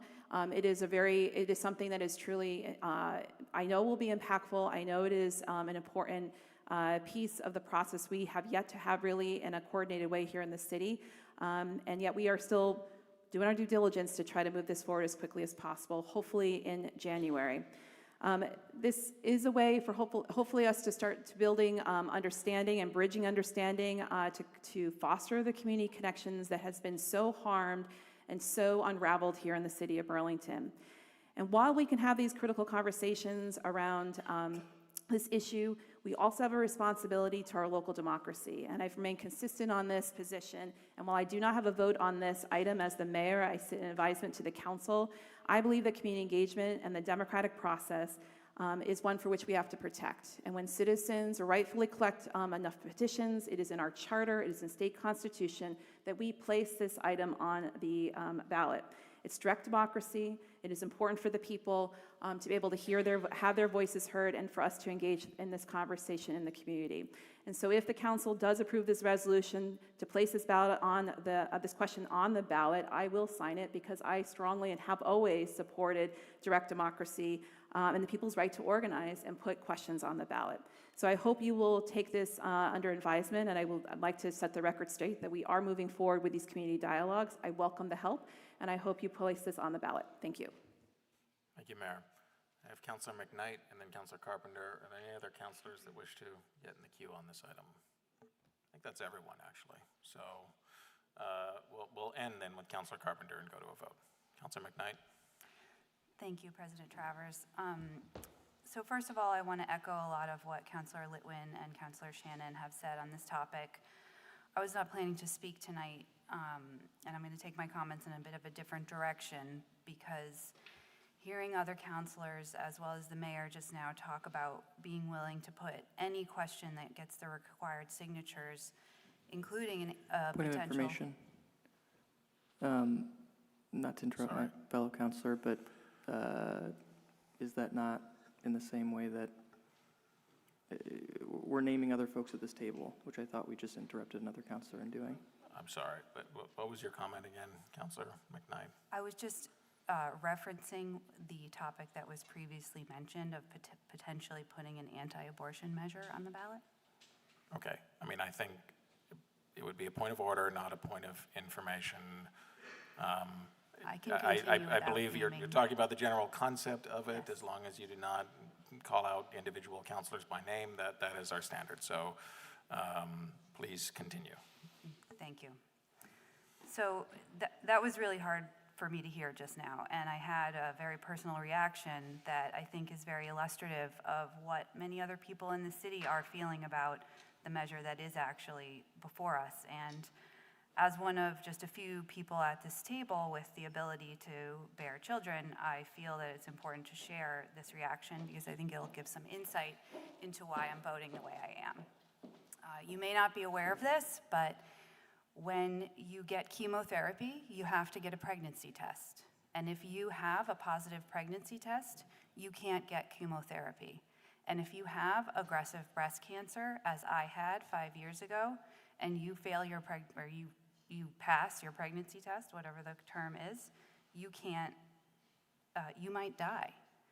And so to hear that, to picture that happening because our counselors are willing to put anything on the ballot is extremely difficult for me to hear. Because if that had happened, if that was the measure before us, and this was 5 years ago, I would have spent the time between the vote and the item being decided by the public in literal fear for my life. I would have been making plans with doctors on whether I should move to another town. I would have been explaining this to my small children and my family members. I would have wanted my elected officials, and if this ever comes before us, I would want them to protect me from this trauma and this very difficult situation that I would be foisted into. And that is what, after putting in many hours, meeting with many groups from this community about this particular item, that is what I hear residents want us to do now with this very, very different but equally serious petition. They want to feel safe, and they want to be able to rely on their elected officials to give them back that sense of protection and civility in this community. Thank you. Thank you, Councilor McKnight. Councilor Carpenter? Thanks. I don't really want to repeat all of my what my colleagues have said, but just to say, even though City Attorney read us what's in the charter, if you really dig into the history of non-binding advisory questions in the state of Vermont, they've always been couched around how does that help me govern? What does that non-binding resolution do? And in fact, the Supreme Court case in Vermont that clarified that communities have the right to not warn a position was about an abortion issue. And that particular town made a decision not to put that on the ballot. So I think we're not focused on what is the point of a non-binding advisory question.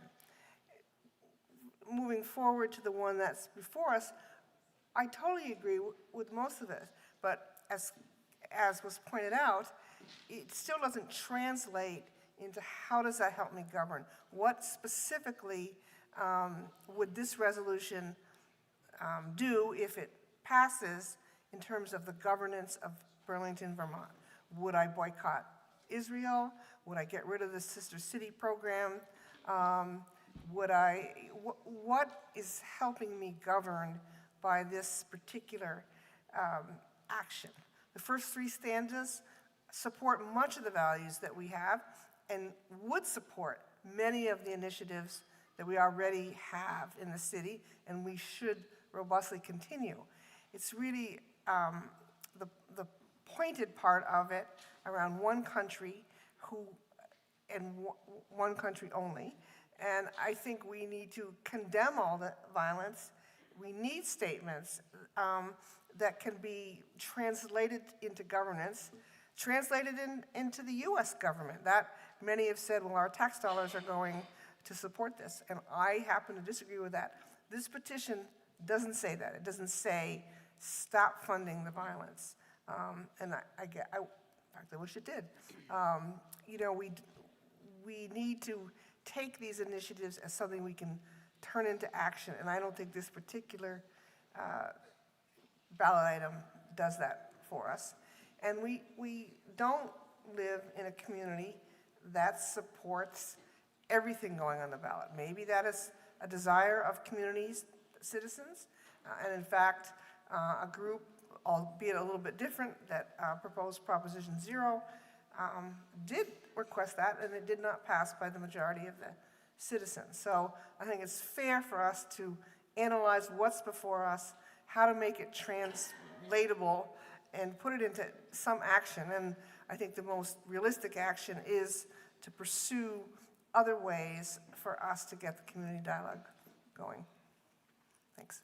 Point of information, Thank you, Councilor Carpenter. Point of information, I just want to say we have a sister city of Bethlehem and a sister city in Arad. Thank you. Thank you, Councilor Bergman. So with no other, sorry, you wish to be recognized on an item, Councilor Newbeezer? Just because I was referenced to be very clear, we're talking about advisory. Sorry, is this a point of personal privilege, Councilor Newbeezer? It is, because I was referenced in another councilor's comments for 15 seconds here. We were talking about advisory questions. I would remind folks. Okay, thank you, Councilor Newbeezer. So with no other councilors in the queue, the item is now time for a vote. I just want to let councilors know, sort of after this vote, a roadmap of sorts for the rest of our meeting. We do still need to meet as the local Cannabis Control Board and as the local Control Commission, and so immediately after this vote, the plan will be to briefly recess the City Council meeting for us to turn to our sitting as the local Cannabis Control Board and local Control Commission. I will also say, before this vote, I want to recognize the work and investment and the emotion that many people in this room have poured into this question. That said, I would ask that after this vote is taken, that folks please do their best to maintain order here in the auditorium. Certainly folks are willing to stay for they're invited to stay for the remainder of our meeting.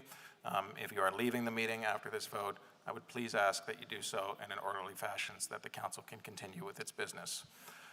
So on that, the motion by Councilor Bergman is to waive the reading and adopt the resolution. And on this question, the clerk will please call the roll. Councilor Bergman? Yes. Councilor Broderick? Yes. Councilor Carpenter? No. Councilor Grant? Yes. Councilor Kane? Yes. Councilor Litwin? No. Councilor McKnight? No. Councilor Newbeezer? Yes. Councilor Shannon? No. City Council President Travers? No. 5 ayes, 5 nays. With 5 yeses and 5 noes, the motion fails to carry. As mentioned, thank you. Please maintain order. Please. I ask. Please. We will have to recess the meeting. We will have to recess and pause the meeting unless folks can please maintain order here in the auditorium. Please. We're going to continue with our agenda. As mentioned, we do still need to sit as the local Cannabis Control Board and as the local Control Commission. And so we will recess the City Council meeting at 10:14 p.m. and we will call to order our meeting as the local Cannabis Control Commission at 10:14 p.m. For a motion on the agenda on this, I turn to Commissioner Shannon. Move to adopt the agenda. Thank you. Is there a second to that motion?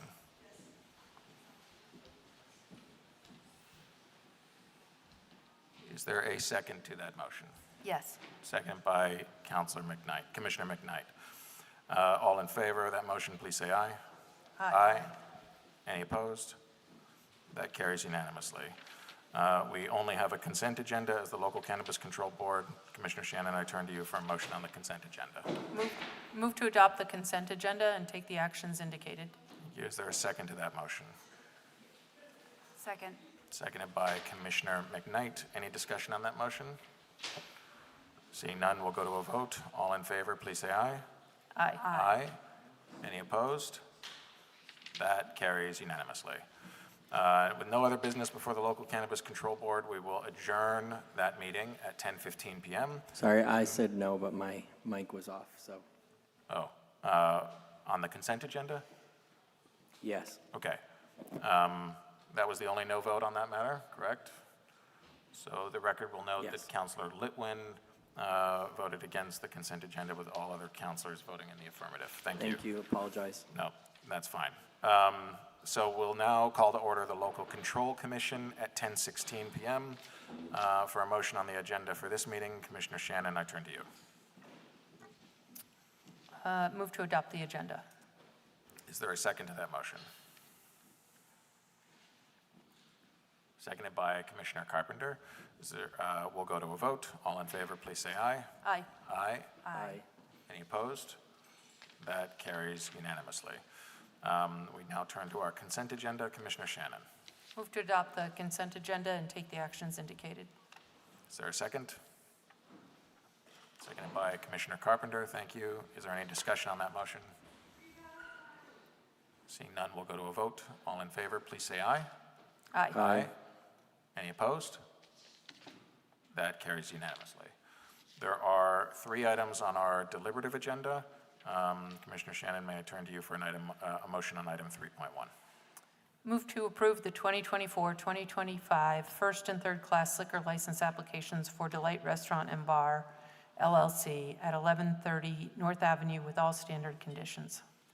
Thank you. Is there a second? Second. Second by Commissioner I beat Litwin. you to it. Any discussion Sorry. on the motion? Seeing none, we'll go to a vote. All in favor, please say aye. Aye. Aye. Any opposed? That carries unanimously. On item 3.2, Commissioner Shannon, may I turn to you for a motion, please? Move to approve the 2024-2025 outside consumption permit application for Delight Restaurant and Bar at 1130 North Avenue.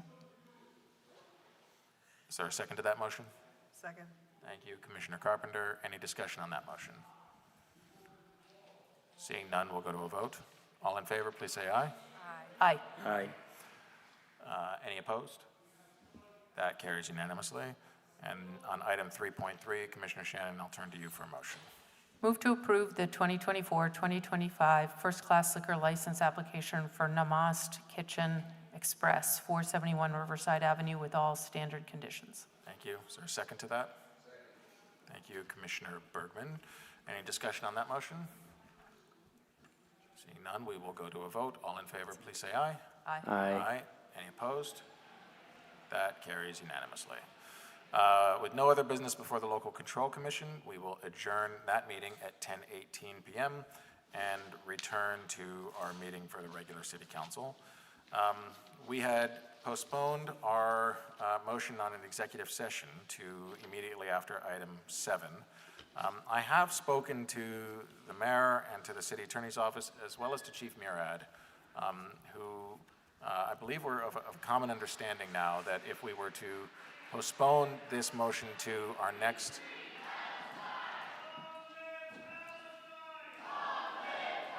please hold a moment.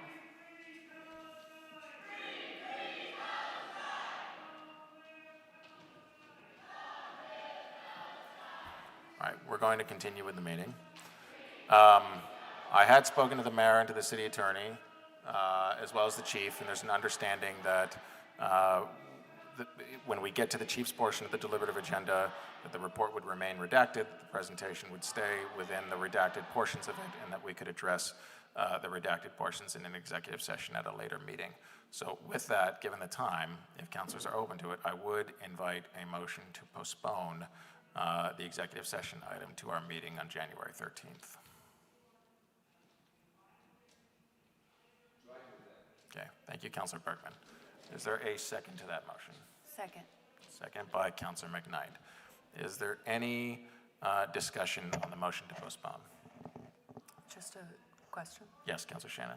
So we already voted to go into executive session. We just delayed that executive session till now, and now we're voting to postpone it. So I believe actually we made the motion to postpone this item between our first and second motion. I think we made the finding that it would be,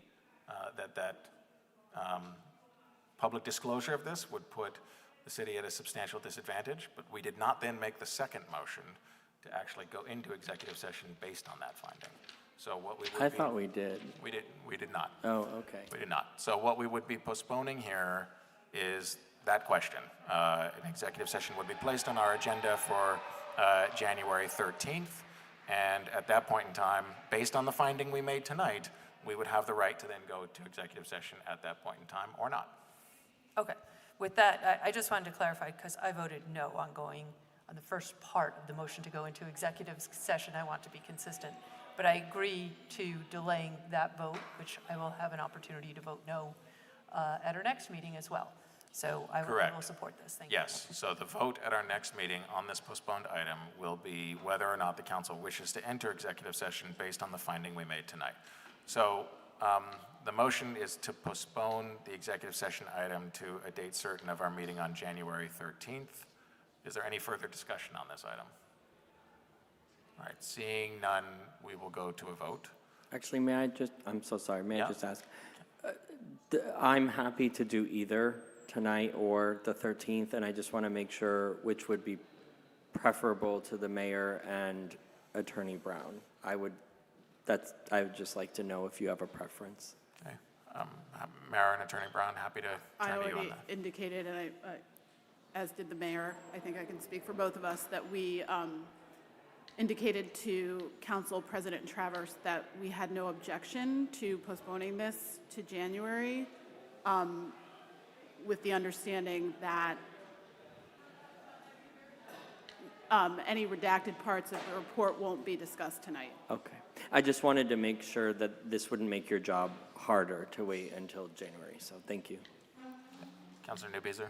I just want to clarify, so this, to be clear, when we're talking about deliberative agenda items 9, we would still engage in that item, but it would only be on the redacted report, and we'll leave the rest for later.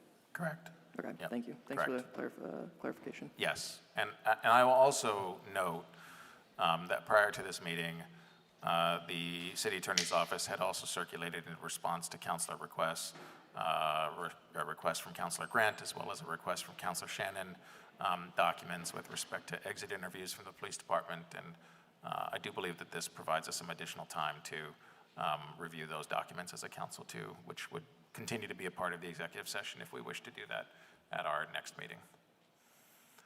Is there any further discussion or questions on the motion to postpone? All right, seeing none, we will go. Sorry, Oh, I have sorry, a go question. ahead, I Councilor Broderick. missed the button. So does this mean we are only postponing item 2.1 and not item 8.9? Correct. Thank you. Yes.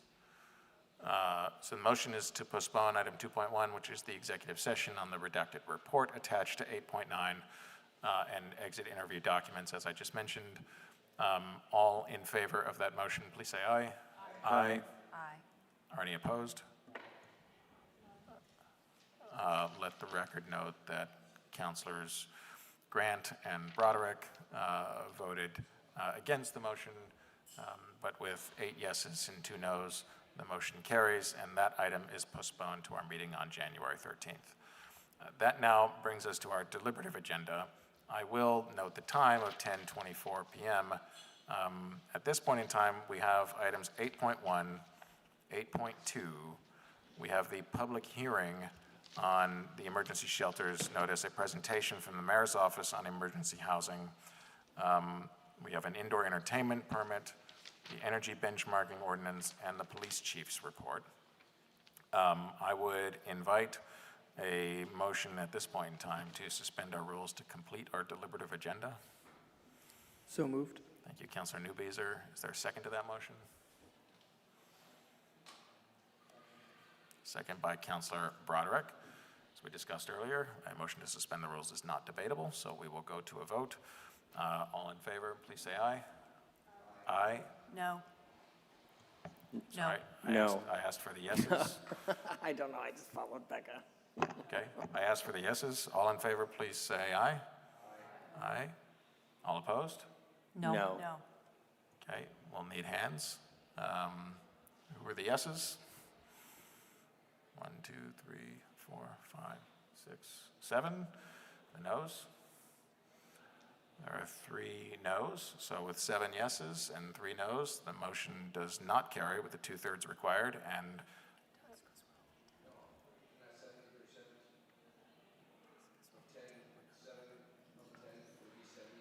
well, it's a question for the city attorney's office whether we are 2/3 of the 10 that are here, or are we 2/3 of the 12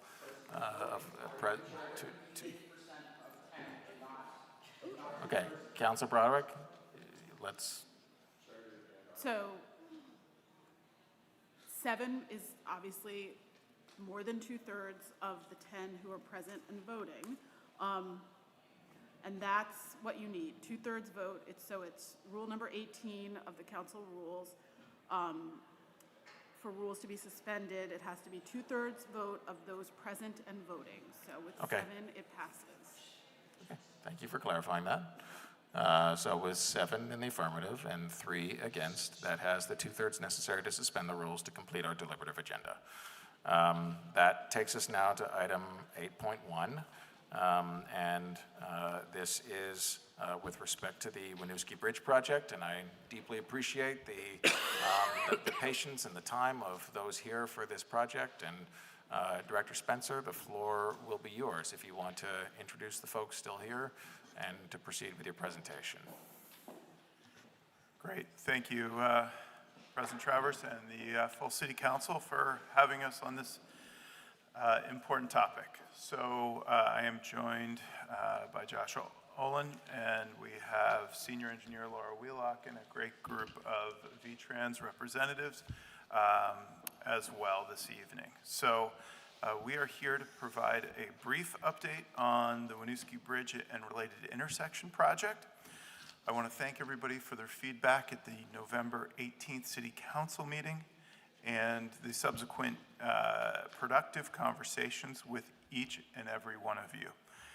We had a very well-attended public forum last week at the Main Street Landing, and pleased to report that the City of Winooski has previously approved the base technical concept, and we are returning to you all to seek the same. I want to say there's been not only productive conversations with councilors, but many community stakeholders along the way. And whereas Winooski approved the base technical concept without additional conditions, we, in the memo in front of you tonight, have listed 20 conditions that came from your input and the input of the public that we are proposing would be included in Burlington's letter supporting the base technical concept. So we need to remind ourselves, too, that we're only at conceptual design and that we will be continuing to work with you all and the public as we progress to preliminary design. And with that, I'm going to turn it over to our team to present. Josh, do you need to be promoted to a panelist? We can do that. Yeah. Okay, that would be helpful. Thank you.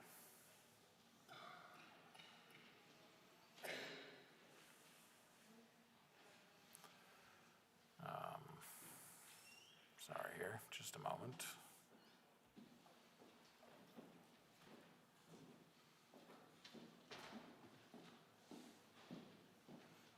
Oland, right? Okay. Should have that option now.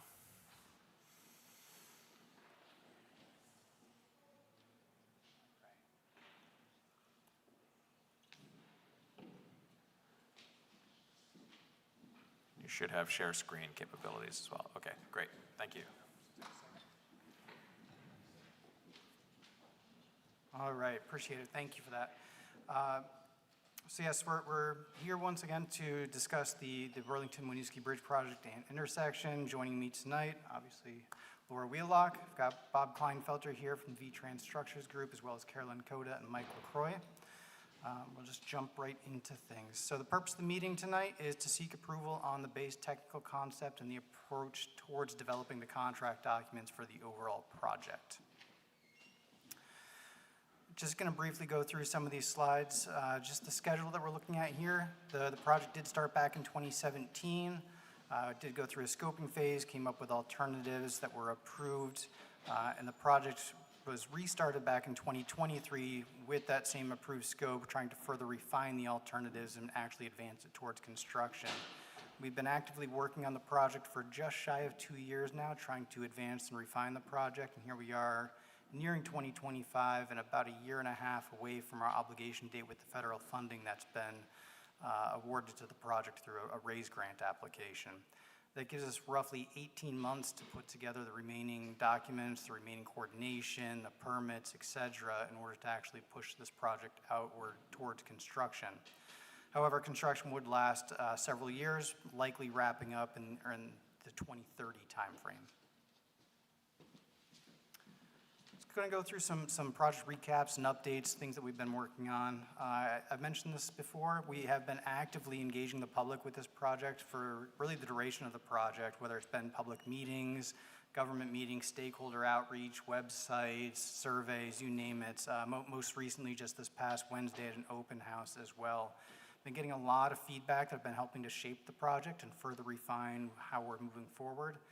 As well as engaging some of the stakeholders you see up here on screen to help us understand maybe how to construct the project and really benefit traffic movements around the area and for the users long term as well. A lot of that public input has been circulated around the design team, and it's let us really start to refine the project that's already been through its scoping phase and approved. One of those first things we looked at was merging the intersection and the bridge projects together for one holistic project, one overall site. We've been able to go back and reassess some of the original scoping conditions, some of those things that have already been approved, and really reaffirm and confirm that they are still accurate and valid, even with the changed traffic from pre-COVID, during COVID, and back up to where they are, again, to their pre-COVID numbers. That's also let us look at different intersection configurations and refinements as well that we've talked about, as the curvature of the bridge and the alignment on the bridge have also changed. But beyond that, and more specifically, we've been, with public feedback, we have changed the shared use path on the downstream side of the bridge from 12 feet to 15 feet to add increased active transportation facilities on the bridge itself. We've also improved the bike and pedestrian facilities or connectivities through the intersection, giving that shared use path on the easterly side to continue all the way through past Barrett to allow for potential future connectivity up Colchester. We're also further reviewing the left turns out of Mill Streets. That was something that we heard last time. We are taking that under additional consideration to the extent we can. We've also been looking at traffic calming through the intersection. We know that's been a big topic. We've talked about whether it's been truck aprons and the turning radii to slow movements through the intersection, visual narrowing, curved bridge, and just intersection geometry in general. So these are some of the project refinements that we've been looking at as we actively continue to progress the project, and we still have time to refine these items, but we're looking for that feedback on the framework of the project to continue the coordination and still meet all of our schedule obligations. So that leads us into the base technical concept. Again, this is the framework of the project. We're still looking to make refinements. We're still actively refining the project, looking to make improvements, and looking to write down that contract language. You've got the existing bridge or intersection and bridge here on the left side of the screen. You've got a rendered image of that same image on the right-hand side of the screen as our base technical concept. You can see the intersection itself is a four-way signalized intersection at Riverside, Colchester, and Barrett. And in the distance, you can see the shifted alignment bridge that has a slight curvature to it that allows traffic to be maintained partially on the bridge while it's being constructed. Taking a look back from Winooski into Burlington, again, you can see that shifted alignment a little bit to the upstream side. And you can see that changed intersection in the background as well, where Riverside and Colchester come together with Barrett. And then looking at the easterly view here, just giving a different viewpoint of the bridge itself. You can see over in Winooski, we have shared use path facilities going through the park there in that kind of westerly quadrant. The bridge itself will be opened up to have the same hydraulic opening, the same river capacity, thinking about resiliency for the future. And again, you can see the partial intersection over here on the right-hand side as well. And then taking more of a pedestrian level view of the intersection here in Burlington, the one on the left is the version that really kind of blends or marries itself with the curved bridge alignments. The one that we are showing is the base technical concept. The one on the right here is a conceptual on-alignment solution. It's a little bit varied, but it still shows that same connectivity with the paths extending from the bridge through that intersection.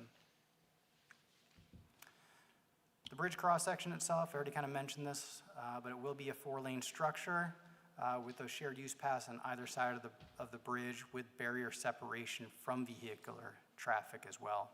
And as I mentioned, the one on the downstream side of the left-hand side of the screen here is going to be widened to 15 feet, where the upstream side on the right here is going to maintain at 12. With that, I'll pass it to Laura.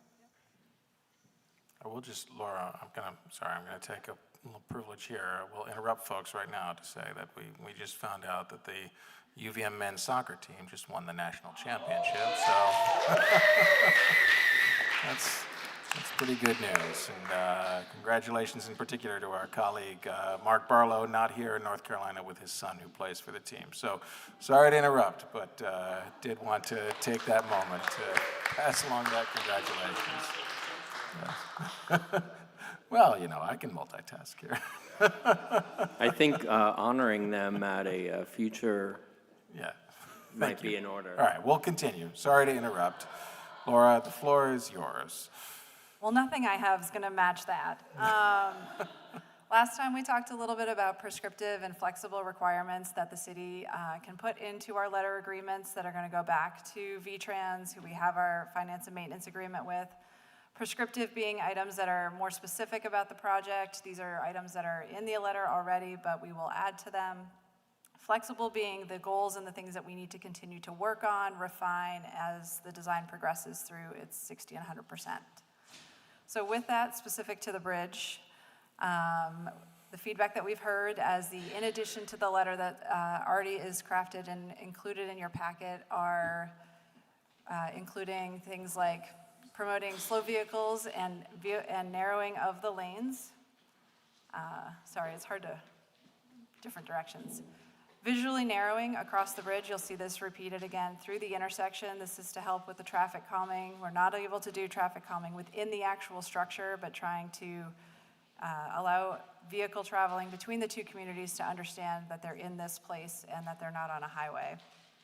Drainage such that it does not impact the bicycle and pedestrian areas, so that the water just doesn't shed from the vehicular lanes to the very outside of the bridge, and traffic management and emergency response as priorities during the construction. For the intersection, this list is a little bit longer. First starting with the shortest crosswalks that are possible, further reviewing the left turn out of Mill Street, strong support from the community meeting that we had this past week about an exclusive pedestrian phase, but also allowing for a leading pedestrian phase if that's what's recommended to us. Having a robust gateway design.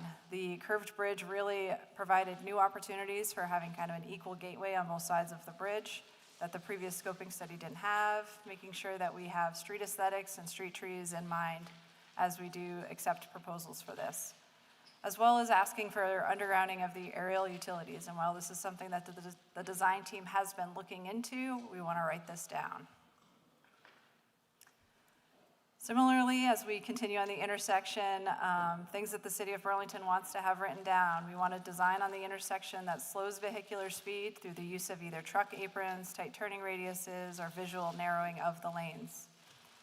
We would like in-road bike markings. We would like a design that is focused on bike transitions and at the conflict points. Colchester Ave is going to be a challenging street to have bicycle traffic merge in at any point in time, and doing that with the rest of the intersection is going to be really important to focus on. And lastly, but maybe not leastly, we want to allow for proposals that will allow a protected bike facility throughout the entirety of the project limits. While we can't start with a design that does this, we can certainly accept a proposal that does. And of course, that's all of the functional things that we're looking at, all the safety operations, but there's also the look and the feel of the actual bridge itself that we're not losing sight of as well. We want the entire site to be visually appealing as well as safe. So one of the major focuses of our last open house, and it's still an ongoing survey and we'll continue to have coordination, is bridge aesthetics altogether. We're specifically looking for feedback on the railings and the lights that are out there. There's an online survey. We got a lot of feedback at the open house in terms of what's appealing. We're going to be taking that information and pushing that into the contract documents as well.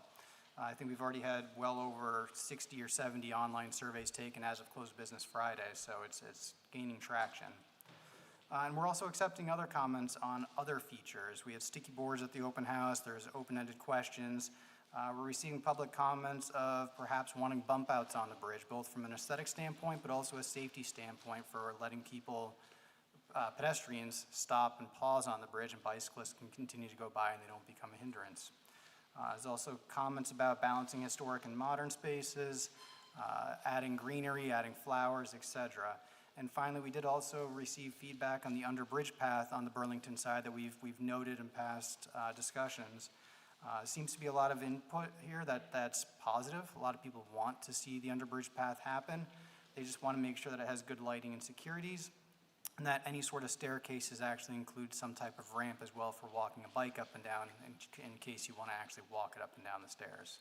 So lots of good input coming in. These are all things we're going to continue to evaluate as we put all the safety features in place and then put all the aesthetic features around it to, again, make it one unified, appealing place to be.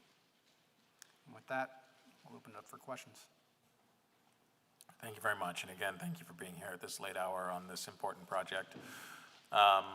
We will, well, if I may first, actually, Councilor Bergman is a member of the TUC.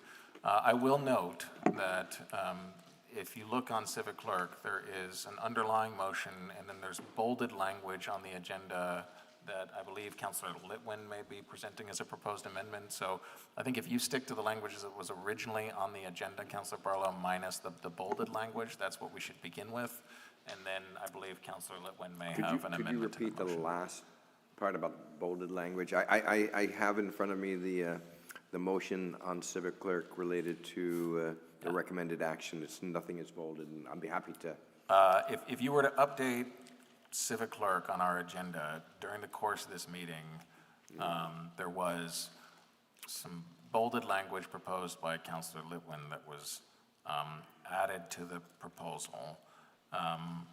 If you have up the language that ends with hereby, then that is the original language that I would propose we move with.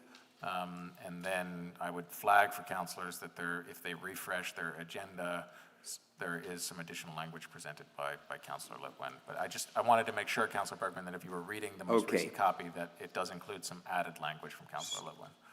Okay, so I see the bolded now that I'm refreshed. Do we know which attachment it is? Excuse me, you're not in order, Councilor Litwin. Should I, and I'm happy to make the motion to go up to or including the bolded language? Well, I think either or. But I did want to just flag for you that the bolded portion is not the original language that you perhaps saw when you were first reading your agenda. Let me read up to the bolded, and I will let Councilor Litwin propose his amendment. Okay, and very good. This is new to me.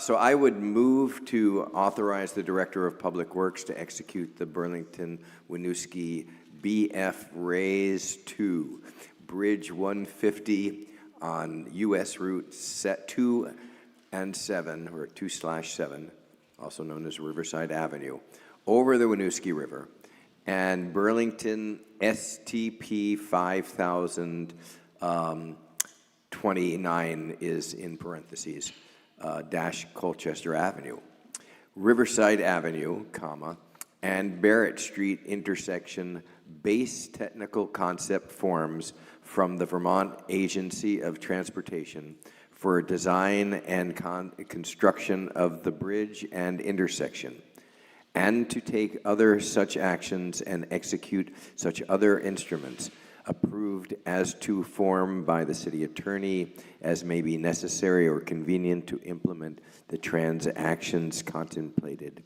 hereby. Thank you, Councilor Bergman. Got to make sure it's not STP 6000, right? STP 5000.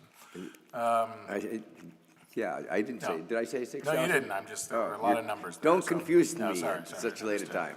time. Is there a second to that motion? Somebody second it. Second by Councilor Newpiecer. Councilor Bergman, would you like the floor back?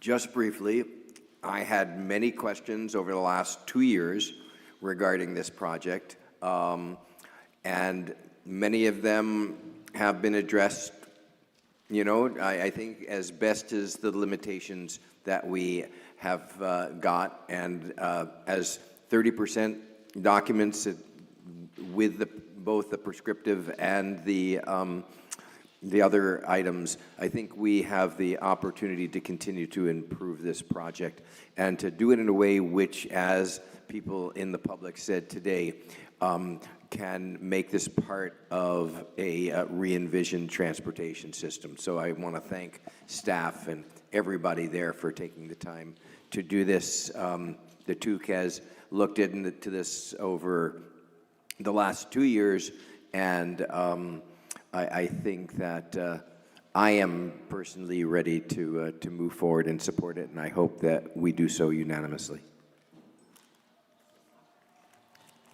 Thank you, Councilor Bergman. I think that's a celebration now outside. I hope that's for Yes. soccer. No, it's okay. Councilor Bergman, does any other councilor wish to get in the queue on the item? I was out of order a moment ago, so I apologize. I was trying to find where my amendment is with all these attachments. It's not in the attachments. You have to go to meeting files and refresh the agenda, and then from there, if you make your way down to the recommended action on the PDF agenda itself, you will see the bolded language you proposed in your motion. But as Councilor Litwin pulls that up, are there any other councilors that wish to get in the queue on Councilor Bergman's motion?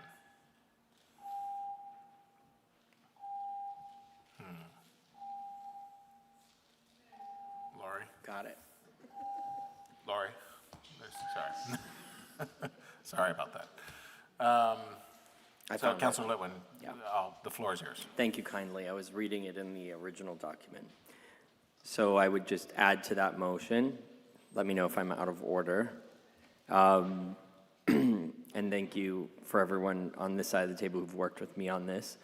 And to add on to the city's bridge conditions and intersection conditions that the design of the bridge and intersection will include attention to and make best efforts to create sightlines that can accommodate a left turn from Mill Street with a restriction during peak hours should that be deemed necessary. Okay. So I will take that as a motion, Councilor Litwin, to amend Councilor Bergman's motion by adding that language. Is there a second to Councilor Litwin's motion to amend? Seconded by Councilor Carpenter. Councilor Litwin, do you wish for the floor back on your amendment? Just briefly, I just want to say this was a hard piece to get me to a yes vote, and it was not because I didn't understand the intricacies of the hard work that you have all put in from 2017 on this. So I just want to reiterate, in no way was I trying to be difficult, but I just think that it is so important for those folks to be able to come out of their street and not have to go over the bridge, through the rotary, and back in over the bridge just to get anywhere in the city that they live. So I really appreciate you working with me and finding language that I think represents the needs of the people on Mill Street, which is a teeny tiny street but has a very big building on it. So I appreciate that. Thank you so much. Thank you, Councilor Litwin. Councilor Bergman. So I just would like staff to comment about this, including the actual language, and also comment in its relationship to the question of the prescriptive versus the, I'm forgetting what the other term is, but flexible terms. And I know that I spoke with staff about the left-hand turn and the peak limitation. So, and I sort of thought that was part and parcel of what we were agreeing to anyway. So if you could just comment about why are we doing this? Yeah, let's do that. We were including language already to continue the work to review the left turn. This solidifies a little bit more direction about the geometry of the bridge being curved to continue to allow it. A contractor would still be allowed to propose different shapes, adjustments within even the prescriptive conditions of the RFP. And so by asking for an option that preserves the ability to have sight lines to the right as you're exiting Mill Street, supports the ability for the left turn or gives it a better chance in a future geometry versus the full straight bridge just has a really hard time with the sight distances, the way that sets that up. So it doesn't change our conversation and it doesn't change the conditions that we've already listed in our communication. It just refines them a little bit more.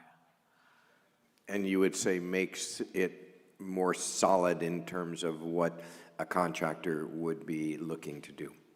That's supportive of what Correct. What I was thinking anyway, so I would be supporting this. Okay. Thank you, Councilor Bergman. The question is on Councilor Litwin's amendment at the moment. Well, actually, why don't I ask? Point of information? Yes, Councilor McKnight. Sorry. Because it's late, I just want to make sure I have this clear. Are we going to first vote on Councilor Littman's amendment and then vote on the whole thing? Well, sure, yes. So first, I'm going to go to Councilor Bergman. I'm sorry to interrupt, Councilor Kane, Councilor Bergman. I should have gone to you originally as the maker of the underlying motion on this to ask if you are friendly to Councilor Litwin's amendment. Because I needed that clarification, you would have failed to have gotten that I am now, You are friendly to it now, okay. And Councilor Newbeezer, I believe you seconded this motion. Am I right about that? I've lost track. I've also lost track. I believe so, yes. Yes. Yep. Are you also friendly to the amendment? I believe I am. I'll take that as a yes. So the proposed motion is now amended per Councilor Litwin's language, and we are now on the underlying question. Councilor Litwin, do you still want the floor? Okay. Are there any other councilors that wish to get in the queue on this? Yes, Councilor McKnight. Thank you very much. I echo Councilor Litwin and Councilor Bergman in appreciating all the hard work and creative thinking that we've seen from you on this. I know I have not been necessarily an easy person for you to deal with on this project. I think the bridge has really come along, the bridge in particular has come a long way, and the hours, extra hours of fielding questions is noted and appreciated and impressive. Unfortunately, I'm not able to support this plan yet due to my persisting concerns about speed and safety, and because I feel it really doesn't make enough progress on our climate goals. And also, I appreciate the very good additional list, but so many of the things on there are still optional, which I'm just not comfortable with.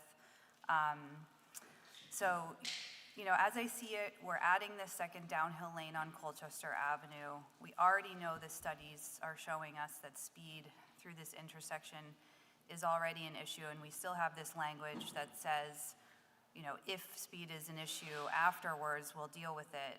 I disagree with that framing. I think it's already a problem, and we know it.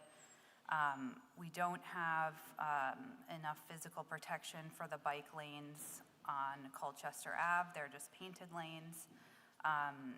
when we're asking for the contractors to consider measures to reduce speed, we don't give specific speeds, or a range as a goal, and I'd really like to see stronger language there. And then back to the bridge itself, again, the shared bike pedestrian lane is a huge improvement over what we have now, but it's still far short of best practices, which would have separate paths for bike and walkers.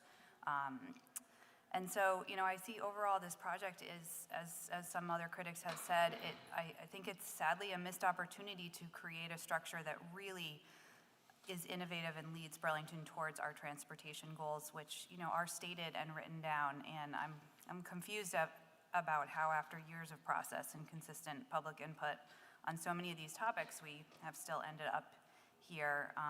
And ultimately, I just keep imagining people cruising down the steep hill that is Colchester Ave when the light is green and going, 40, 50 miles an hour, which has been clocked already at this intersection.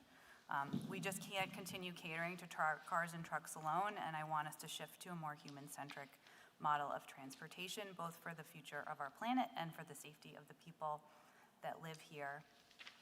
I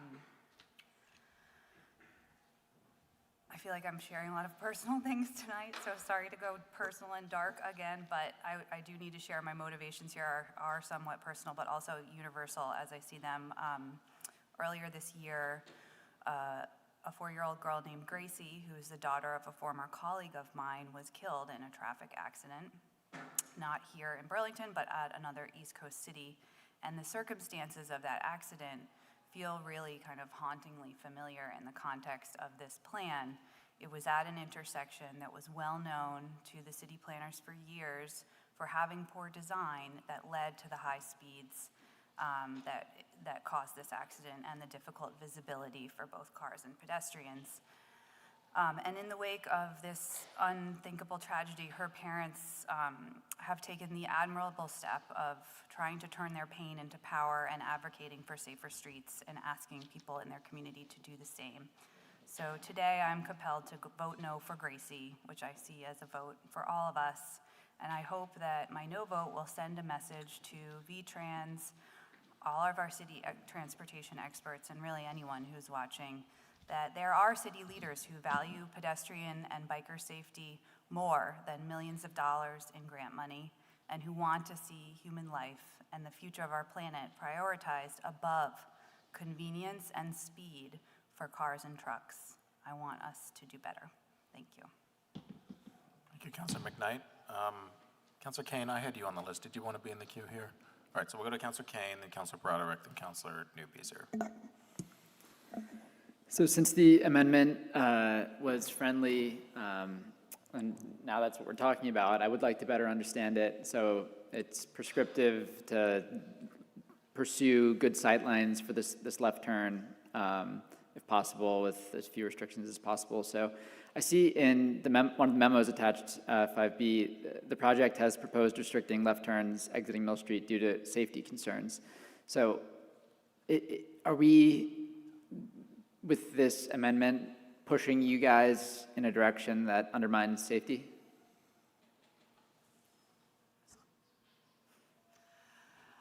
So the letter that is attached is the exact copy that we received from VTrans with suggestive language. This is where we are proposing as city staff to the city council that we amend that language to include our comments around Mill Street. The original scoping study considered the on-alignment option for Mill Street, which precluded the sightlines to even think about having left turns. What I believe that Councilor Litwin is asking and what staff is supportive of is to continue to look at the possibility of having left turns. I don't think that the statement is a guarantee that we will get left turns out of Mill Street. It's a guarantee that we will continue to try and ask the contracting team to continue to look at that option for us. Thank you. The left turn is specifically a safety concern. It's explicitly stated. So I'm not quite understanding. So we are pushing you guys to make the project less safe with this motion, is that? not the case? It is possible, yes. Okay. It was originally in the scoping study because it is believed that asking cars to wait 2 minutes, that they will potentially make poor choices in their left turn if this is done during the peak hour. This is where the time-limited restriction comes in. Making that turn at 6 o'clock in the morning is going to be easy. Making that turn 10 o'clock at night, probably fairly easy. Making that turn at 5 p.m., that's where we're concerned that people are going to make poor choices because they're going to want to turn left instead of turn right. Thank you.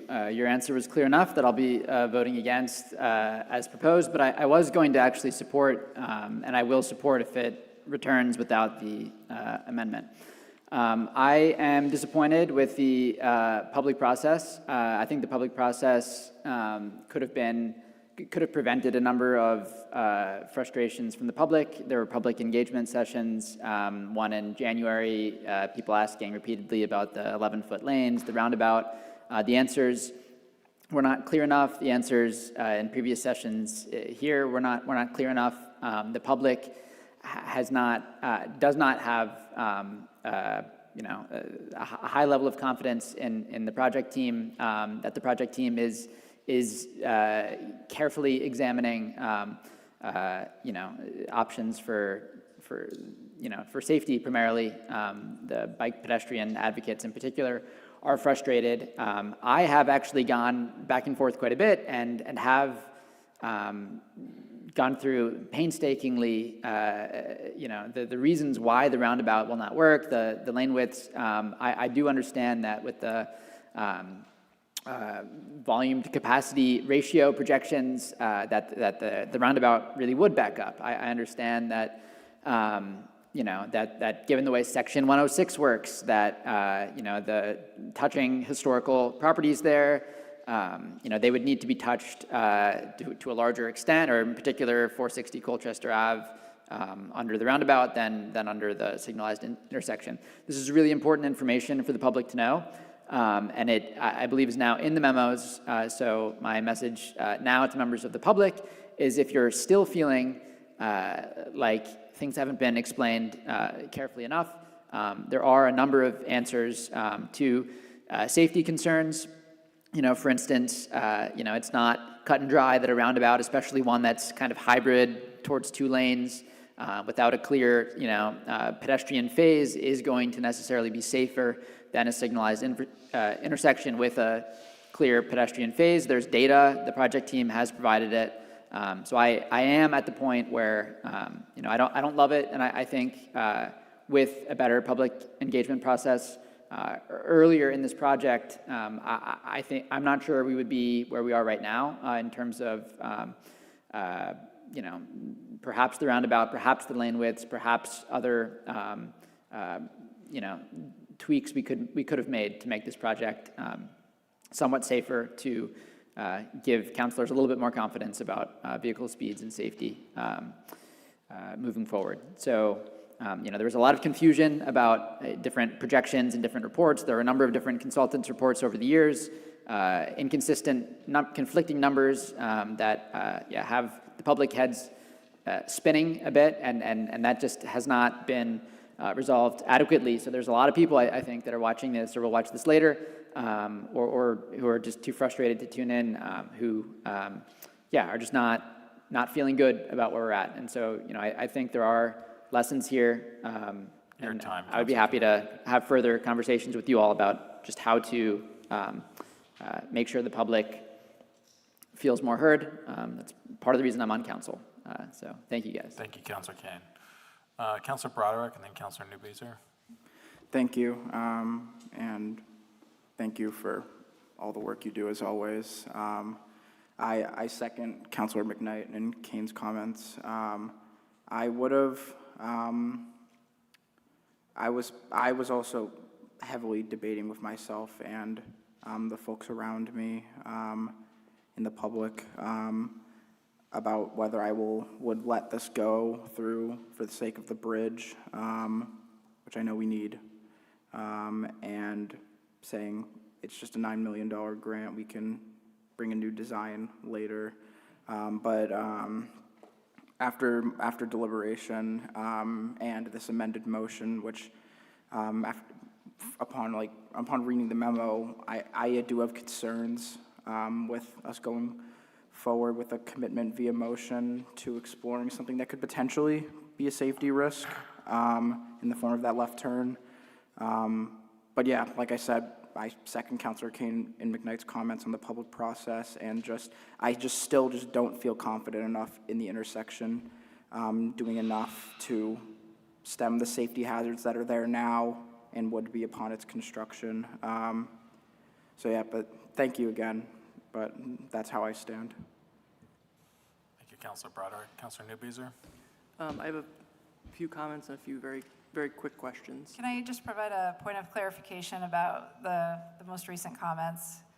There is at no point in time that a professional engineer will allow a final design that is unsafe. What we're committing to is exploring an option that could allow a safe left turn. But as a professional engineer and the other professional engineers in the room, we are not going to risk our license for a design that is unsafe. We take an ethical oath every 2 years for our licensure to make sure that we don't do designs that will harm individuals. So all that this motion and this amendment does is ask us to look to see if there is a safe design. Thank you for the clarification. I in no way meant to disrespect or impugn your motives. Thank you, Councilor Broderick. Councilor Newbeezer? Well, thank you so much for all the work on this.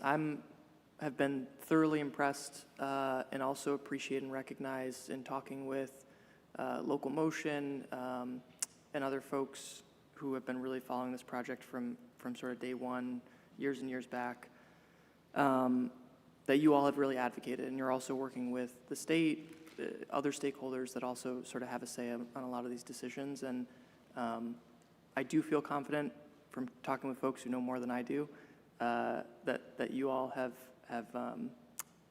pushed a number of issues that are important to our community and this council. So I appreciate that.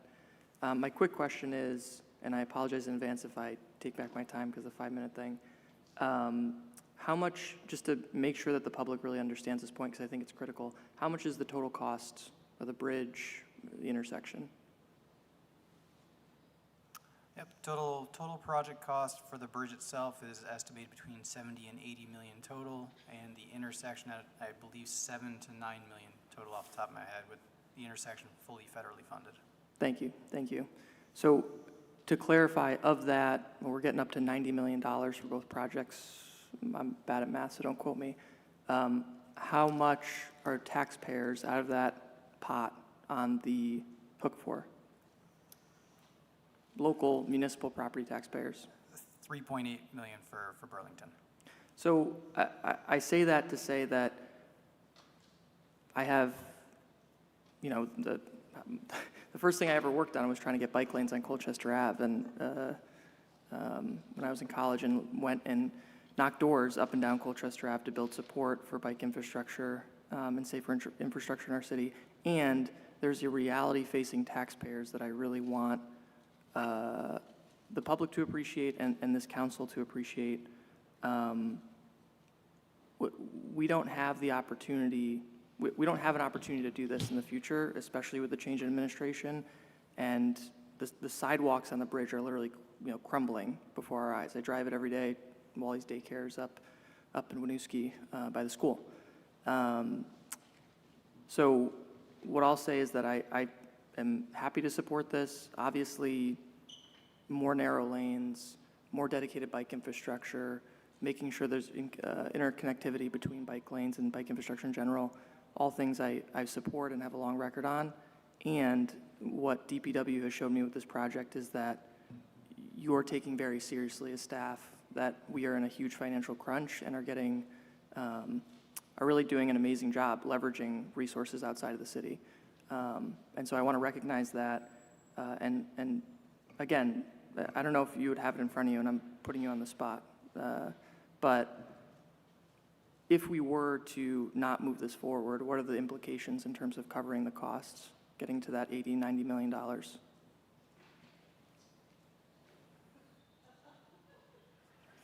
And this is, I haven't emailed you in advance, so this is off the cuff, and I apologize. Yeah, so the federal money that comes with the bridge or is tied to the bridge, it has an obligation date of September 30th of 2026. That's a hard deadline till that money is lost. If that money is lost, the rest of the federal money kind of disappears as well, if you will.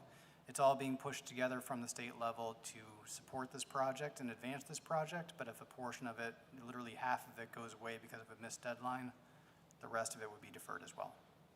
Okay, thank you for highlighting that and clarifying that for folks at home as well.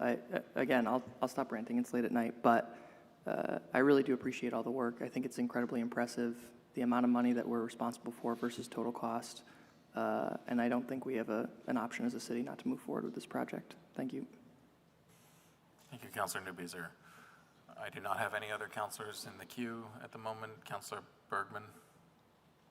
Just very briefly to say, I'm glad that you clarified the safety concern based on the amendment, because I really do not believe that it is going to make this project less safe, and that our engineers are going to let this be a less safe thing. So functionally, I am convinced that this is about what we were looking at before, but it lays out in the motion itself a particularity that at least one councilor felt was important to put expressly in the writing. But my pitch is, if you were going to vote for it without the amendment, I don't see that there is a reason for you not to vote for it with that amendment. Thank you, Councilor Bergman. Councilor Shannon is now in the queue. Councilor Shannon, after you, we're going to try to go to a vote. Thank you. I wasn't planning on talking. I didn't expect there to be so much debate, actually, about this. I want to draw councilors' attention to a letter that was sent to us by Jack Tiano, and it was a very thoughtful letter about the shortcomings in process, in design, the challenges of the project, the challenges of timing, and when decisions have to be made. And at the end of the day, while I don't agree with everything Jack says, I do agree that we are challenged with the slowness of these processes. It becomes a chicken and the egg kind of thing when we establish new goals in the middle of the process, and the frustration with not being able to integrate that within the project. And at the end, Jack concludes and advises us to support this project. And he says, the reality is that if this project doesn't move forward now, there's an unacceptably high chance, low as it may be, that the current bridge falls into the river before we line up funding again. Not because the bridge is about to cave in, but because our next chance to do this better may be very far away. And I wanted to share my personal experience. In college, I drove over a bridge multiple times a day. And one morning I woke up to hear that that bridge had collapsed and people had died. And I had to find a new route. And I was very grateful I wasn't on that bridge. So as we talk about safety, I think we really need to be looking at the big picture here. We need a bridge. And we all have our list of wants and desires, and we all want it to be more bike-friendly, more pedestrian-friendly, and more convenient for drivers. And those are all things that have to be balanced in this effort. I appreciate your efforts to do so. And if we're voting for safety, it is unquestionably a yes vote tonight. Thank you. Thank you, Councilor Shannon. We will try to go to a vote now on the item. And on this question, which is the motion made by Councilor Bergman as amended by Councilor Litwin, the clerk will please call the roll. Councilor Bergman? Yes. Councilor Broderick? No. Councilor Carpenter? Yes. Councilor Grant? Yes. Councilor Kane? Yes. Councilor Litwin? Yes. Councilor McKnight? No. I'm sorry? No. Councilor Newbeezer? Yes. Councilor Shannon? Yes. City Council President Travers? Yes.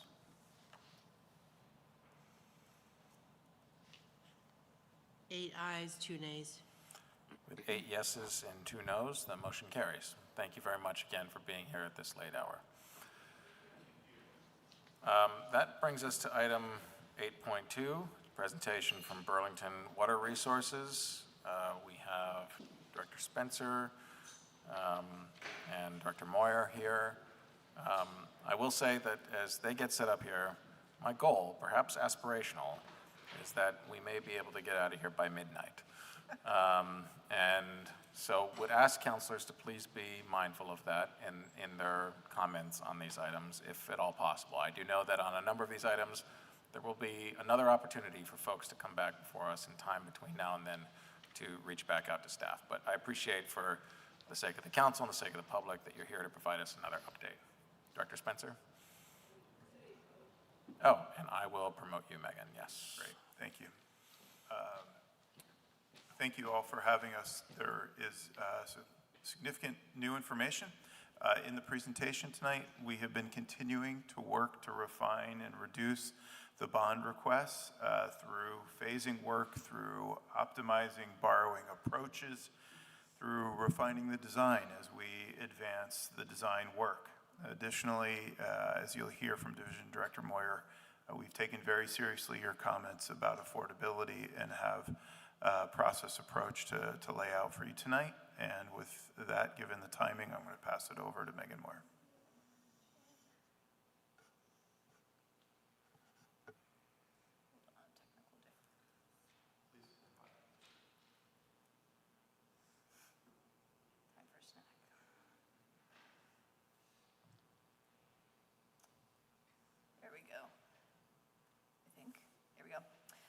Yes, so this is meant to be just a continued engagement of you all.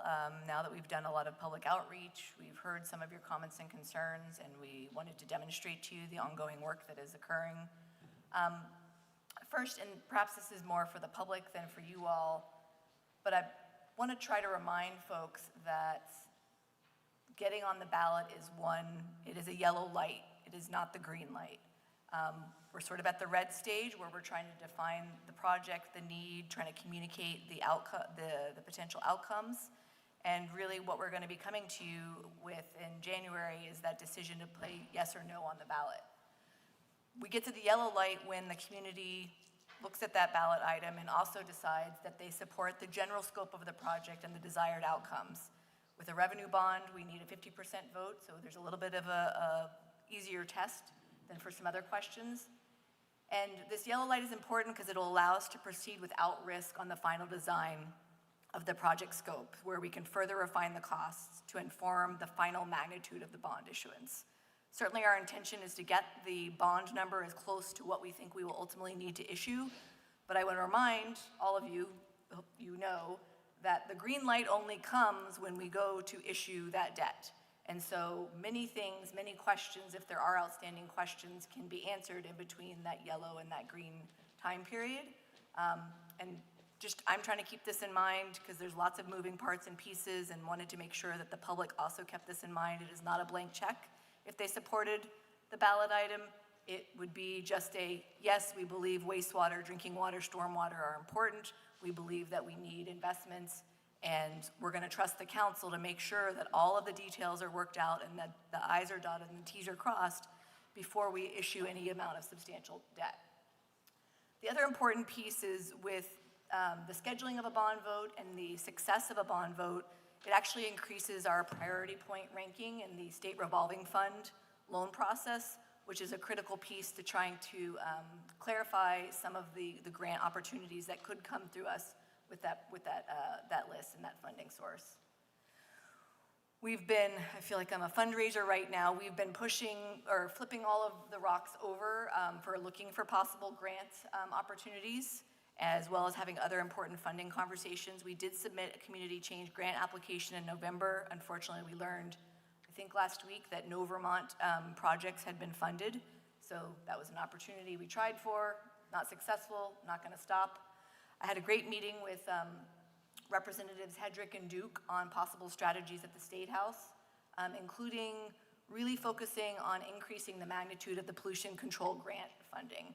That's going to be our biggest and where I'm placing most of our hope as far as getting significant grant opportunity for the pollution control portion of our work. We're also, I've flagged for them, I'm aware that there's a housing-related bill that's going to be in the State House, and to the extent that people are talking about housing, they have to be talking about water and wastewater, and they have to be talking about how they're going to support communities like Burlington who are willing to step up and build the houses, but we may need support. Additionally, on the growth side, the job side, we had a great meeting with the GBIC about getting on the regional project prioritization list, which is a key step in applying for the Northern Borders Regional Commission grant, which is not a huge grant, but any money we will take. And they will then also provide written support, letters of recommendation for any other grant funding opportunities that we will uncover. And then importantly, I have a meeting scheduled later this week with the Vermont DEC State Revolving Fund Program to discuss two key things. One, increasing the amount of SRF financing that they're willing to provide. The models that I've run so far have a sort of conservative amount, and I really want to push with them about what that program could do, because any amount of our project that we're able to put through SRF means a 2% interest rate, which is much lower than the other types of interest rates that we would be eligible for. And they're the ones, and that is the list, that would potentially provide the pollution control grant funding. Significant portions of our project, particularly all of Main Plant with the increased phosphorus removal, should be highly eligible for this pollution control grant funding. On the order of, based on the calculations I've done, up to 20% of that project could be eligible for this money. The question is the state going to be able to fund it? And are we also going to gobble up all the money in Vermont, which I think the state needs to consider, because while I'm happy to gobble up the money, there are other communities who also need it. As Chapin mentioned, we've been working hard to hear what you said about what can we not do right now. Many of you know that shortly after the last meeting, we did remove the $14 million that was originally allocated for the siphon, and we're kind of providing some rationale and some risks. Each one of these has an associated risk. The rationale for removing the North Plant sewer siphon is it continues to appear to be eligible for the FEMA funding or hazard mitigation funding. If we were to have another storm-related failure, hopefully that doesn't happen, but if we had a storm-related failure, FEMA would then pay for those repairs. The major risk is if FEMA doesn't fund it, and then the siphon breaks due to something unrelated to storm events, the city would be on the hook for those costs. And that did happen with the first crossing back in 2005, 2006. There wasn't a storm event, and because of erosion in the river, maybe some elevated spring flows, but it wasn't a FEMA event. It did break, and the city was on the hook, and I think we're still paying for that project. So that's a risk. We have been looking at one component of the wastewater treatment plant, specifically related to dewatering upgrades. This is the process where we take the solid part and we try to squeeze as much water out of it so that we can either send it to the landfill or send it to New York where they compost it. And the reason why we're willing to look at this is, as water quality professionals, this is the only part of our project that if we don't do it and it fails, it doesn't have an environmental impact. The impact that it would have would be a cost impact. If it failed and we would have to process sludge, we can't store it on site forever, but it's not going to create an environmental hazard like some of the other things might, should we choose to not pursue them. The other reasons for postponing that is there are still some unknowns in Vermont about the future of biosolids, if there's going to be more creative solutions, if there's going to be a regional solution. We're going to still have to do something on site, but what we do could change slightly depending on how some conversations go, so it could be strategic to postpone that.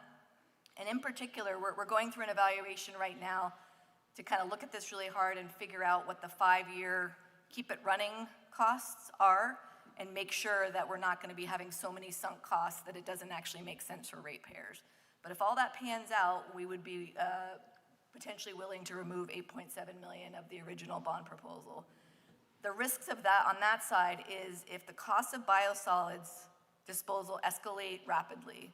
So if regulations change and all of a sudden we can't send it to New York, Coventry says no more, and now we have to start shipping it to who knows where, we could be facing a real crunch and having to do immediate capital upgrades to be able to do that. And then depending on all the grant funding that I'm hoping to grab, maybe we would still have bonding authority, but if we didn't, I would be coming back to you and having to do a standalone bond or some other type of funding in order to make those fixes. The last one is that, with every turn of the wheel in any project, there's lots and lots of contingency built in. And with this last turn that we've done in this last couple of months, it is acceptable and standard practice to adjust design contingency downward. And by doing so, we are squishing that number down right now to the tune of about $6 million. The challenge with that is if we take away too much contingency and then we end up, it could end up reducing flexibility for delivering the full scope of the project. I think we've all been in meetings where we have to approve more money because the contingency wasn't enough, and so we're really trying to balance that.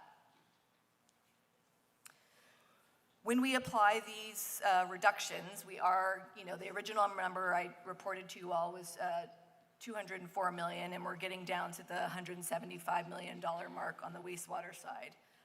That's been the bulk of our effort in looking at the scope reductions. That number is hopefully going to move around. I'm working to put the pencil down and make sure that we're not missing on anything else. The other thing that we're doing simultaneously, because we also heard, well, maybe we do the project, but we stretch it out. And this is still us asking for the full bond proposal, but showing that by stretching it out over multiple different contracts and scopes, a couple things can happen. We can leverage the maximum SRF subsidy. So the way the subsidy program works, which is a loan forgiveness, it will actually sometimes give you subsidy per project. So for every project you do, you could be kind of accumulating additional subsidy. And then by stretching it out, in the case of SRF or WIFIA funded debt, we can leverage the deferred payment option where you don't have to start paying for the project until 1 year post-project completion. So with discussion about whether or not this is sort of heading in the right direction, we would be taking this and generating some revised debt scenarios using our financing consultant, PFM, to report back on to you all. So with all of that in mind, I wanted to stress that this very scary graph is meant to be a conservative estimate. And I very much hope that even by the time we get to the bond, the question of putting the item on the ballot, and certainly by the time that we go for significant debt issuance, we would have a much better picture of what this looks like because of all of the things that I mentioned. Currently, my goal would be to deliver to you all a very detailed technical memo by early January that lays out all of the assumptions, the calculations, what's in, what's out, all the tables, so that you have all of that background, because all I've been doing is showing you these very juicy slides, but there's a lot of work behind it. We've also been wrestling with affordability. We met with the TOOC and started this conversation, and where I'm at and sort of what my proposal is that ultimately the determinations and the affordability benchmarks and the methods for ensuring equitable burden, not equal burden. Right now our affordability program gives the exact same amount of discount to every single person, and that's maybe not the correct approach. But it's really complicated. When we talk with our rate consultant, when we talk with other communities, nobody really has the true benchmark of how much you should be spending on your wastewater bills. The only benchmark that exists, and we don't think it's a great benchmark, is from the EPA, which says it's fine to spend up to 4.5% of your median household income on these types of expenses. That doesn't recognize the immense challenges that we have in Burlington and in Vermont with some of the additional costs. And so we're really trying to figure out a way how we can incorporate those.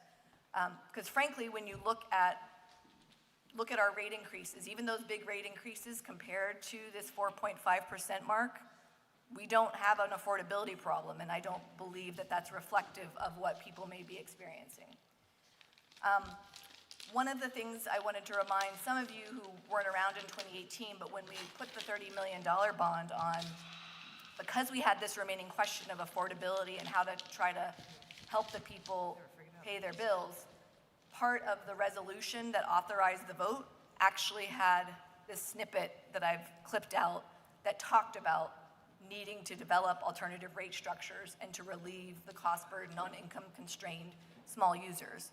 And so part of the conversation I would like to have with you all is, if we don't have it all figured out, because I don't think that we will, having some sort of language like this that directs DPW to prepare, make some policy goals, give us some direction as to where you want us to go, but make sure that we're not getting one thing without the other, that before we would do significant debt issuance, we would need to be able to prepare and deliver a proposal to you. When we were directed to do this in 2018, by FY21, we did it. And I thought, from a policy statement, this statement at the top is really important to me, because this is what we're wrestling with, that an affordable water bill is one that a household can regularly and successfully pay on time without compromising the ability to meet their other essential needs. I don't ever want somebody to be choosing between paying their water sewer bill and paying for medicine or something like that.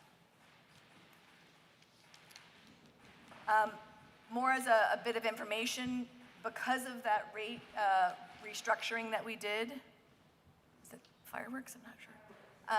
Because of the rate restructuring we did, we changed our rate table a lot. It is very complicated now, and in particular, one of the things we did was create the tiered rate structure down here for the water side.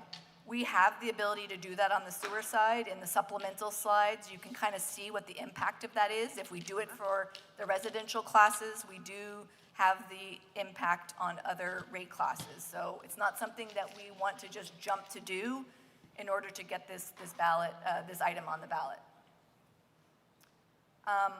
Couple of updates on the affordability program enhancements. We had a great meeting with Seattle Public Utilities, who have cracked the nut on how to reach renters, which is a customer class that we're not usually able to reach because they don't directly pay their water bill.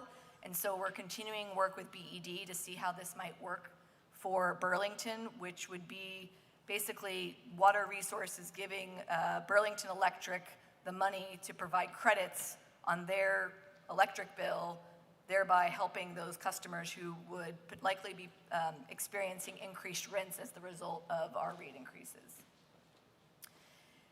And then lastly, we've had a ton of outreach. We've had some really great tours. You all, counselors, are going to be receiving a direct invitation. We believe that you hopefully will be able to make the time to come and see the wastewater treatment plant before you make this important vote. And so we will be in touch with you on that. And with that, I will pause. Thank you very much for that updated presentation.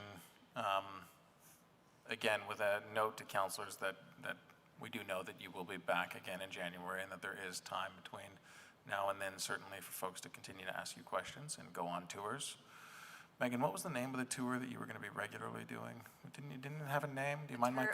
Tours on the third Turds Day of every month. Thursdays, right, exactly. Yeah, sorry about that, but I loved that. So we should do it on a Thursday. Sorry. So, Can't laugh at this hour, I don't know what you okay, sorry. So with that, certainly the floor is open for any counselor questions, comments, feedback at this point in time. Counselor Newbeezer and Counselor Shannon. I'll keep it brief because we are late and there's more time to talk, but I appreciate you all soaking in, and clearly this presentation reflects taking the concern of affordability this council communicated really seriously and trying to find ways to creatively cut costs. And so I appreciate that. I will also just say I think the water department has really led the way in terms of affordability over the last number of years now. And so I'm really both grateful for that work over the years and the fact that we are not resting on our laurels and are working really hard to figure out how we protect ratepayers and working class and middle class ratepayers in the city is commendable and appreciated. So thank you. Thank you. Thank you, Councilor Newbeezer. Councilor Shannon? Thank you, President Travers. Thank you for this presentation and working further to reduce the costs and evaluating what the risks are in doing so. I am worried that going forward with a bond of this size, it could fail. And that puts us at great risk. I'm wondering if, I forget what year we last had a very big bond vote that all gave us this sense like we're going to do all this work and we're going to be done. And Megan, you were very clear with us, no, we're not going to be done, as much as we wanted to believe that at the time, and that bond pales in comparison to what we have now. But spending this much money, we know can't happen quickly. It's going to have to happen over time. We can't spend all this money in a year, and we're not planning on spending all of this money in a year. I wonder if I think it's very good to do this work and have the whole lay of the land as to what we're looking at, which we have not previously had. So that is really helpful.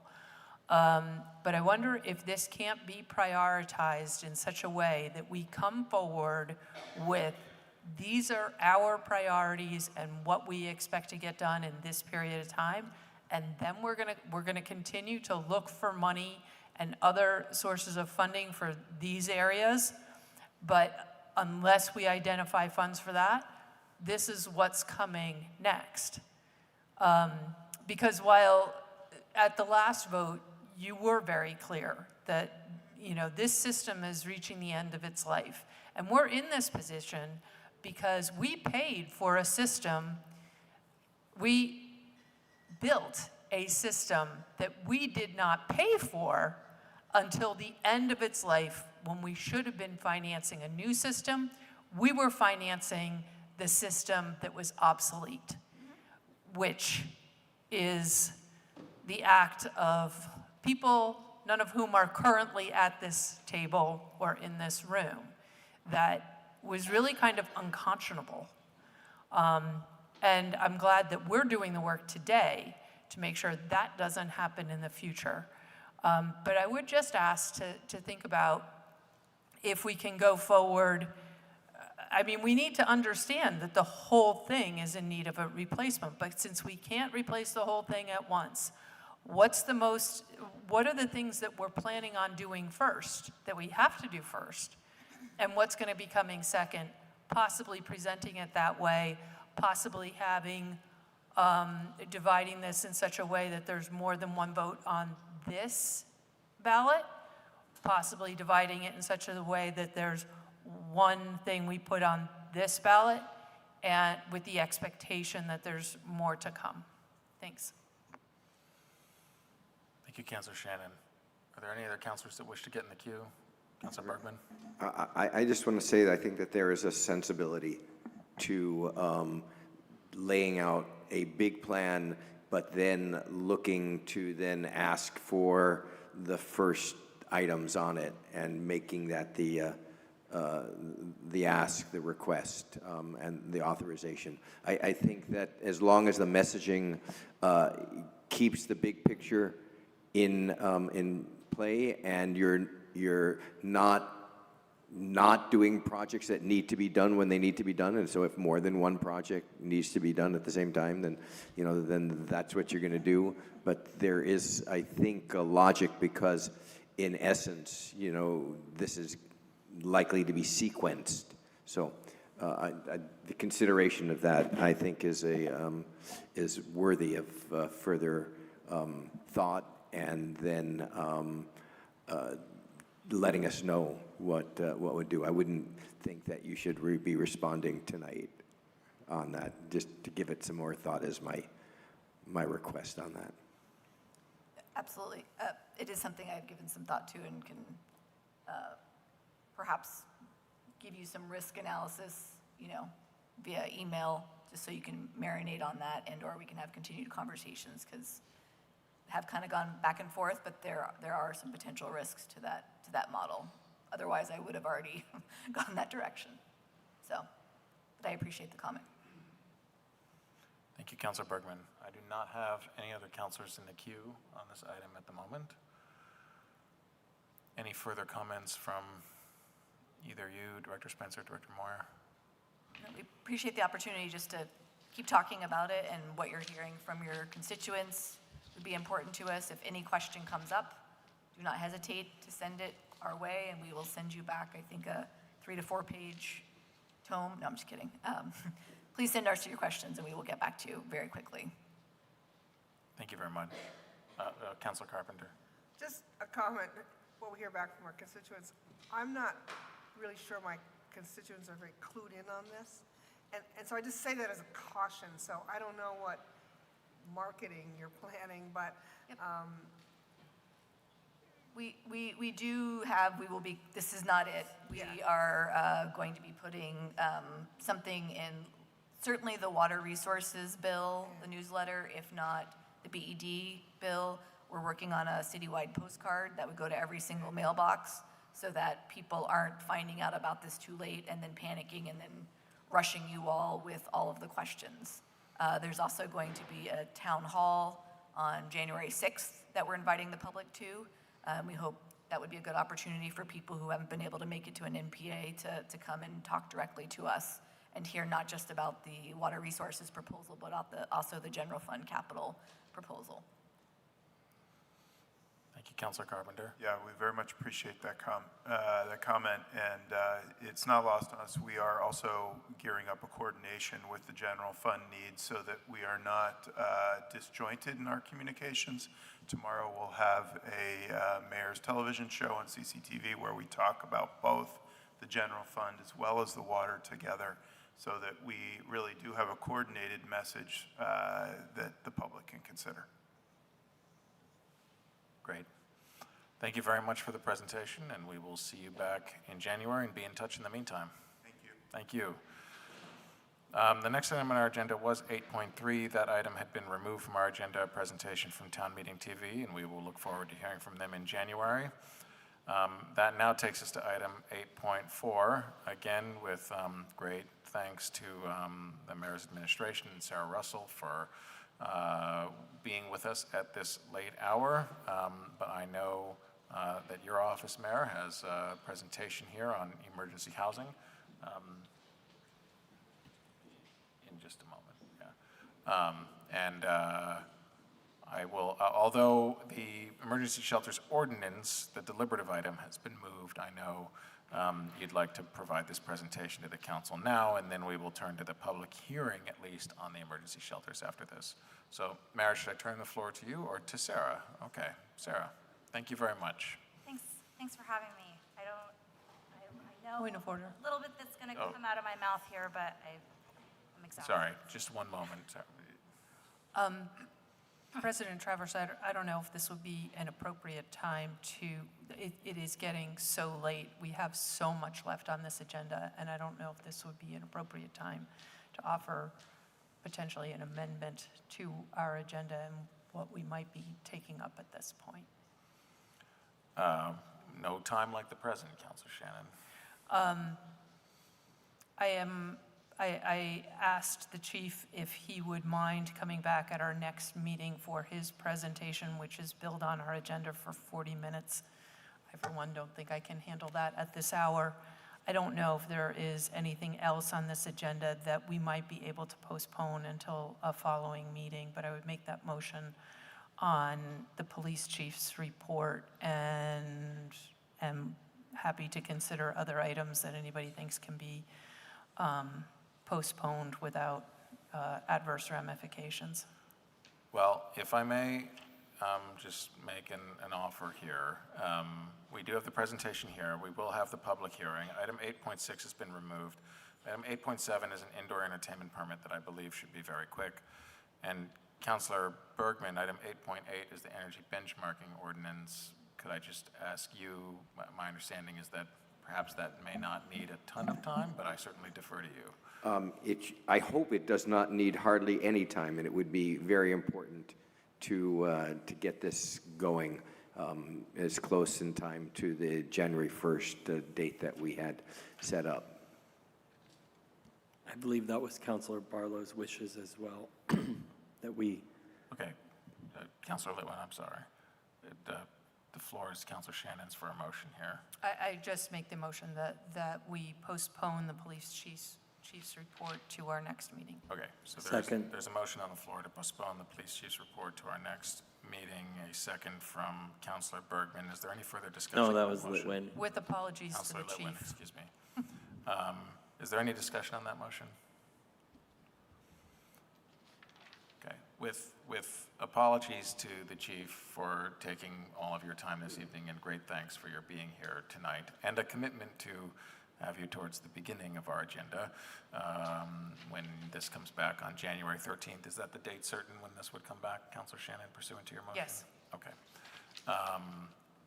With no one in the queue and with those comments to the chief, we will go to a vote on the motion to postpone item 8.9 to January 13th. All in favor, please say aye. Aye. Aye. Any opposed? That carries unanimously. And again, thank you very much, and regrets to you, Chief Murad. So Sarah, we will turn back to you now for item 8.4. Thank you. Thanks for having me tonight. So as you all received along with the agenda was a memo that detailed some updates around homelessness. There were updates around the number of folks who are unsheltered right now. There were updates around the motel program, deployment of resources for people who are outside, a storage pilot that we would like to consider pretty rapidly here, updates about the General Assistance Emergency Housing Program, and then some notes around expanding shelter capacity. So I don't need to go through each of these. If you all have questions, I'm happy to. I know there were some requests for discussion around the storage piece, but if you want to, I guess I would just open it up to any questions that you all have. Thank you, Sarah, and again, thank you for being here at this late hour. Mayor, anything further on your end, or may I open the floor to I think you should councilors? open the floor, and I'm Okay. happy to tag team with Sarah based Great. on what people are Thank interested you. in. Do any councilors have questions or comments for Sarah or the administration? Councilor Litwin. I'll be brief at this late hour as I start to get slightly delusional, but I want to appreciate this memo. I did take time to read it, and I appreciated all the effort that you put into, and it's not easy to get that information. I know what it takes to do, so thank you. I just want to bring up for the broader audience here that there was a little bit of an email discussion about where to do this pilot project, and certainly maybe there's some discussion about do we do the pilot project, but I'm a supporter of the pilot project. I think we have the funding to do it. I think it makes a lot of sense. I love the idea. I think it's environmentally friendly. I think it centers the humanity to not throw out people's tents and belongings that can't carry them with them all the time or during winter. I'm sure if activated, this program, you will execute it well so that people's belongings are searched and made sure that they're safe to store, and that, they're in a great secure location. The one thing I would just ask us to consider as a body is where is that appropriate location? I understand that you've done some work, some research to try to identify where that is and use some metrics that you established, but I'm not sold that Battery Park is the most appropriate location. We've had 2 work sessions with the mayor on the policy to support the unhoused. And in those work sessions, we specifically talked about the impact. There was a commitment to not cite things and sorry, my brain is going out, but that would potentially have an impact on recreation. And I think, broadly speaking, at least for folks from the New North End who have to drive by Battery Park and would like to use Battery Park, there's an opportunity for us to consider whether Battery Park is appropriate for that, or if there's some other wonderful location that we could identify to offer this importance, from my perspective, important service. So I just ask that we look for a new location if possible. I think that what we're trying to do, I think right now what we're seeing in Battery Park is an increased number of folks who are rough sleeping. We're seeing that across the city, where there are folks who aren't even necessarily in tents, that they're not establishing a campsite, that they have a lot of belongings with them and they're sleeping on the ground or in our doorways or sidewalks or under the bandshell, which is really the only kind of covered, location that provides any kind of shelter from the elements. And I see the impact right now that there are folks who are sleeping there. There, is on occasion an accumulation of belongings there, which is already impacting the park space. But I think you're right. We want to make sure that we're balancing those impacts, on the community as a whole, and additionally wanting to make sure that we're citing any kind of storage in a location that is going to be highly utilized by folks. If they have to walk across town with their stuff, they're probably not going to do that. So I think somebody asked about the success of the program. Councilor McKnight, you did, and I think the success of the program is that we have a container, where we're able to store folks' belongings, and they're utilizing that. We do have experience managing a storage location, because we provided on-site storage when we operated the shelter, the winter shelter, the seasonal shelter last year at the VFW. We had a storage container that was on site. So there is precedence in terms of operations. But I think what we're really trying to do is take an evidence-based approach to identifying where the best location is, making sure that we're balancing all of the things that you're bringing up tonight. Thank you, Councilor Litwin. Councilor McKnight.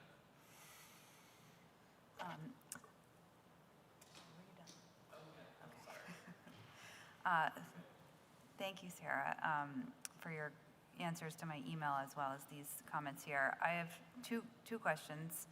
I'll try to keep it pretty brief. The first is, I'm just wondering if you could describe, physically, visually, what you're thinking for the storage. Like, is this a U-Haul? Is it on wheels? Is it a permanent thing? I just want to be able to really wrap our heads around that. That's question number one. And then question number two, I know that, and this is potentially a question for the mayor as well, I know that you all have been working and had the conversation with Governor Scott to really drive home how serious this issue is and how much we need state help. And I don't know if happy is the right word, because we need so much more, but I was glad to see the state did end up opening the two family shelters that you mentioned in your memo, and it seems like they've had a small impact on reducing the unhoused population here in Burlington. So I'm just wondering, what is the status of those discussions because in my opinion, we should be advocating for that type of support, like times 1,000 from the state. And so I'm just curious if there's a next step there. I know it's on our list of legislative priorities, but if there's anything, it's going to be a long time before the legislature gets to that. So I'm hoping there's maybe something in the middle that we are working on, if you can speak to that. Thank you. Yeah, sure, yeah. So the container that we utilized at the VFW shelter was really convenient because it's weatherproof and it's secure. Like, you can't break into it. So it was very secure. It's a metal container. I don't know what you call it. It's a large storage container. I think it was about 20 feet long, but they come kind of like, maybe a shipping container, you could call it that, but yes. And so they come in varying lengths, and we had a 20-foot long storage container, which may not need to be that large for this pilot, but that's what I envision using. In terms of your other question, and I'll definitely would love for the mayor to jump in on this as well. I think that one of the things that, from my perspective, I would say is that there are state funds available to stand up emergency shelter.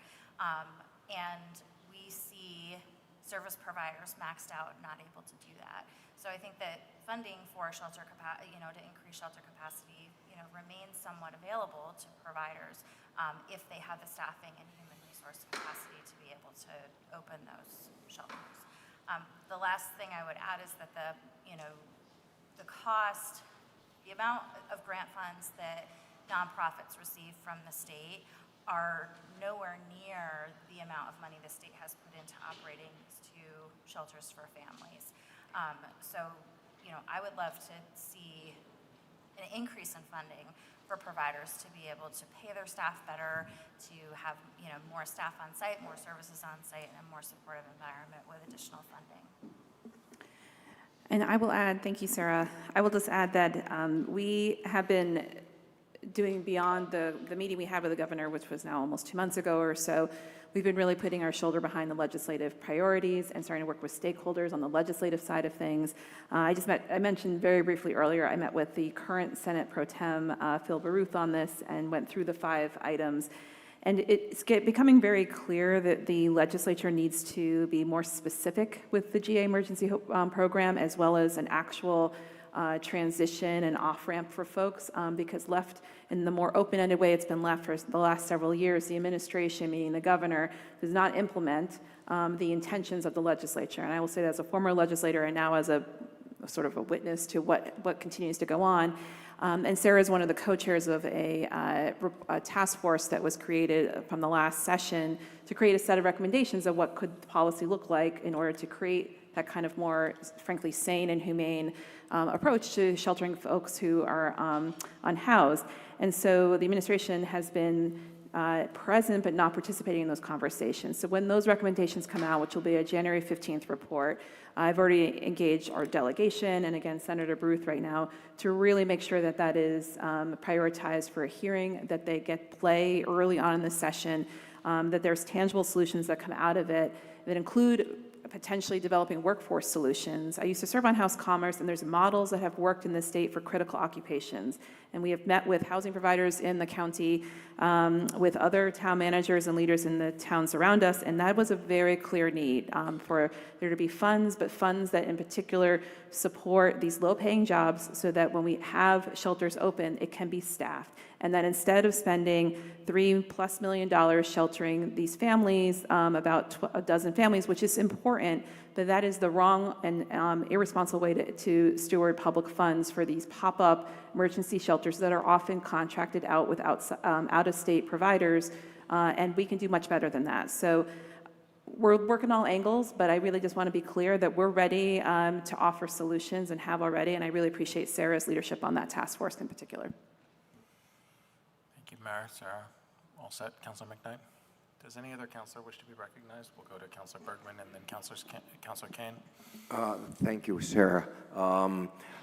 Not for tonight, but it would be, I think, helpful to have some demographic information regarding the 259 people living unsheltered and the 36 people living in their vehicles, just to get a sense of the type of housing and services that, if you can break them into groups, we would get a better sense of. And I think that that's going to be particularly germane for the conversation on emergency shelters, of which this does touch on. But in terms of our doing our own policy and our own legislation, so to speak, with the ordinances, that would be really helpful to give a frame for that. And I know there are homeless folks that have been living out, on the other side of my fence for a very long time and down the hill, and they're gone from their camper, but their camper is still there. So sort of understanding where, people are living when they're living unhoused, and, demographics that might also talk about if there are, numbers that can be put on people sleeping in doorways, or, I don't know, just something so that we can get a better sense of the type of real problem that we've got. That I think that would be helpful as a follow-up. Sure. I can say that typically the unsheltered population is a really challenging population to kind of put our hands around because I'm sorry, Sarah. There are folks who are so focused on survival. So we're typically, it's really challenging to connect with people who don't have access to shelter. That being said, of the 267 or so, or 59 folks that are unsheltered, around 200 of them are actually enrolled in our coordinated entry system, so it would be possible for us to pull some demographic information, and I would be happy to prepare that. Anecdotally, we only have one child that is unsheltered in Chittenden County at this time, and that was a conscious choice that the parent made. But other than that, the majority of the population that's outside is folks with disabilities between the age ranges of about 20 to probably late 50s is the majority of people that we see outside right now. Thank you, Councilor Bergman. Councilor Kane? Thank you. I have the same concern as Councilor Litwin about the storage facility being in a park. I would prefer it to be in a building, or certainly not in a park, and certainly not in a park that already is not functional. I'm specifically concerned with erratic behavior, antisocial behavior, including urination, littering, increasing in a park that is already not functional. If activity is drawn further, antisocial behavior is drawn further to this park than it already is, and I'd like to be kept in the loop. I'm seriously concerned about it. Thank you. Thank you, Councilor Kane. Is there any other councilor that wishes to be recognized on this item? Councilor Grant and then Councilor Shannon.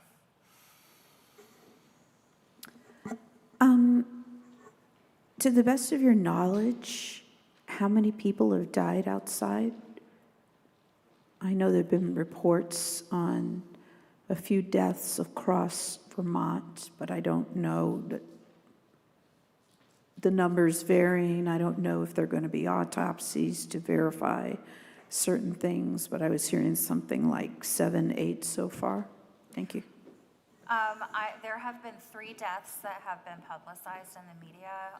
A lot of times when folks pass away, it's not a publicized death in the media. So that is data that we look at on an annual basis.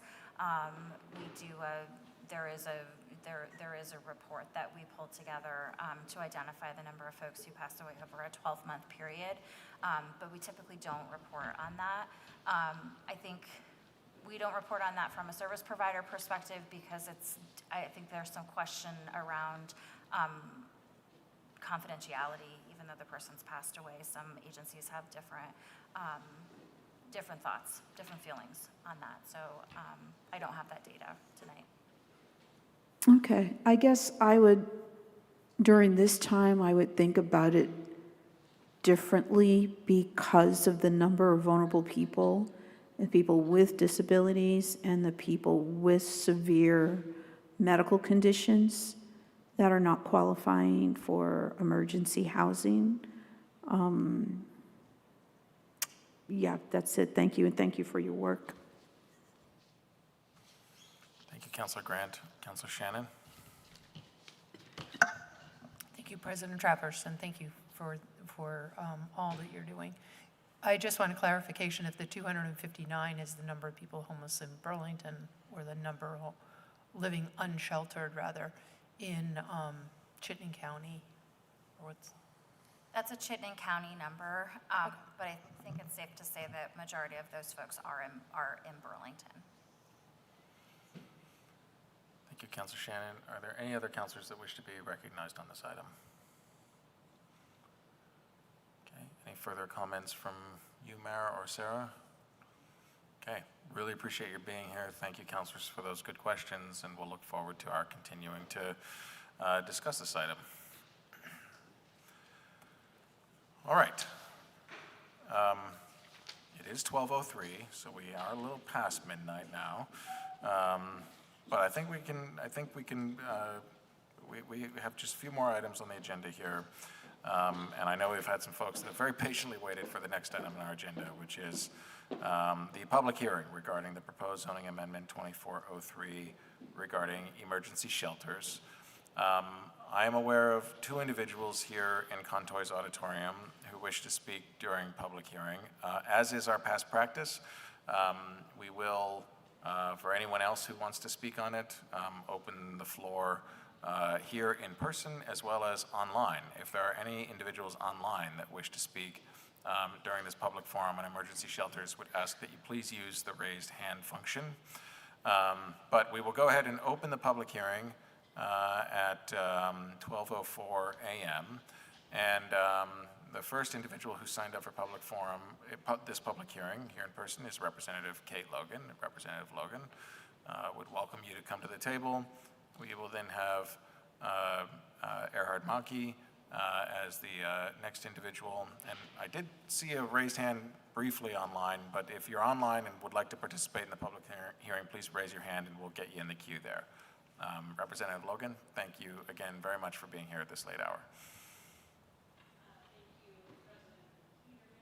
I think it got turned off. You have to. All right. Great. Okay.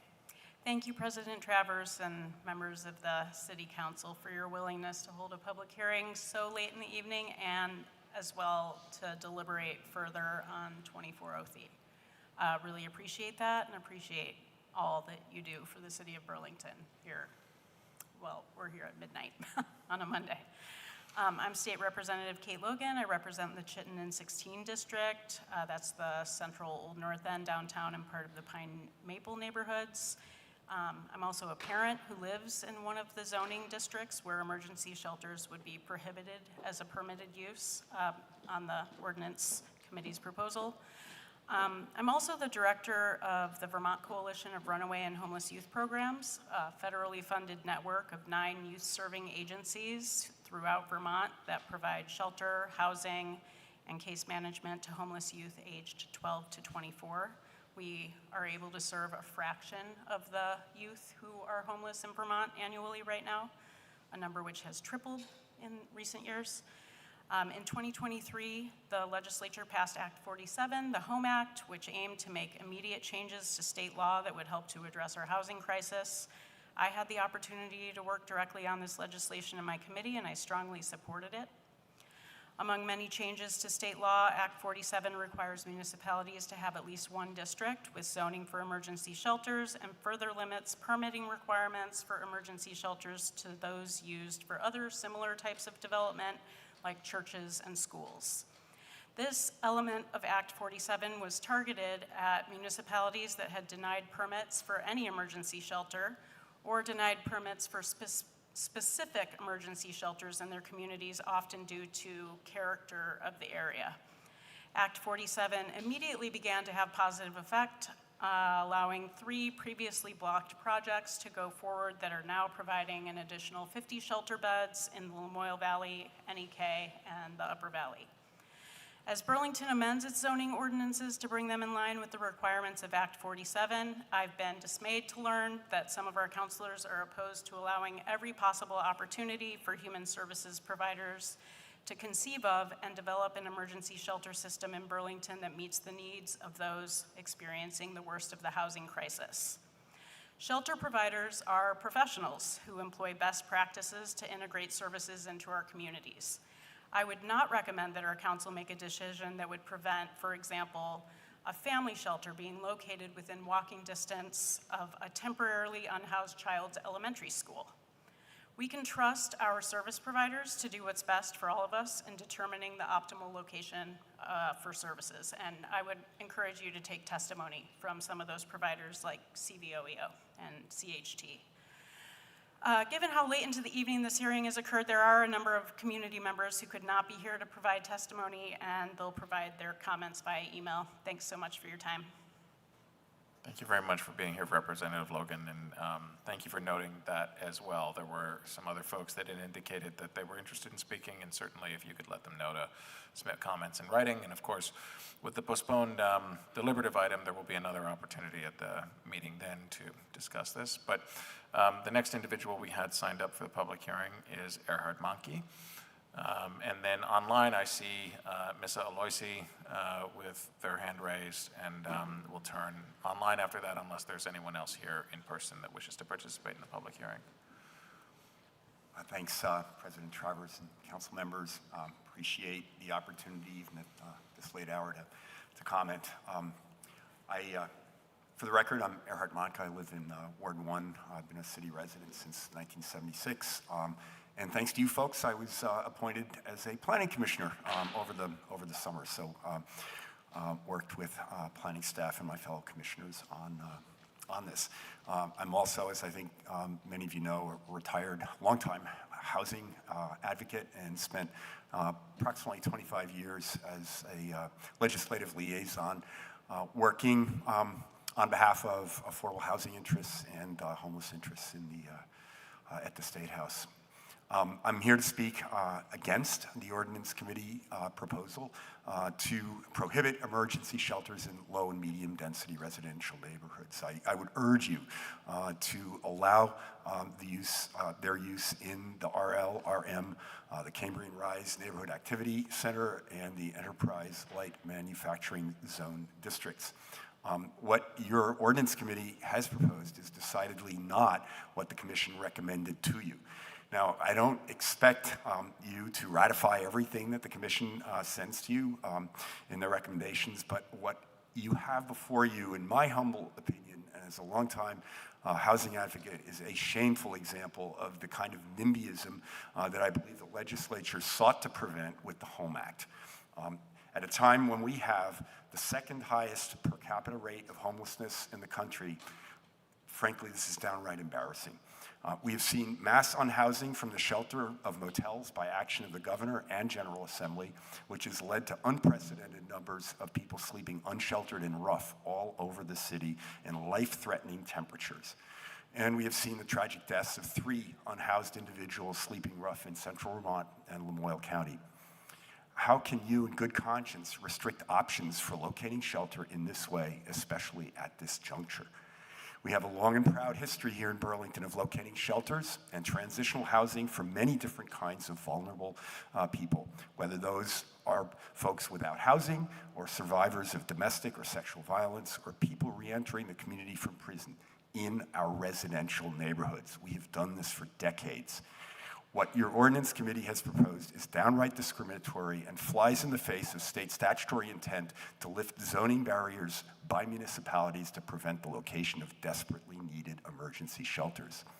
The people you are looking to banish, to simply make disappear from residential neighborhoods, are our neighbors. They're family members, friends, the people that serve you at McDonald's or at Home Depot. And yes, also people that you see struggling with substance use, abuse disorder, and mental illness in our streets. Please, I ask you to take a deep look inside, and hopefully you will find it in your hearts to pass what the Planning Commission originally forwarded to you. And if need be, with the proposed amendment by planning staff to allow shelters within a quarter mile of public transit. Thank you. Thank you, Erhard. And as someone who has their name mispronounced frequently, I apologize for mispronouncing your name twice in a row there. So we'll try to do better next time. Yes. Thank you again for being here. Is there anyone else here in person at City Hall who wishes to participate in this public hearing? All right, we will then turn online Missa, if you are there, you should be able to go ahead and unmute yourself. Hello, am I unmuted? Yes, we can hear you. Wonderful.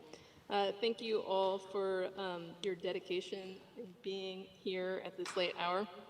My name is Missa Aloisi. My name also gets mispronounced often. Which I did before. Sorry, Missa. So thank you. It's all right. I am a Ward 2 resident and a parent of 2 young children, and I am here today as an architect who has also designed some temporary shelters some years ago with Good Samaritan and Barry, and I've also worked on battered women's shelters as well, and know the importance of different designs based on needs. I wrote a letter, and I have 18 signatures throughout all wards who signed on to the letter, and I'm just going to read it now. We are writing to express our opposition to the recommendations from the City Council's Ordinance Committee to prohibit emergency shelters in certain zoning districts. Vermont has the second highest rate of unhoused people in the country, and while we know that mental illness and substance use disorders are factors, the primary causes of homelessness are economic inequality and a lack of affordability. The state recently, as you heard from Kate, passed Act 47, not in my neighborhood, not in my backyard laws, to prevent this type of discrimination. Limiting locations would violate this act. We know that the needs of our unhoused neighbors are varied and include families whose children are our children's peers. Needs differ widely, and therefore we must provide varied services in a variety of locations. Housing and shelter bring safety and dignity to our neighbors in need. Limiting where shelters can be is harmful and discriminatory, and I urge the council not to adopt the recommendations to limit emergency shelters to certain zoning districts. Thank you very much. Thank you very much. Is there anyone else online who wishes to participate in this public hearing? And I would ask you to please use the raise hand function. Seeing none, I will say for both people here in person in City Hall as well as online that the hearing is going once, going twice. Seeing no one else who wants to participate, we will close the public hearing at 12:15 a.m. Item 8.6 was the deliberative item on the emergency shelter zoning ordinance. That item has been removed from our agenda to be brought back at a January meeting. That now takes us to item 8.7, an indoor entertainment permit application. The recommended action on this item is to approve the 2024-25 indoor entertainment permit application for Spiral House Collective, 19 Church Street, with all standard conditions. Will the councilor move that recommended action? So moved. Thank you, Councilor Shannon. Is there a second to that Seconded. motion? Second by Councilor Litwin. Is there any discussion on this item? Seeing none, we will go to a vote. All in favor, please say aye. Aye. Aye. Any opposed? That carries unanimously. And thanks as well to the mayor's team and Director Dillard and everyone who stayed here very late. So thank you very much for being here. Okay, so that brings us now to the last item remaining on our deliberative agenda, item 8.8, ordinance regarding the energy benchmarking of space heating in certain commercial properties, BCO Chapter 8, Article 7. Councilor Bergman, may I turn to you on this item? Yes, please. First, I'd like to note that we need to fix a typo on line 32 where the word conditions should be changed to conditioned. In other words, an ED substituted for the last S on that. And so with that as going to be the technical amendment to this, I would move to waive the second reading and adopt the ordinance, and very briefly have the floor back after a second. Okay.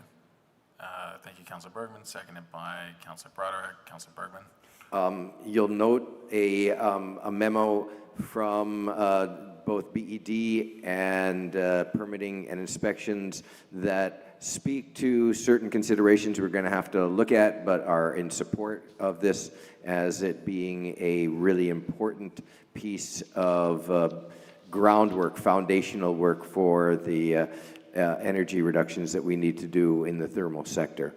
And you will see the follow-up memo from UVM that follows their comments from last week and is supportive of this, including the amendments that were made to what is version 3. Just to be really clear, that is the item that is being moved.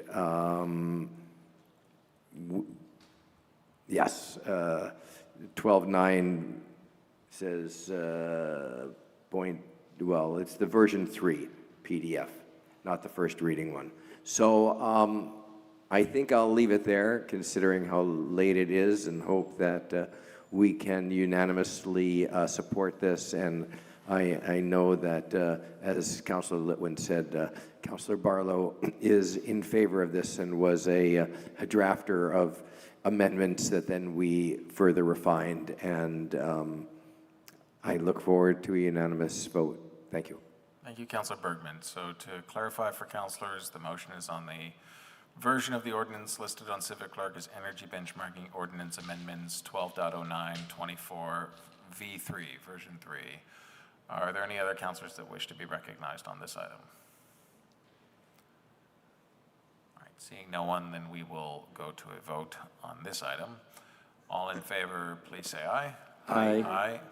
Any opposed? That carries unanimously, and thank you very much to Councillors Barlow, Bergman, Broderick, and Litwin for their work on the TUC with respect to this item. That brings us to the end of our deliberative agenda, and we suspended our rules solely for the purpose of completing our deliberative agenda. So with no other business before the council, I will adjourn the meeting at 12:20 a.m. Thank you very much.